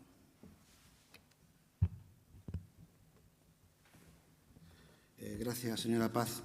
Bueno, en algo coincidimos. Estoy totalmente de acuerdo con usted en lo que ha dicho y nosotros también pensamos lo mismo. Pero esto hay que ponerlo en el contexto, la pregunta en el contexto por qué se pregunta. Aquí vivimos en el anterior pleno una comparecencia del señor Laje, voluntaria, para hablar del inmueble que había comprado, el cambio de uso de inmueble, eso sí que es velocidad de crucero en una licencia, no en la del gobierno municipal de la que él presume, y sobre todo en las obras realizadas sin la correspondiente licencia. Y el señor Laje tres veces que yo recuerde, incluso una nombrándome, señor Lorenzo, no hay obras. Y nosotros acreditamos con dos informes, uno de la policía local, que dice que fue allí el 27 de enero al inmueble y vio que se estaban haciendo obras sin licencia y vio obreros trabajando dentro y levantando muros. Y por otro lado, otro informe, que también hay, de un inspector de urbanismo, que fue el 4 de marzo, 2 días antes de otorgarse la licencia, y dice que las obras estaban rematadas conforme al plano que había allí en una pared. Entonces, por eso le hago esta pregunta. Hago esta pregunta y se la hago a usted, señora alcaldesa. Porque, claro, usted al día siguiente del pleno manifestó que no hay tema, no hay caso y que el señor Laje había aclarado todo. No, el señor Laje mintió en el pleno. Porque si usted cree al señor Laje, no cree a lo que dicen los informes. De ahí la pregunta. Entonces usted está poniendo otra vez en juego su credibilidad. Se lo dije cuando hablamos del puerto. Usted en su momento ofreció un acuerdo que no cumplió. No puede usted liderar o tiene usted dificultades para liderar este proyecto del puerto porque no tiene usted credibilidad. Lo mismo pasa con este tema. Y le voy a decir por qué. Le voy a decir dos declaraciones que usted hizo al respecto. Jamás consentiré actitudes que no se adecúen al debido comportamiento de un responsable público. Segunda, no toleraré actitudes impropias de responsables públicos. Esto lo ha dicho usted, señora alcaldesa. Por eso me dirijo a usted. Si va a hacer o no hacer, si va a tomar medidas respecto a lo que hizo el señor Laje sin licencia y, sobre todo, a habernos mentido a todos en este pleno. Porque esto es lo que se pregunta a la calle. Esto es lo que la pregunta que está en la calle es ¿por qué? ¿Por qué no exige la alcaldesa o no toma ninguna acción exigiendo responsabilidades políticas a un concejal, al concejal de urbanismo que hace obras sin licencia o se otorga una licencia express de cambio de uso? Esta es la pregunta que hay en la calle y esta es la pregunta que le hago yo. ¿Va usted a exigir responsabilidades políticas? Porque si no lo hace usted, lo vamos a tener que hacer nosotros.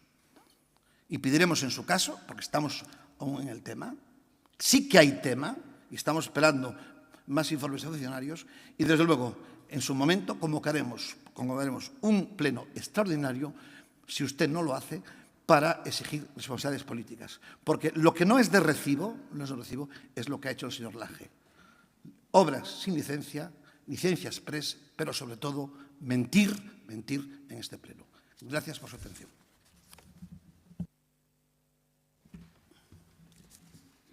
Vou responder á pregunta de se os funcionarios minten. O artigo 103 da Constitución afirma no inicio do seu apartado primeiro que a Administración Pública serve con obxectividade aos intereses xerais e termina sinalando especificamente dirixido ao Estatuto dos Funcionarios Públicos que este Estatuto regulará as garantías para a imparcialidade no exercicio das súas funcións. Polo que o Estatuto Básico do Empregado Público, entre os fundamentos de actuación que proclama no seu artigo primeiro, inclúe a obxectividade, profesionalidade e imparcialidade no servizo, garantidas coa inamobilidade na condición de funcionario de carreira. O principio de obxectividade na función pública refírese fundamentalmente á imparcialidade dos funcionarios públicos.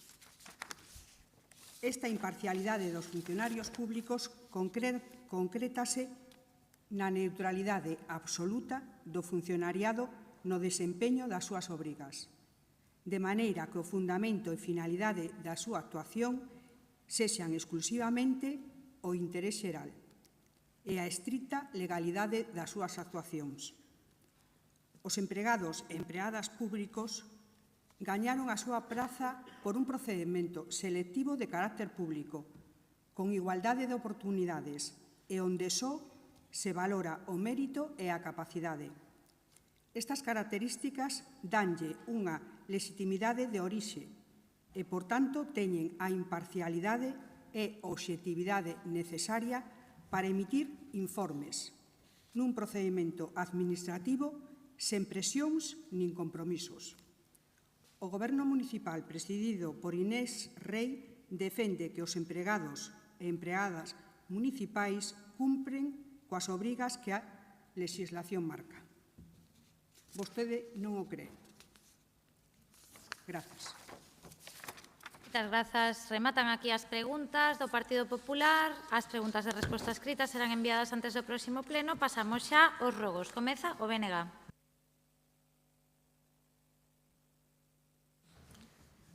O Arquivo Administrativo Municipal ten a maior parte da súa documentación nunha nave en réxime de alugueiro situado no polígono da Agrela.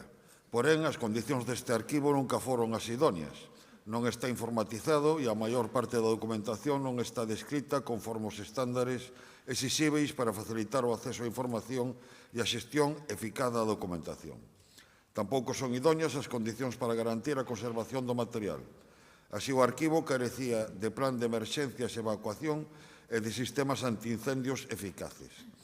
A apertura dun expediente por parte de Inspección do Traballo que conclúe que a nave Arquivo Municipal de Transferencias ten unhas carencias de seguridade moi graves, motivou que a concesionaria do Servicio de Celaduría deste arquivo, CLN Incorpora, fose requerida para garantir a seguridade da traballadora que presta servizo na Agrela, a prohibir o acceso ás instalacións ata que se adoptasen todas as medidas correctoras necesarias.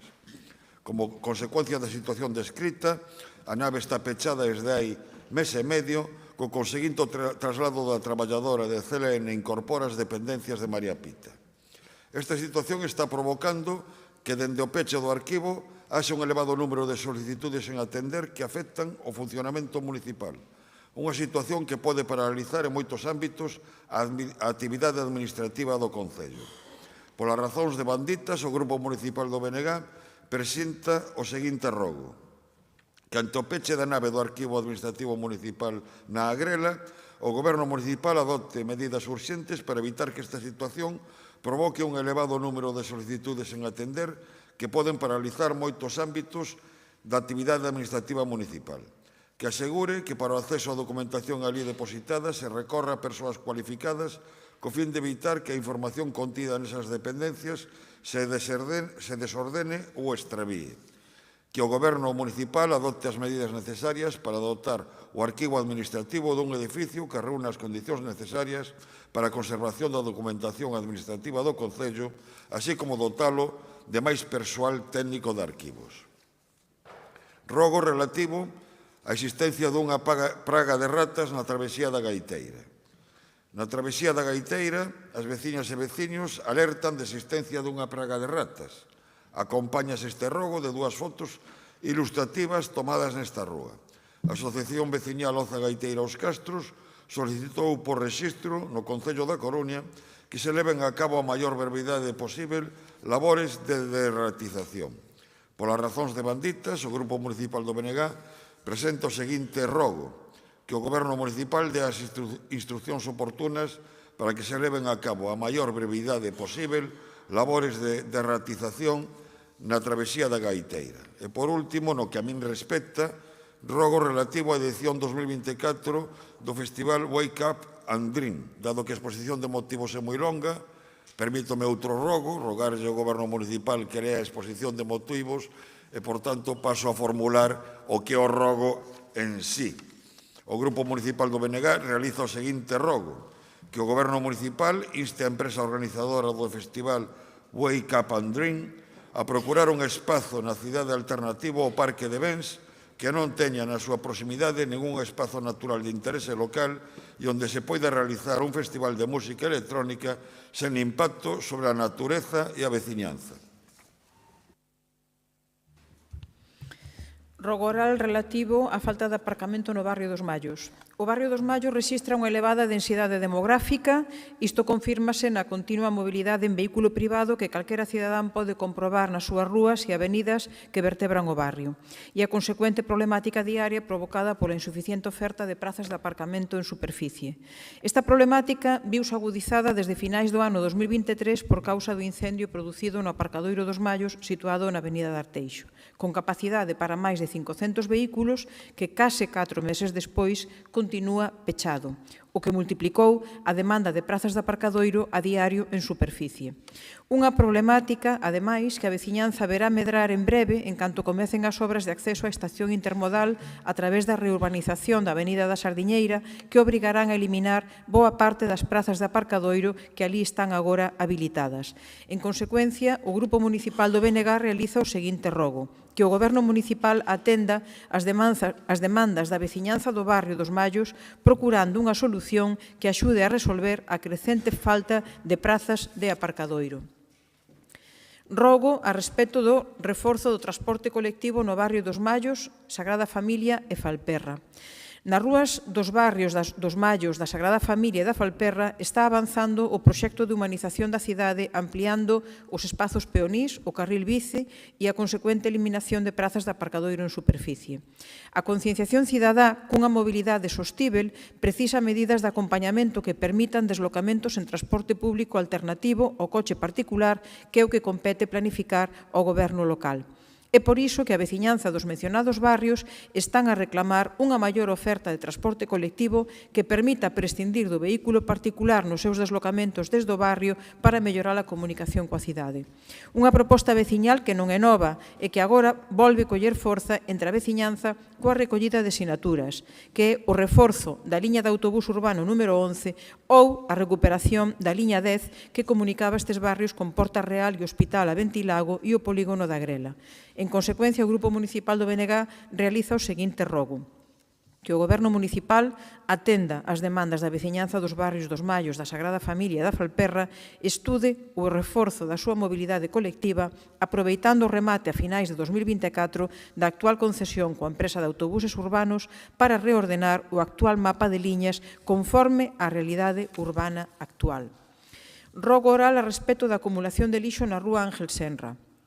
A rúa peonil Ángel Senra e as rúas da súa contorna son, día sí e día tamén, unha proba evidente da acumulación de lixo fora dos contedores que pode observarse no conxunto da cidade. Para alén dos efectos negativos visuais e hixiénico-sanitarios que comporta esta situación, a veciñanza destas rúas transmítenos que nos días de vento e chuvia, que non son poucos, hai que engadir a perigosidade que provocan para os viandantes os desperdicios orgánicos e tamén o papel e o cartón abundantes, esparexidos e mollados polas rúas e beirarrúas. Sen obviar que unha das causas desta situación sexan certos comportamentos incívicos da veciñanza ao non respetaren os horarios de depósito de lixo nos contedores públicos, sobre o que sería tamén bo incidir a través de campañas informativas, é público e notorio, e así o ten denunciado neste pleno en reiteradas ocasións o Grupo Municipal do BNG, o deficiente funcionamento do servizo de recollida de lixo e a limpeza da cidade. Por iso formulamos o seguinte rogo: que o Goberno local tome en consideración esta demanda veciñal e traballe para garantir un servizo de recollida do lixo e de limpeza pública de calidade e conforme ás necesidades da rúa peonil Ángel Senra e colindantes. Rogo oral a respecto da pista polideportiva da Sagrada Familia. Os veciños e veciñas do barrio da Sagrada Familia, representadas pola súa asociación veciñal, levan máis dun ano agardando unha resposta do Goberno local que non dá chegado. A pista polideportiva do barrio é o epicentro sociocultural e deportivo e, como tal, convoca a súa veciñanza, nomeadamente a infantil e xuvenil, como espazo de lecer e socialización. As fotos que acompañan a descripción desta exposición de motivos que vostedes coñecen perfectamente dan boa conta do descoido e da falta de mantemento da rede protectora da contorna, nalgúnas zonas próxima a caer debido á falta de soldadura. Unha situación que pode resultar altamente perigosa, sobre todo para as crianzas. A alcaldesa foi coñecedora desta situación e comprometeuse coa asociación veciñal a arranxalo, mas levan agardando, como dixemos, un ano e a actuación do goberno local aínda non chegou, medrando día a día o deterioro das instalacións e o prexuízo para os usuarios. Por iso formulamos dende o Grupo Municipal do BNG o seguinte rogo, que o goberno local atenda as demandas e prioriza a seguridade da veciñanza da Sagrada Familia no goce das instalacións da pista polideportiva do barrio, reparando a maior brevidade todas as deficiencias que presenta o peche que rodea este espazo e que están a converter nunha ameaza para a veciñanza. Rogoral a respecto da colocación dun espello convexo para garantir a seguridade do tránsito no paso a desnivel da avenida García Sabel. Por debaixo da avenida García Sabel decorre un treito de senda ciclable da cidade. O paso a desnivel que separa a avenida da ciclovía caracterízase por ter unha curva pechada na entrada ao paso e ademais porque no tramo inmediato ao paso existe unha pendente moi inclinada. Así, por estas razóns, é posible que se podan producir atropelos por parte dos ciclistas os peóns que transitan por este paso. Por tanto, rogo que se instale un espello convexo na parte exterior da curva do paso a desnivel da ciclovía a altura da avenida García Sabel. Grazas.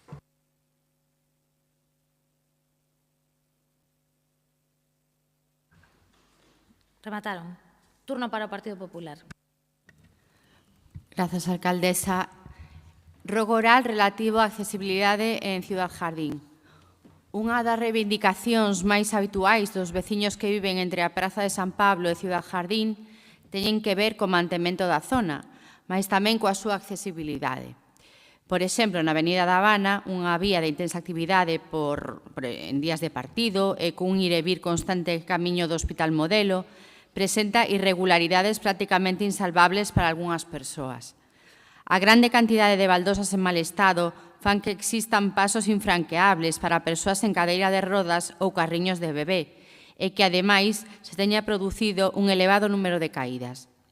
Por todo exposto, presentamos o seguinte rogo: que o Goberno municipal leve a cabo de xeito inmediato o arranxo das beirarrúas de Ciudad Jardín, tanto no relativo ao pavimento, que, como xa se mencionou, presenta un enorme deterioro, como ao seu ancho, para así previr caídas e conseguir que sexan rúas accesibles.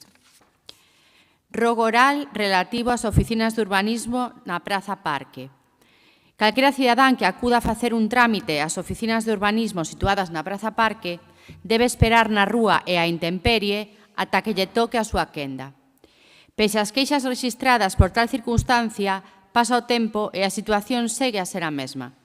Por todo exposto, presentamos o seguinte rogo: habilitar un espazo cuberto para aquelas persoas que agardan na rúa para facer os trámites na oficina de urbanismo na Praza Parque. Rogo oral relativo ao aparcadoiro da Praza de Pontevedra. O aparcadoiro da Praza de Pontevedra é un aparcadoiro público, pero que na actualidade xestiona unha empresa catalá chamada Saba. Dito aparcadoiro ten 2 andares subterráneos. Do -2 ao -1 non hai ascensor. E do -1 á rúa hai un ascensor, mais leva variado dende o mes de decembro. Polo tanto, calquera persoa con mobilidade reducida ou que precise dunha cadeira de rodas ten imposible pasar do andar -2 ao -1 e agora imposible tamén saír á rúa.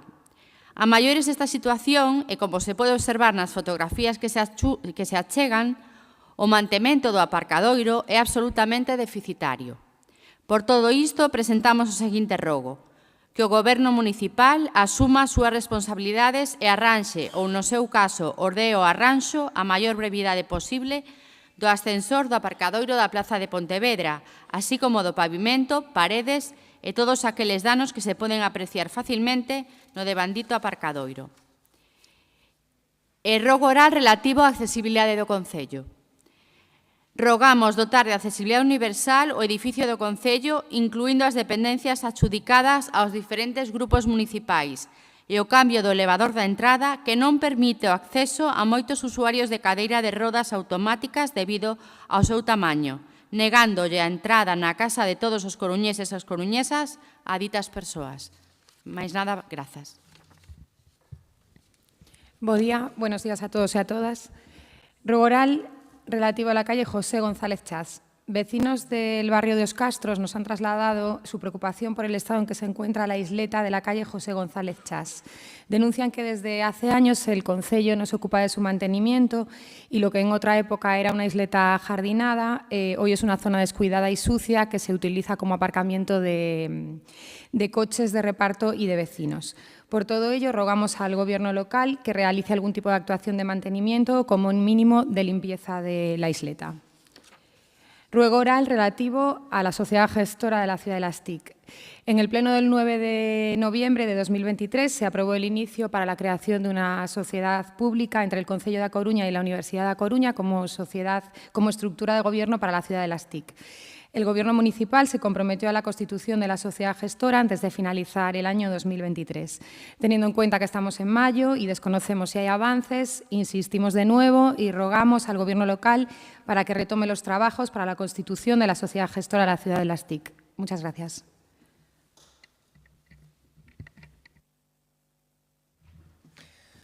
Buenos días. Ruego oral relativo a la señalización circunstancial del Ayuntamiento. El mercado de señales circunstanciales del tipo vallas, paneles, balizas, etcétera, ofrece una gran variedad de dispositivos para señalizar puntualmente prohibiciones o eventualidades como obras, fiestas y otras ocupaciones de vía que pueden alterar o modificar la circulación de vehículos o peatones. Muchas de las señales circunstanciales empleadas en el Concello da Coruña son anticuadas y presentan inconvenientes fundamentales como el peso, sobre todo cuando son de metal, ya que pueden caer o llegar a caer debido a condiciones atmosféricas adversas. Dado el número de reclamaciones patrimoniales registradas por caída de señalización circunstancial sobre vehículos en 2023, ruego que se busquen alternativas más modernas, ligeras y duraderas con un sistema de fijación más seguro que sustituya la totalidad de la señalización de tráfico circunstancial actual y evite situaciones como las aludidas. Ruego oral relativo al reasfaltado de la plaza de Pablo Neruda. Como en otras zonas de la ciudad, la situación del asfaltado de la plaza de Pablo Neruda en el barrio del Viña es desastrosa en lo que se refiere a la cantidad de baches y hendiduras que pueden provocar daños en vehículos. Por todo ello, ruego que se inicien lo antes posible las labores de mantenimiento y reconstrucción del asfaltado en la citada plaza. Y, por último, ruego oral relativo a la falta de mantenimiento del sistema de iluminación del acceso desde la plaza de Manuel Guitián al Parque de la Milagrosa. Dada la titularidad municipal del citado tramo, los vecinos y usuarios del mismo indican la falta de iluminación y mantenimiento de algunas de las farolas que se encuentran oxidadas en algunos casos. Por todo ello, ruego que se lleven a cabo las labores de mantenimiento de las luminarias en la mayor brevedad posible, dado que la oscuridad, en este caso, y otros similares, favorece situaciones de inseguridad para los viandantes. Muchas gracias.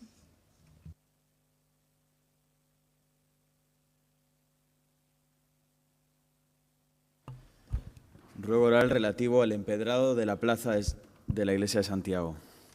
En la plaza de la Iglesia de Santiago, los vecinos y comerciantes llevan meses denunciando el mal estado en que se encuentra el suelo empedrado, en especial una loseta que está levantada. La situación de la misma supone un grave riesgo para los viandantes y ya se han producido varias caídas en este lugar sin que el Gobierno municipal adoptase ninguna medida al respecto. Por lo que ruego que se proceda al arreglo inmediato de dicho empedrado y a las labores de mejora tan necesarias en todo el entorno. Ruego oral relativo a la limpieza de las defecaciones de aves. Los vecinos y el local de hostelería situados en el número 2 de la calle Santo Domingo sufren la suciedad generada por las defecaciones de palomas que invaden los inmuebles contiguos de la calle Príncipe, afectando a la terraza de dicho local y suponiendo un riesgo sobre la salubridad. Por ello, ruego que se proceda a la correcta limpieza de las aceras donde se acumula dicha suciedad y se ponga una solución eficaz a la referida invasión de aves. Muchas gracias.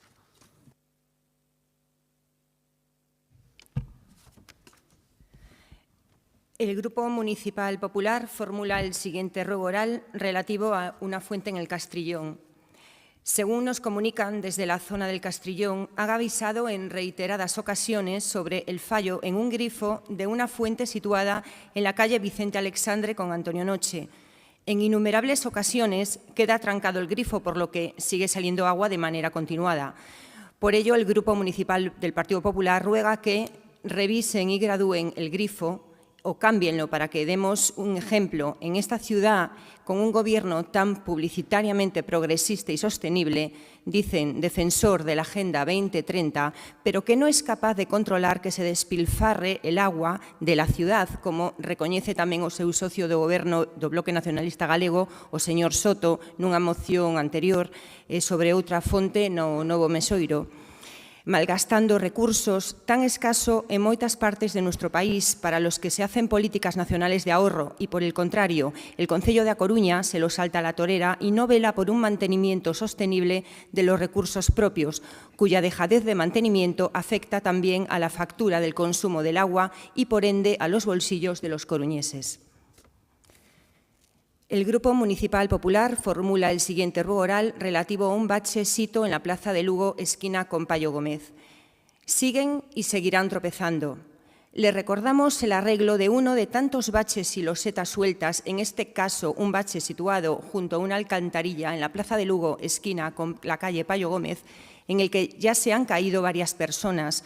Por ello, el Grupo Municipal del Partido Popular ruega que reparen ese bache en cuestión y, aprovechando la ocasión, realicen un mantenimiento continuo y periódico de las aceras y pavimentos de estas calles, ya que es una buena manera de facilitar el acceso de los ciudadanos a zonas de comercios y establecimientos locales, además de tener una cuidada una de las zonas de interés turístico y comercial de nuestra ciudad. Muchas gracias. El Grupo Municipal Popular de La Coruña formula el siguiente ruego oral relativo a la colocación de contenedores. En la carretera de Baños de Orteixo, después de la gasolinera de Galp y antes del número 18, el Ayuntamiento colocó 2 contenedores de papel y de vidrio que impiden el paso de viandantes, dado que se colocaron en el espacio destinado a los peatones, como se puede observar con claridad en las fotografías adjuntas. Por todo ello, el Grupo Municipal Popular ruega que Inés Rey ordene a los servicios municipales correspondientes la reubicación de los contenedores de papel y vidrio para recuperar así el espacio para el paso de peatones y evitar con ello situaciones de peligro que se puedan producir al tratarse de una vía de alta capacidad, como es la carretera de Baños de Orteixo AC 552. El Grupo Municipal de A Coruña formula el siguiente ruego oral relativo a los jardines de la Rosaleda. El 4 de junio de 2021, Inés Rey, en un conocido programa de radio al que acude a propagar su buen hacer, anunciaba a propósito del Día Mundial del Medio Ambiente la inauguración y la apertura al público de la Rosaleda en los jardines de Méndez Núñez. Tras una inversión de miles de euros, superaba los 80.000 euros, y transcurridos casi 3 años, poco queda de aquel jardín inaugurado el 5 de junio. Que contó con la presencia de Inés Rey, de la concejala de Medio Ambiente en aquel momento, Esther Fontán, y del portavoz del Gobierno local, señor Laje. Las fotos adjuntas realizadas hace unos días muestran el estado de deterioro y abandono que presenta este emblemático espacio de la ciudad, cuando han pasado algo menos de 3 años. Sobreviven, si es cierto, las 8 palmeras. Muchos de los rosales han desaparecido, el deterioro y abandono de los parterres es evidente, se han deteriorado las arquerías metálicas de los accesos al jardín, la pavimentación de las sendas y el abandono del espacio central son notorios y sin olvidar, por supuesto, como suele suceder en muchos sitios de la ciudad, el mal estado del mobiliario humano. Un ejemplo más de la desidia y el abandono que tiene sometido a esta ciudad Inés Rey, en todo lo que se refiere al mantenimiento de calles, de plazas, de jardines o de vías públicas y de tantas y tantas cosas más que no funcionan. Por todo ello, el Grupo Municipal del Partido Popular ruega que Inés Rey ordene a los servicios municipales correspondientes que se tomen las medidas necesarias para recuperar para todos los coruñeses este emblemático espacio de los jardines de Méndez Núñez, deteriorado por la falta del más elemental mantenimiento, y que todos los coruñeses podamos disfrutar de este jardín en que en algún momento llegamos a poder ver más de 20 rosas de diferentes tipos. El Grupo Municipal Popular de La Coruña hace un ruego relativo a Palavea. Los vecinos de Palavea han sufrido en varias ocasiones en los últimos años la presencia de ocupas en bloques de viviendas abandonadas en el barrio, como consecuencia de la crisis inmobiliaria. El pasado domingo, 28 de abril, a las 5 de la tarde, los bomberos tuvieron que acudir nuevamente, una vez más, a uno de estos edificios para sofocar un incendio.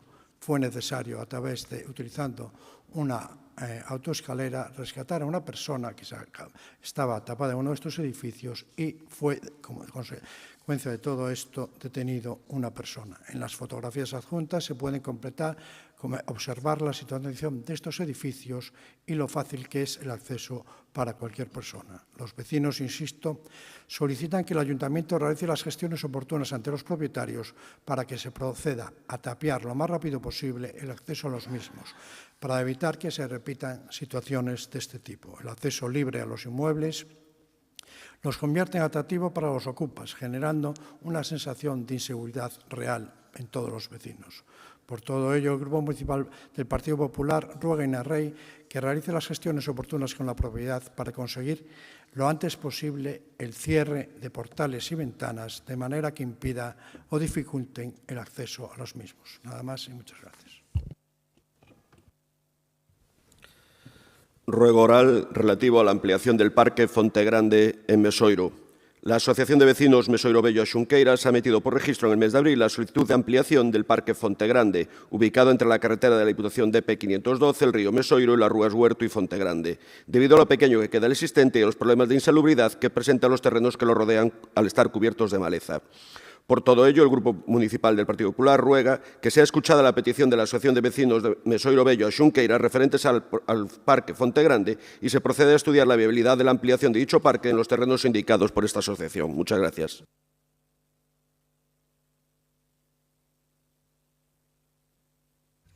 Remataron? Sí, ben, pois moitas grazas. Ata aquí o pleno ordinario correspondente ao mes de maio. Pasamos aos escanos cidadán, dado que hai 4, o límite de tempo para as intervencións será de 3 minutos por cada un dos solicitantes e a continuación serán no mesmo tempo improrrogable contestados polo Goberno Municipal. Comenzamos con dona Matilde del Rosario González Teijeiro en representación dos traballadores da Escola Municipal de Música. Señor secretario, señor interventor, quedan dispensados de asistir ao escano. Moitas grazas. Señora González Teijeiro, benvida ao Concello da Coruña a este pleno para facer a súa intervención que será contestada polo señor Castro Prado ao remate. Ten 3 minutos e ten aí as pantallas para controlar o tempo. Moitas grazas. Gracias. Buenos días. Vengo en calidad de representante de los trabajadores de la Escuela Municipal de Música de La Coruña. Mi intervención va a tratar sobre la situación de la Escuela Municipal de Música y de sus trabajadores y trabajadoras a día de hoy.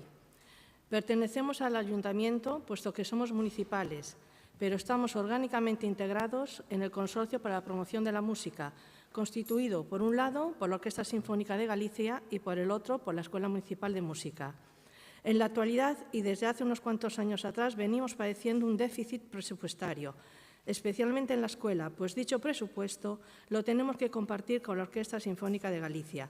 Y, lógicamente, ante esta situación, nosotros siempre vamos a llevarlas de perder, ya que somos el hermano pobre. Dependemos del Consorcio para la Promoción de la Música para cualquier gestión, compra o arreglo que necesitemos. La dirección del centro no tiene ninguna autonomía a la hora de poder contar con una cantidad presupuestaria y así puede hacer frente al día a día en compra de material, instrumentos, afinación y actividades culturales como conciertos y, sobre todo, para poder desarrollar y avanzar en un proyecto educativo. Asimismo, durante este curso, en momentos puntuales, no se ha podido poner la calefacción por no poder pagar su suministro. Y, por supuesto, por el lado de los trabajadores y trabajadoras, no se les ha podido ampliar su servicio, es decir, ampliación de horario y, por lo tanto, mayor carga de trabajo, pues a pesar de que la mayoría tienen jornada parcial, en muchas ocasiones ha habido alumnado que no se ha podido matricular en la escuela por no aumentar ni en una hora dicho horario. Por otro lado, desde que la Escuela Municipal de Música se inauguró en el año 1998, no se ha saneado ni arreglado nada en el edificio. La escuela se encuentra ubicada en el Colegio Público Curros Enríquez y, curiosamente, este año se ha renovado por completo. Se ha pintado e incluso se ha retejado, pero nuestra parte sigue con su deterioro, habiendo goteras, roturas de tuberías, etc. Nos preguntamos cuál va a ser nuestro futuro, pues en junio termina la prórroga de la concesión de 6 meses dada por el Ayuntamiento al consorcio y a día de hoy, mayo, no se está negociando su continuidad. Nuestras preguntas concretas son: ¿cuál va a ser la partida presupuestaria de la que va a disponer la Escuela Municipal de Música para lo que queda de año y en un futuro próximo? ¿Va a continuar el Consorcio para la Promoción de la Música gestionando la Escuela Municipal de Música en un futuro? ¿O será el Ayuntamiento el que se haga cargo de una vez por todas del futuro de la Escuela Municipal con su integración? Muchas gracias. Moitas grazas, señora González. Ten a palabra o señor Castro. Pode pasar. Sí, moitas grazas, Matilde. Como temos comentado nas diversas reunións que tivemos ao longo dos últimos meses, coñece a preocupación deste Concelleiro e do Goberno Municipal pola boa marcha da Escola Municipal de Música. Sabe que estamos a traballar nunha solución definitiva desde o punto de vista orgánico ou funcional para a Escola Municipal de Música. Estáse a definir cal vai a ser, digamos, a orientación diso. Sabe das dificultades que pode haber ou das derivadas que pode haber, incluso desde o punto de vista orzamentario, entre estar no consorcio ou estar no Concello. Temos comentado todas estas cuestións e moitas máis, como tamén comentamos no seu día, todo o debir da negociación do convenio colectivo, non? E finalmente o bo porto ao que chegou, non? Esta cuestión que era básica, non? E que efectivamente foi complicada. Pero, bueno, todo o bo é complexo, non? E forma parte das prioridades do goberno desta alcaldesa dotar a Escola Municipal de Música de continente e de contido. Quero dicir, dun edificio que faga honra ao traballo que se está a facer ali, o traballo esencial no fomento da cultura de base e na formación integral dos coruñeses e coruñesas, e sabe que ese compromiso existe e que se vai a traballar e seguir traballando para dotar de estabilidade tanto ao persoal da Escola Municipal de Música como para darlle un impulso á súa actividade e tamén a súa difusión no exterior. Creo que é moi importante, e comentábamoslo ainda outro día, que se coñeza o que se fai na Escola Municipal de Música e reforzar e xenerar sinerxias entre a programación cultural do Concello e a Escola Municipal de Música para que poida haber unha participación máis profunda no que é a programación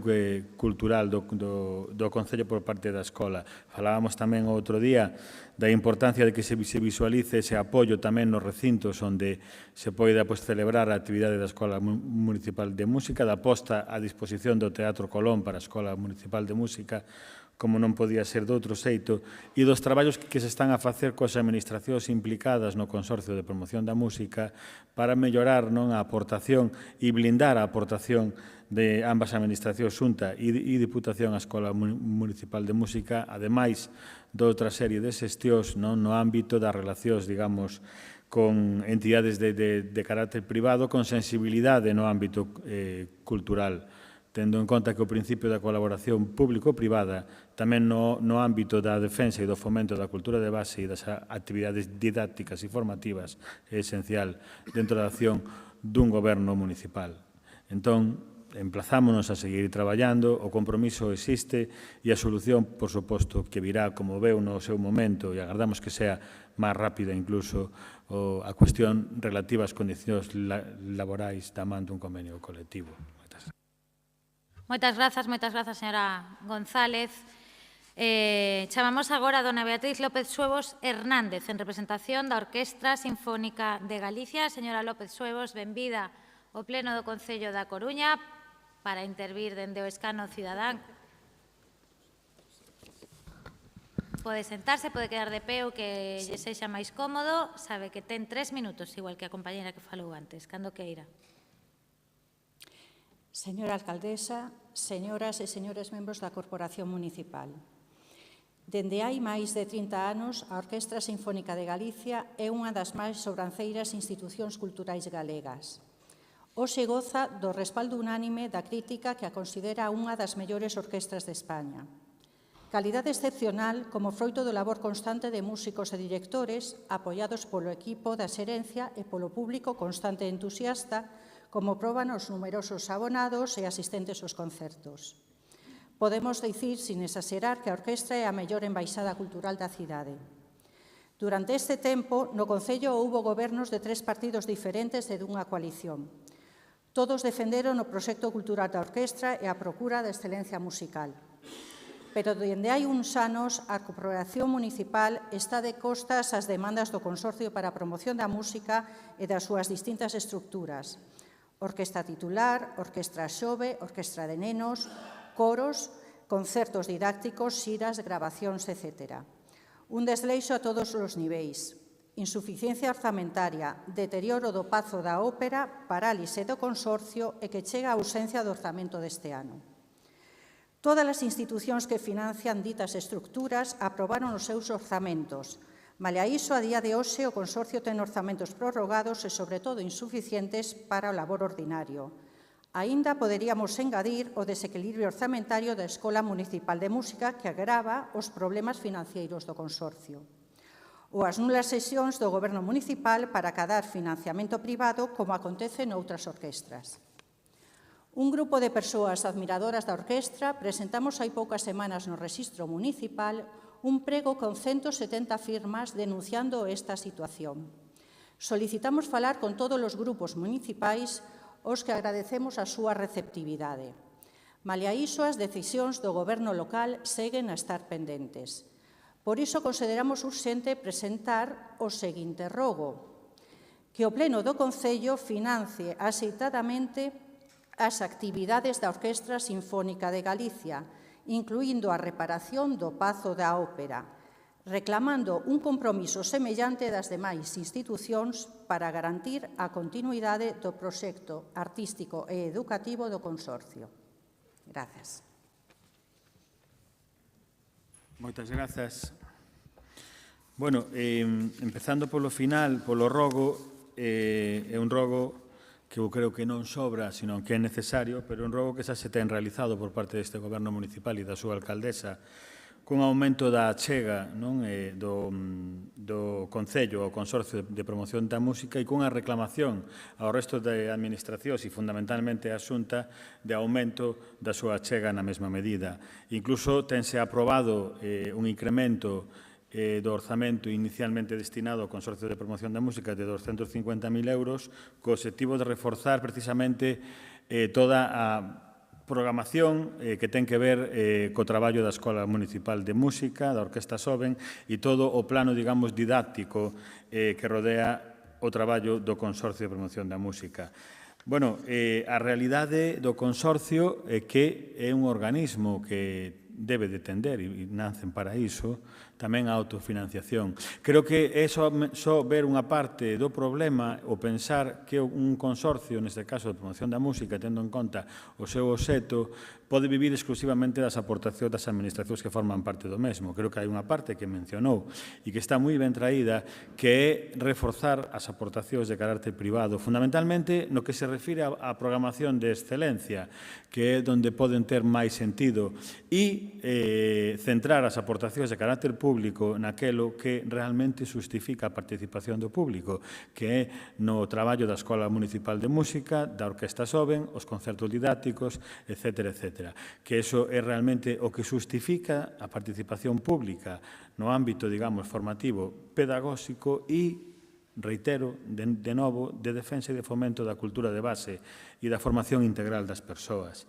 Dito isto, efectivamente, tamén hai un problema do Palacio da Ópera que haberá que resolver, pero non podemos esquecer que o Palacio da Ópera está en réxime concesional e que hai unha serie de obrigas por parte da empresa que explota o Palacio da Ópera con alta rendabilidade económica que ten que cumplir. Se está a traballar, efectivamente, na definición da responsabilidade de cada un para buscar unha solución ao Palacio da Ópera para a orquesta e para o resto da programación que ten lugar ali. A orquesta é un referente, efectivamente, e é bandeira desta cidade desde hai moitos anos. Creo que sí que é unha das maiores embaixadoras, sin dúbida ninguna, desde o punto de vista cultural e incluso máis alá da nosa cidade, e desde o punto de vista de programación e de imaxe no exterior goza de moi boa saúde.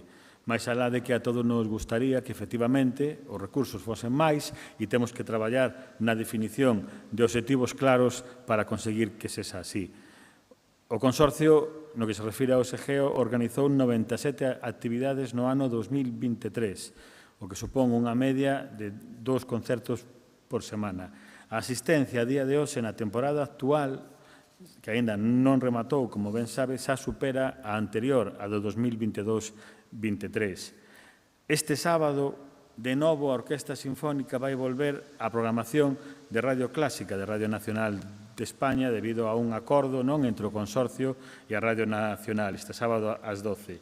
O canal de YouTube é emblema total e absoluto e, además, creo que é un instrumento de medición do que significa a Orquestra Sinfónica no exterior, con máis de medio millón de visualizacións mensuais. Por certo, quero chamar a atención sobre un dato. Un 10% desas visualizacións se producen, por exemplo, en Estados Unidos, o cal, reitero, sí que volve a demostrar o papel de embaixadora da nosa cidade que ten a Orquestra Sinfónica.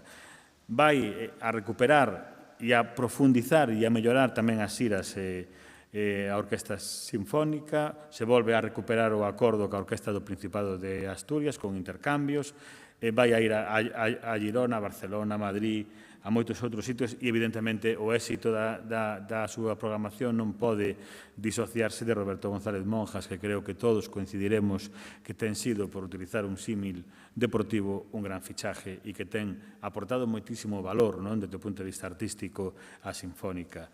En canto a Orquestra Soben, como é sabido, celebrou o seu 30 cumpleanos o pasado 31 de marzo e os concertos, además, profundizando incluso na programación da Orquestra Soben, que coñeceremos nos próximos días, se vai a producir unha expansión tamén da súa programación, e os concertos didácticos xa recuperaron a súa asistencia habitual, con máis de 20.000 escolares de 140 colexios. As colaboracións nun organismo como o Consorcio son esenciais. De aí que se reforza a colaboración coa Universidade da Coruña e de aí que haxa un plan de traballo para reforzar as colaboracións, volvo a decir, co tecido, digamos, económico e social da nosa cidade e de fora da nosa cidade, desde o punto de vista da colaboración público-privada naquelo que ten que ver coa programación da Sinfónica, que é excelencia, é embaixadora desta cidade e é un orgullo para todos e todas as coruñesas. Agradecemos moito as aportacións, son moi positivas e vamos a seguir traballando e, como non podía ser de outro xeito, tamén falando cos abonados e as abonadas das Sinfónicas. Xa levamos varias reunións con abonados e abonadas da Sinfónica, representativos. De feito, temos outra reunión o próximo 9 de maio pola mañán, porque nos interesa coñecer as opinións de primeira man de quenes contribúen de forma o proxecto teña un futuro moi prometedor por diante. Moitas grazas.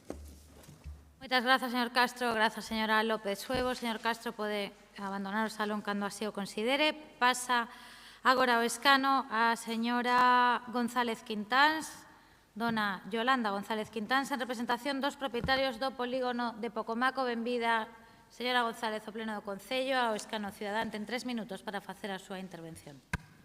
Grazas. Bos días, o meu nome é Yolanda e son propietaria dunha parcela do polígono de Pocomaco, no cal teño unha empresa que desenvolvemos a nosa actividade profesional. Estou aquí en representación de máis de 100 propietarios do polígono. O meu obxectivo hoxe é trasladar a nosa preocupación, a preocupación que temos polo futuro do polígono, debido a pouca ou a nula información do cese das vías de Pocomaco. Destacar, sobre todo hoxe, e despois do visto, que non estamos para nada en contra da cesión do polígono. Queremos toda a información necesaria. A comunicación que tendes a través da comunidade de propietarios do polígono da Xunta Rectora atópase condicionada por unha normativa totalmente obsoleta dos estatutos no ano 1976, donde establece que o número de votos vai en función aos metros cadrados da parcela que ten cada propietario. Con isto quero contarvos que hai 3 propietarios que teñen máis do 50% dos votos, co cal dá igual o que votemos, eles levarán a pleno e sempre tomarán a decisión e a última. Con isto, trae un recorte da última publicación que saliu na prensa donde figura que nos mencionan como detractores os que estamos preocupados. E di, son poucos e pequeños propietarios, non os que nos importen, pero non podemos condicionar el futuro de Pocomaco a personas que tienen 20 votos. Me parece isto, agora podedes entender que o importante é que teñan do seu lado a 3 grandes propietarios. Tamén se dá casualidade que hai algún destes grandes propietarios que están exentos de pagar as cuotas dende o ano 1983 porque alguén o considerou da directiva. E así sigue, 41 anos despois. Non pagan, pero votan. Queremos saber tamén que é o que está pasando cos 100.000 metros cuadrados da Zoa Verde que están agora en mans privadas e teríamos que darllas ou entregarllas ao Concello. A forma de como se realice a recepción do polígono resulta fundamental para a continuidade da actividade de moitas empresas do noso polígono. Saber se poderemos seguir traballando, seguir mantendo os postos de traballo do que dependen moitas familias. Fai anos nos foron asfastando das cidades polo ruído, polos camións, etc. E pouco como puidemos fomos achegando aos polígonos, con moito esforzo. Por tanto, necesitamos un compromiso de que poidamos seguir traballando cata o momento con un proxecto con claridade, con un orzamento real e transparente, que poida chegar a todos os propietarios e que non dependa do voto de 3 persoas. Coñecemos de primeira man a situación de moitos negocios de Pocomaco e, por tanto, queremos parte del pechar un convenio que nos beneficia a todos e todas. Queremos seguir traballando en Pocomaco, queremos seguir producindo na Coruña, pero se é certa esta pouca información que temos, os gastos serían imposibles de asumir. Necesitamos un polígono moderno, actualizado, pero sobre todo que sexa funcional para as actividades das nosas empresas. Confiamos en unha sociedade garante como a nosa, na que os intereses dos cidadáns deben estar representados. O noso Concello non pode deixarnos fora. Por iso, estou aquí a solicitar a transparencia, abrir o espazo de diálogo aberto e participar todas as partes implicadas. Grazas por escoitarme, un saúdo. Moitas grazas, señora González. Valle contestar o voceiro do Goberno. Grazas, señora alcaldesa.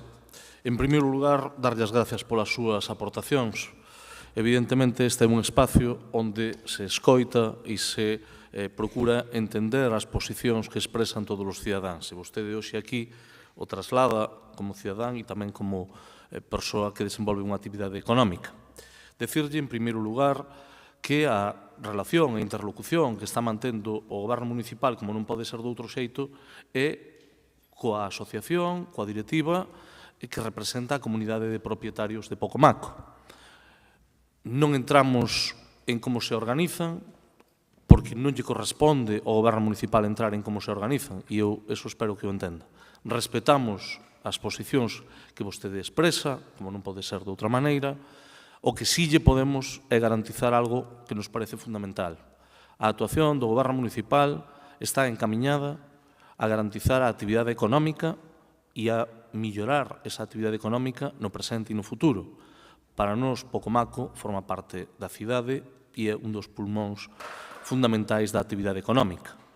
Polo tanto, a nosa disposición foi sempre, e o está sendo agora mesmo, a traer a este pleno, previo Xunta de Goberno, un acordo que posibilite normalizar, regularizar, poñerlle fin a unha anomalía que, como vostede coñecerá, pois non é algo que suceda habitualmente nin noutros concellos, nin outras situacións de polígonos empresariais. Nos parece que o diálogo se ven producindo dende fai bastante tempo, descoñecemos as cuestións de orden interno, como non pode ser outro xeito, estamos dispostos a escoitar a todos os empresarios e empresarias, sen dúbida ninguna, pero o que non podemos é entrar en como se organicen ou quen sexan os representantes que veñan aquí a falar co Concello. Información, toda a información que podamos poñer a disposición, dispondela a propia comunidade de propietarios e se vostedes necesitan coñecer calquera documento que poida estar na tramitación deste acordo, deste convenio, tamén está a súa disposición.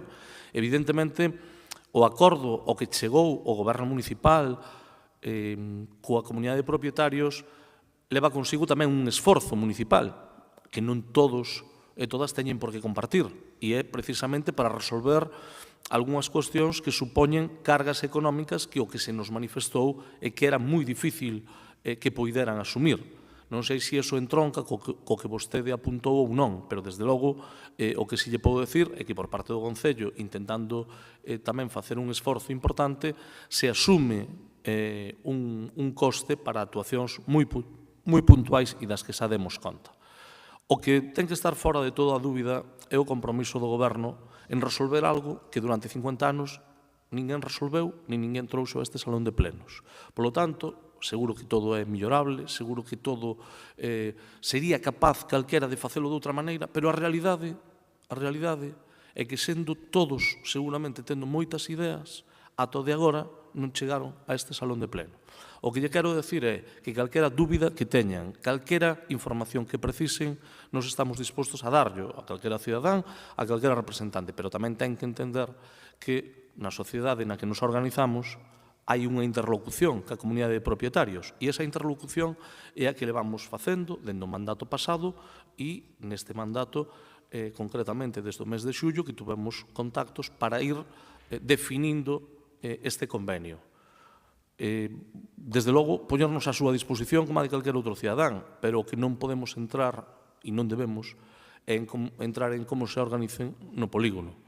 Creo que todos podemos entender que esa non é tarefa do goberno municipal. A de darlle información, sí, e a de garantizarlle que o noso traballo é para que poida haber actividade económica no presente e no futuro, tamén. O interese deste goberno é que cantas máis empresas haxa nesta cidade, millor. Quen crea emprego son os empresarios e empresarias e aqueles que se xogan os seus recursos e que, desde logo, emprenden unha actividade económica. Por lo tanto, nesa tarefa nos van a topar sempre ao seu lado, pero respetando como se organicen e quen decidan que sexan os seus interlocutores. Nada máis e moitas gracias.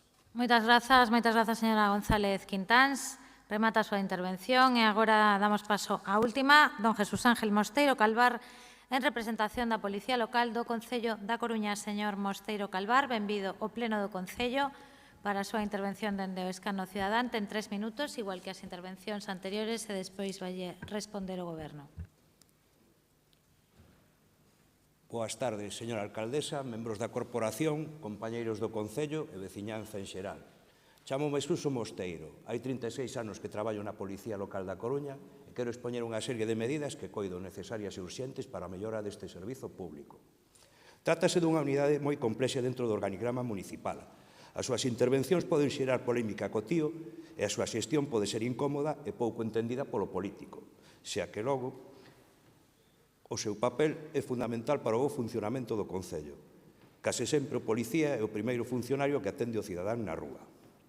Mario os investimentos feitos no corpo polos distintos gobernos municipais, estas nunca chegaron abondo para cubrir as súas necesidades.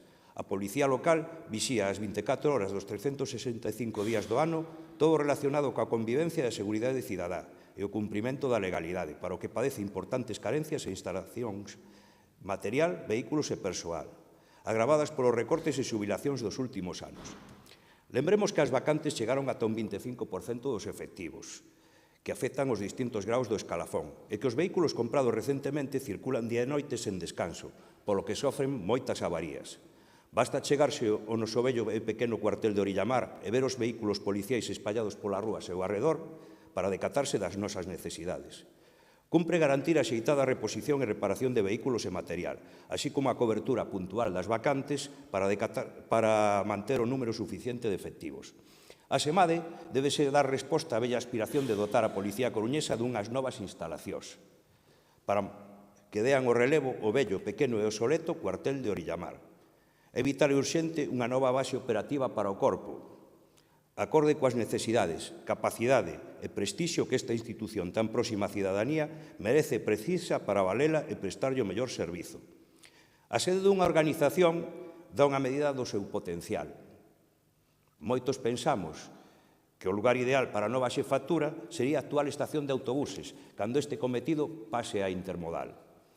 A central de pantallas e control de tráfico da Policía Local xa leva instalada hai 30 anos neste predio singular, que pola súa situación, dimensións e accesibilidade reúne unhas condicións inmellorables para ser o novo cuartel. Moitas grazas pola súa atención. Apelo á sensibilidade dos distintos grupos municipais para que dean resposta a esta petición, cuxo cumprimento redundará sen dúbida nunha mellora do servizo e das capacidades dos axentes para facer o seu traballo. Co permiso da alcaldesa, podo lle dar unha copia a cada portavoz? Mire, agarde, cando remate o escano lle contesten, o rematar xa lla entrega. Señora Paz. Grazas por a súa intervención. Desde este equipo de goberno imos seguir mellorando a calidade dos servicios que se prestan aos ciudadanos. O persoal da área é un activo moi valioso. En este ano, tal e como aparece recollida na oferta de emprego público, reforzarase o servicio con 18 policías locais. En breve, 27 incorporarase da formación na Academia de Seguridade, máis 3 que xa o están. E cos 10 de mobilidade suman neste ano 40 novos policías, nesta continua progresión dos efectivos. Os recursos materiais son tamén obxecto de mellora. En esa línea seguiremos. Ahora mesmo, en proceso de licitación a través dun sistema renting, 7 vehículos patrulla, 2 furgonetas e, en propiedade, 3 motocicletas e 2 bicicletas eléctricas. No relativo ás novas instalacións do cuartel, estáse barallando diferentes opcións para contar cunhas instalacións á altura da Policía Local e das súas necesidades. Agradecemos dende o Goberno Municipal as súas aportacións de mellora, medidas que son contido das mesas técnicas e xuntas de persoal, foros nos que cos representantes sindicais traballamos na mellora continua do Servicio de Seguridade Cidadá. Grazas, señor Mosteiro, pola súa aportación e polo seu traballo todos estes anos. Grazas. Moitas grazas, señora Paz. Grazas, señor Mosteiro. Señor Mosteiro, un momentiño. Sí, recolla o papel que lle deu aí o señor Jorquera, porque vostedes que son tan disciplinados se me botou así para o pleno. Mire, estaba eu dándolle as gracias a señora Paz. Nada, non pasa nada. E quería darlle as gracias por compartir con nós estas propostas, por vir ao pleno do Concello. E agora sí, decirlle que, como xa rematamos, pode darlle os papeliños aos voceiros dos grupos. Moitas grazas a vostede, a todos e a todas, que teñan moi boa tarde.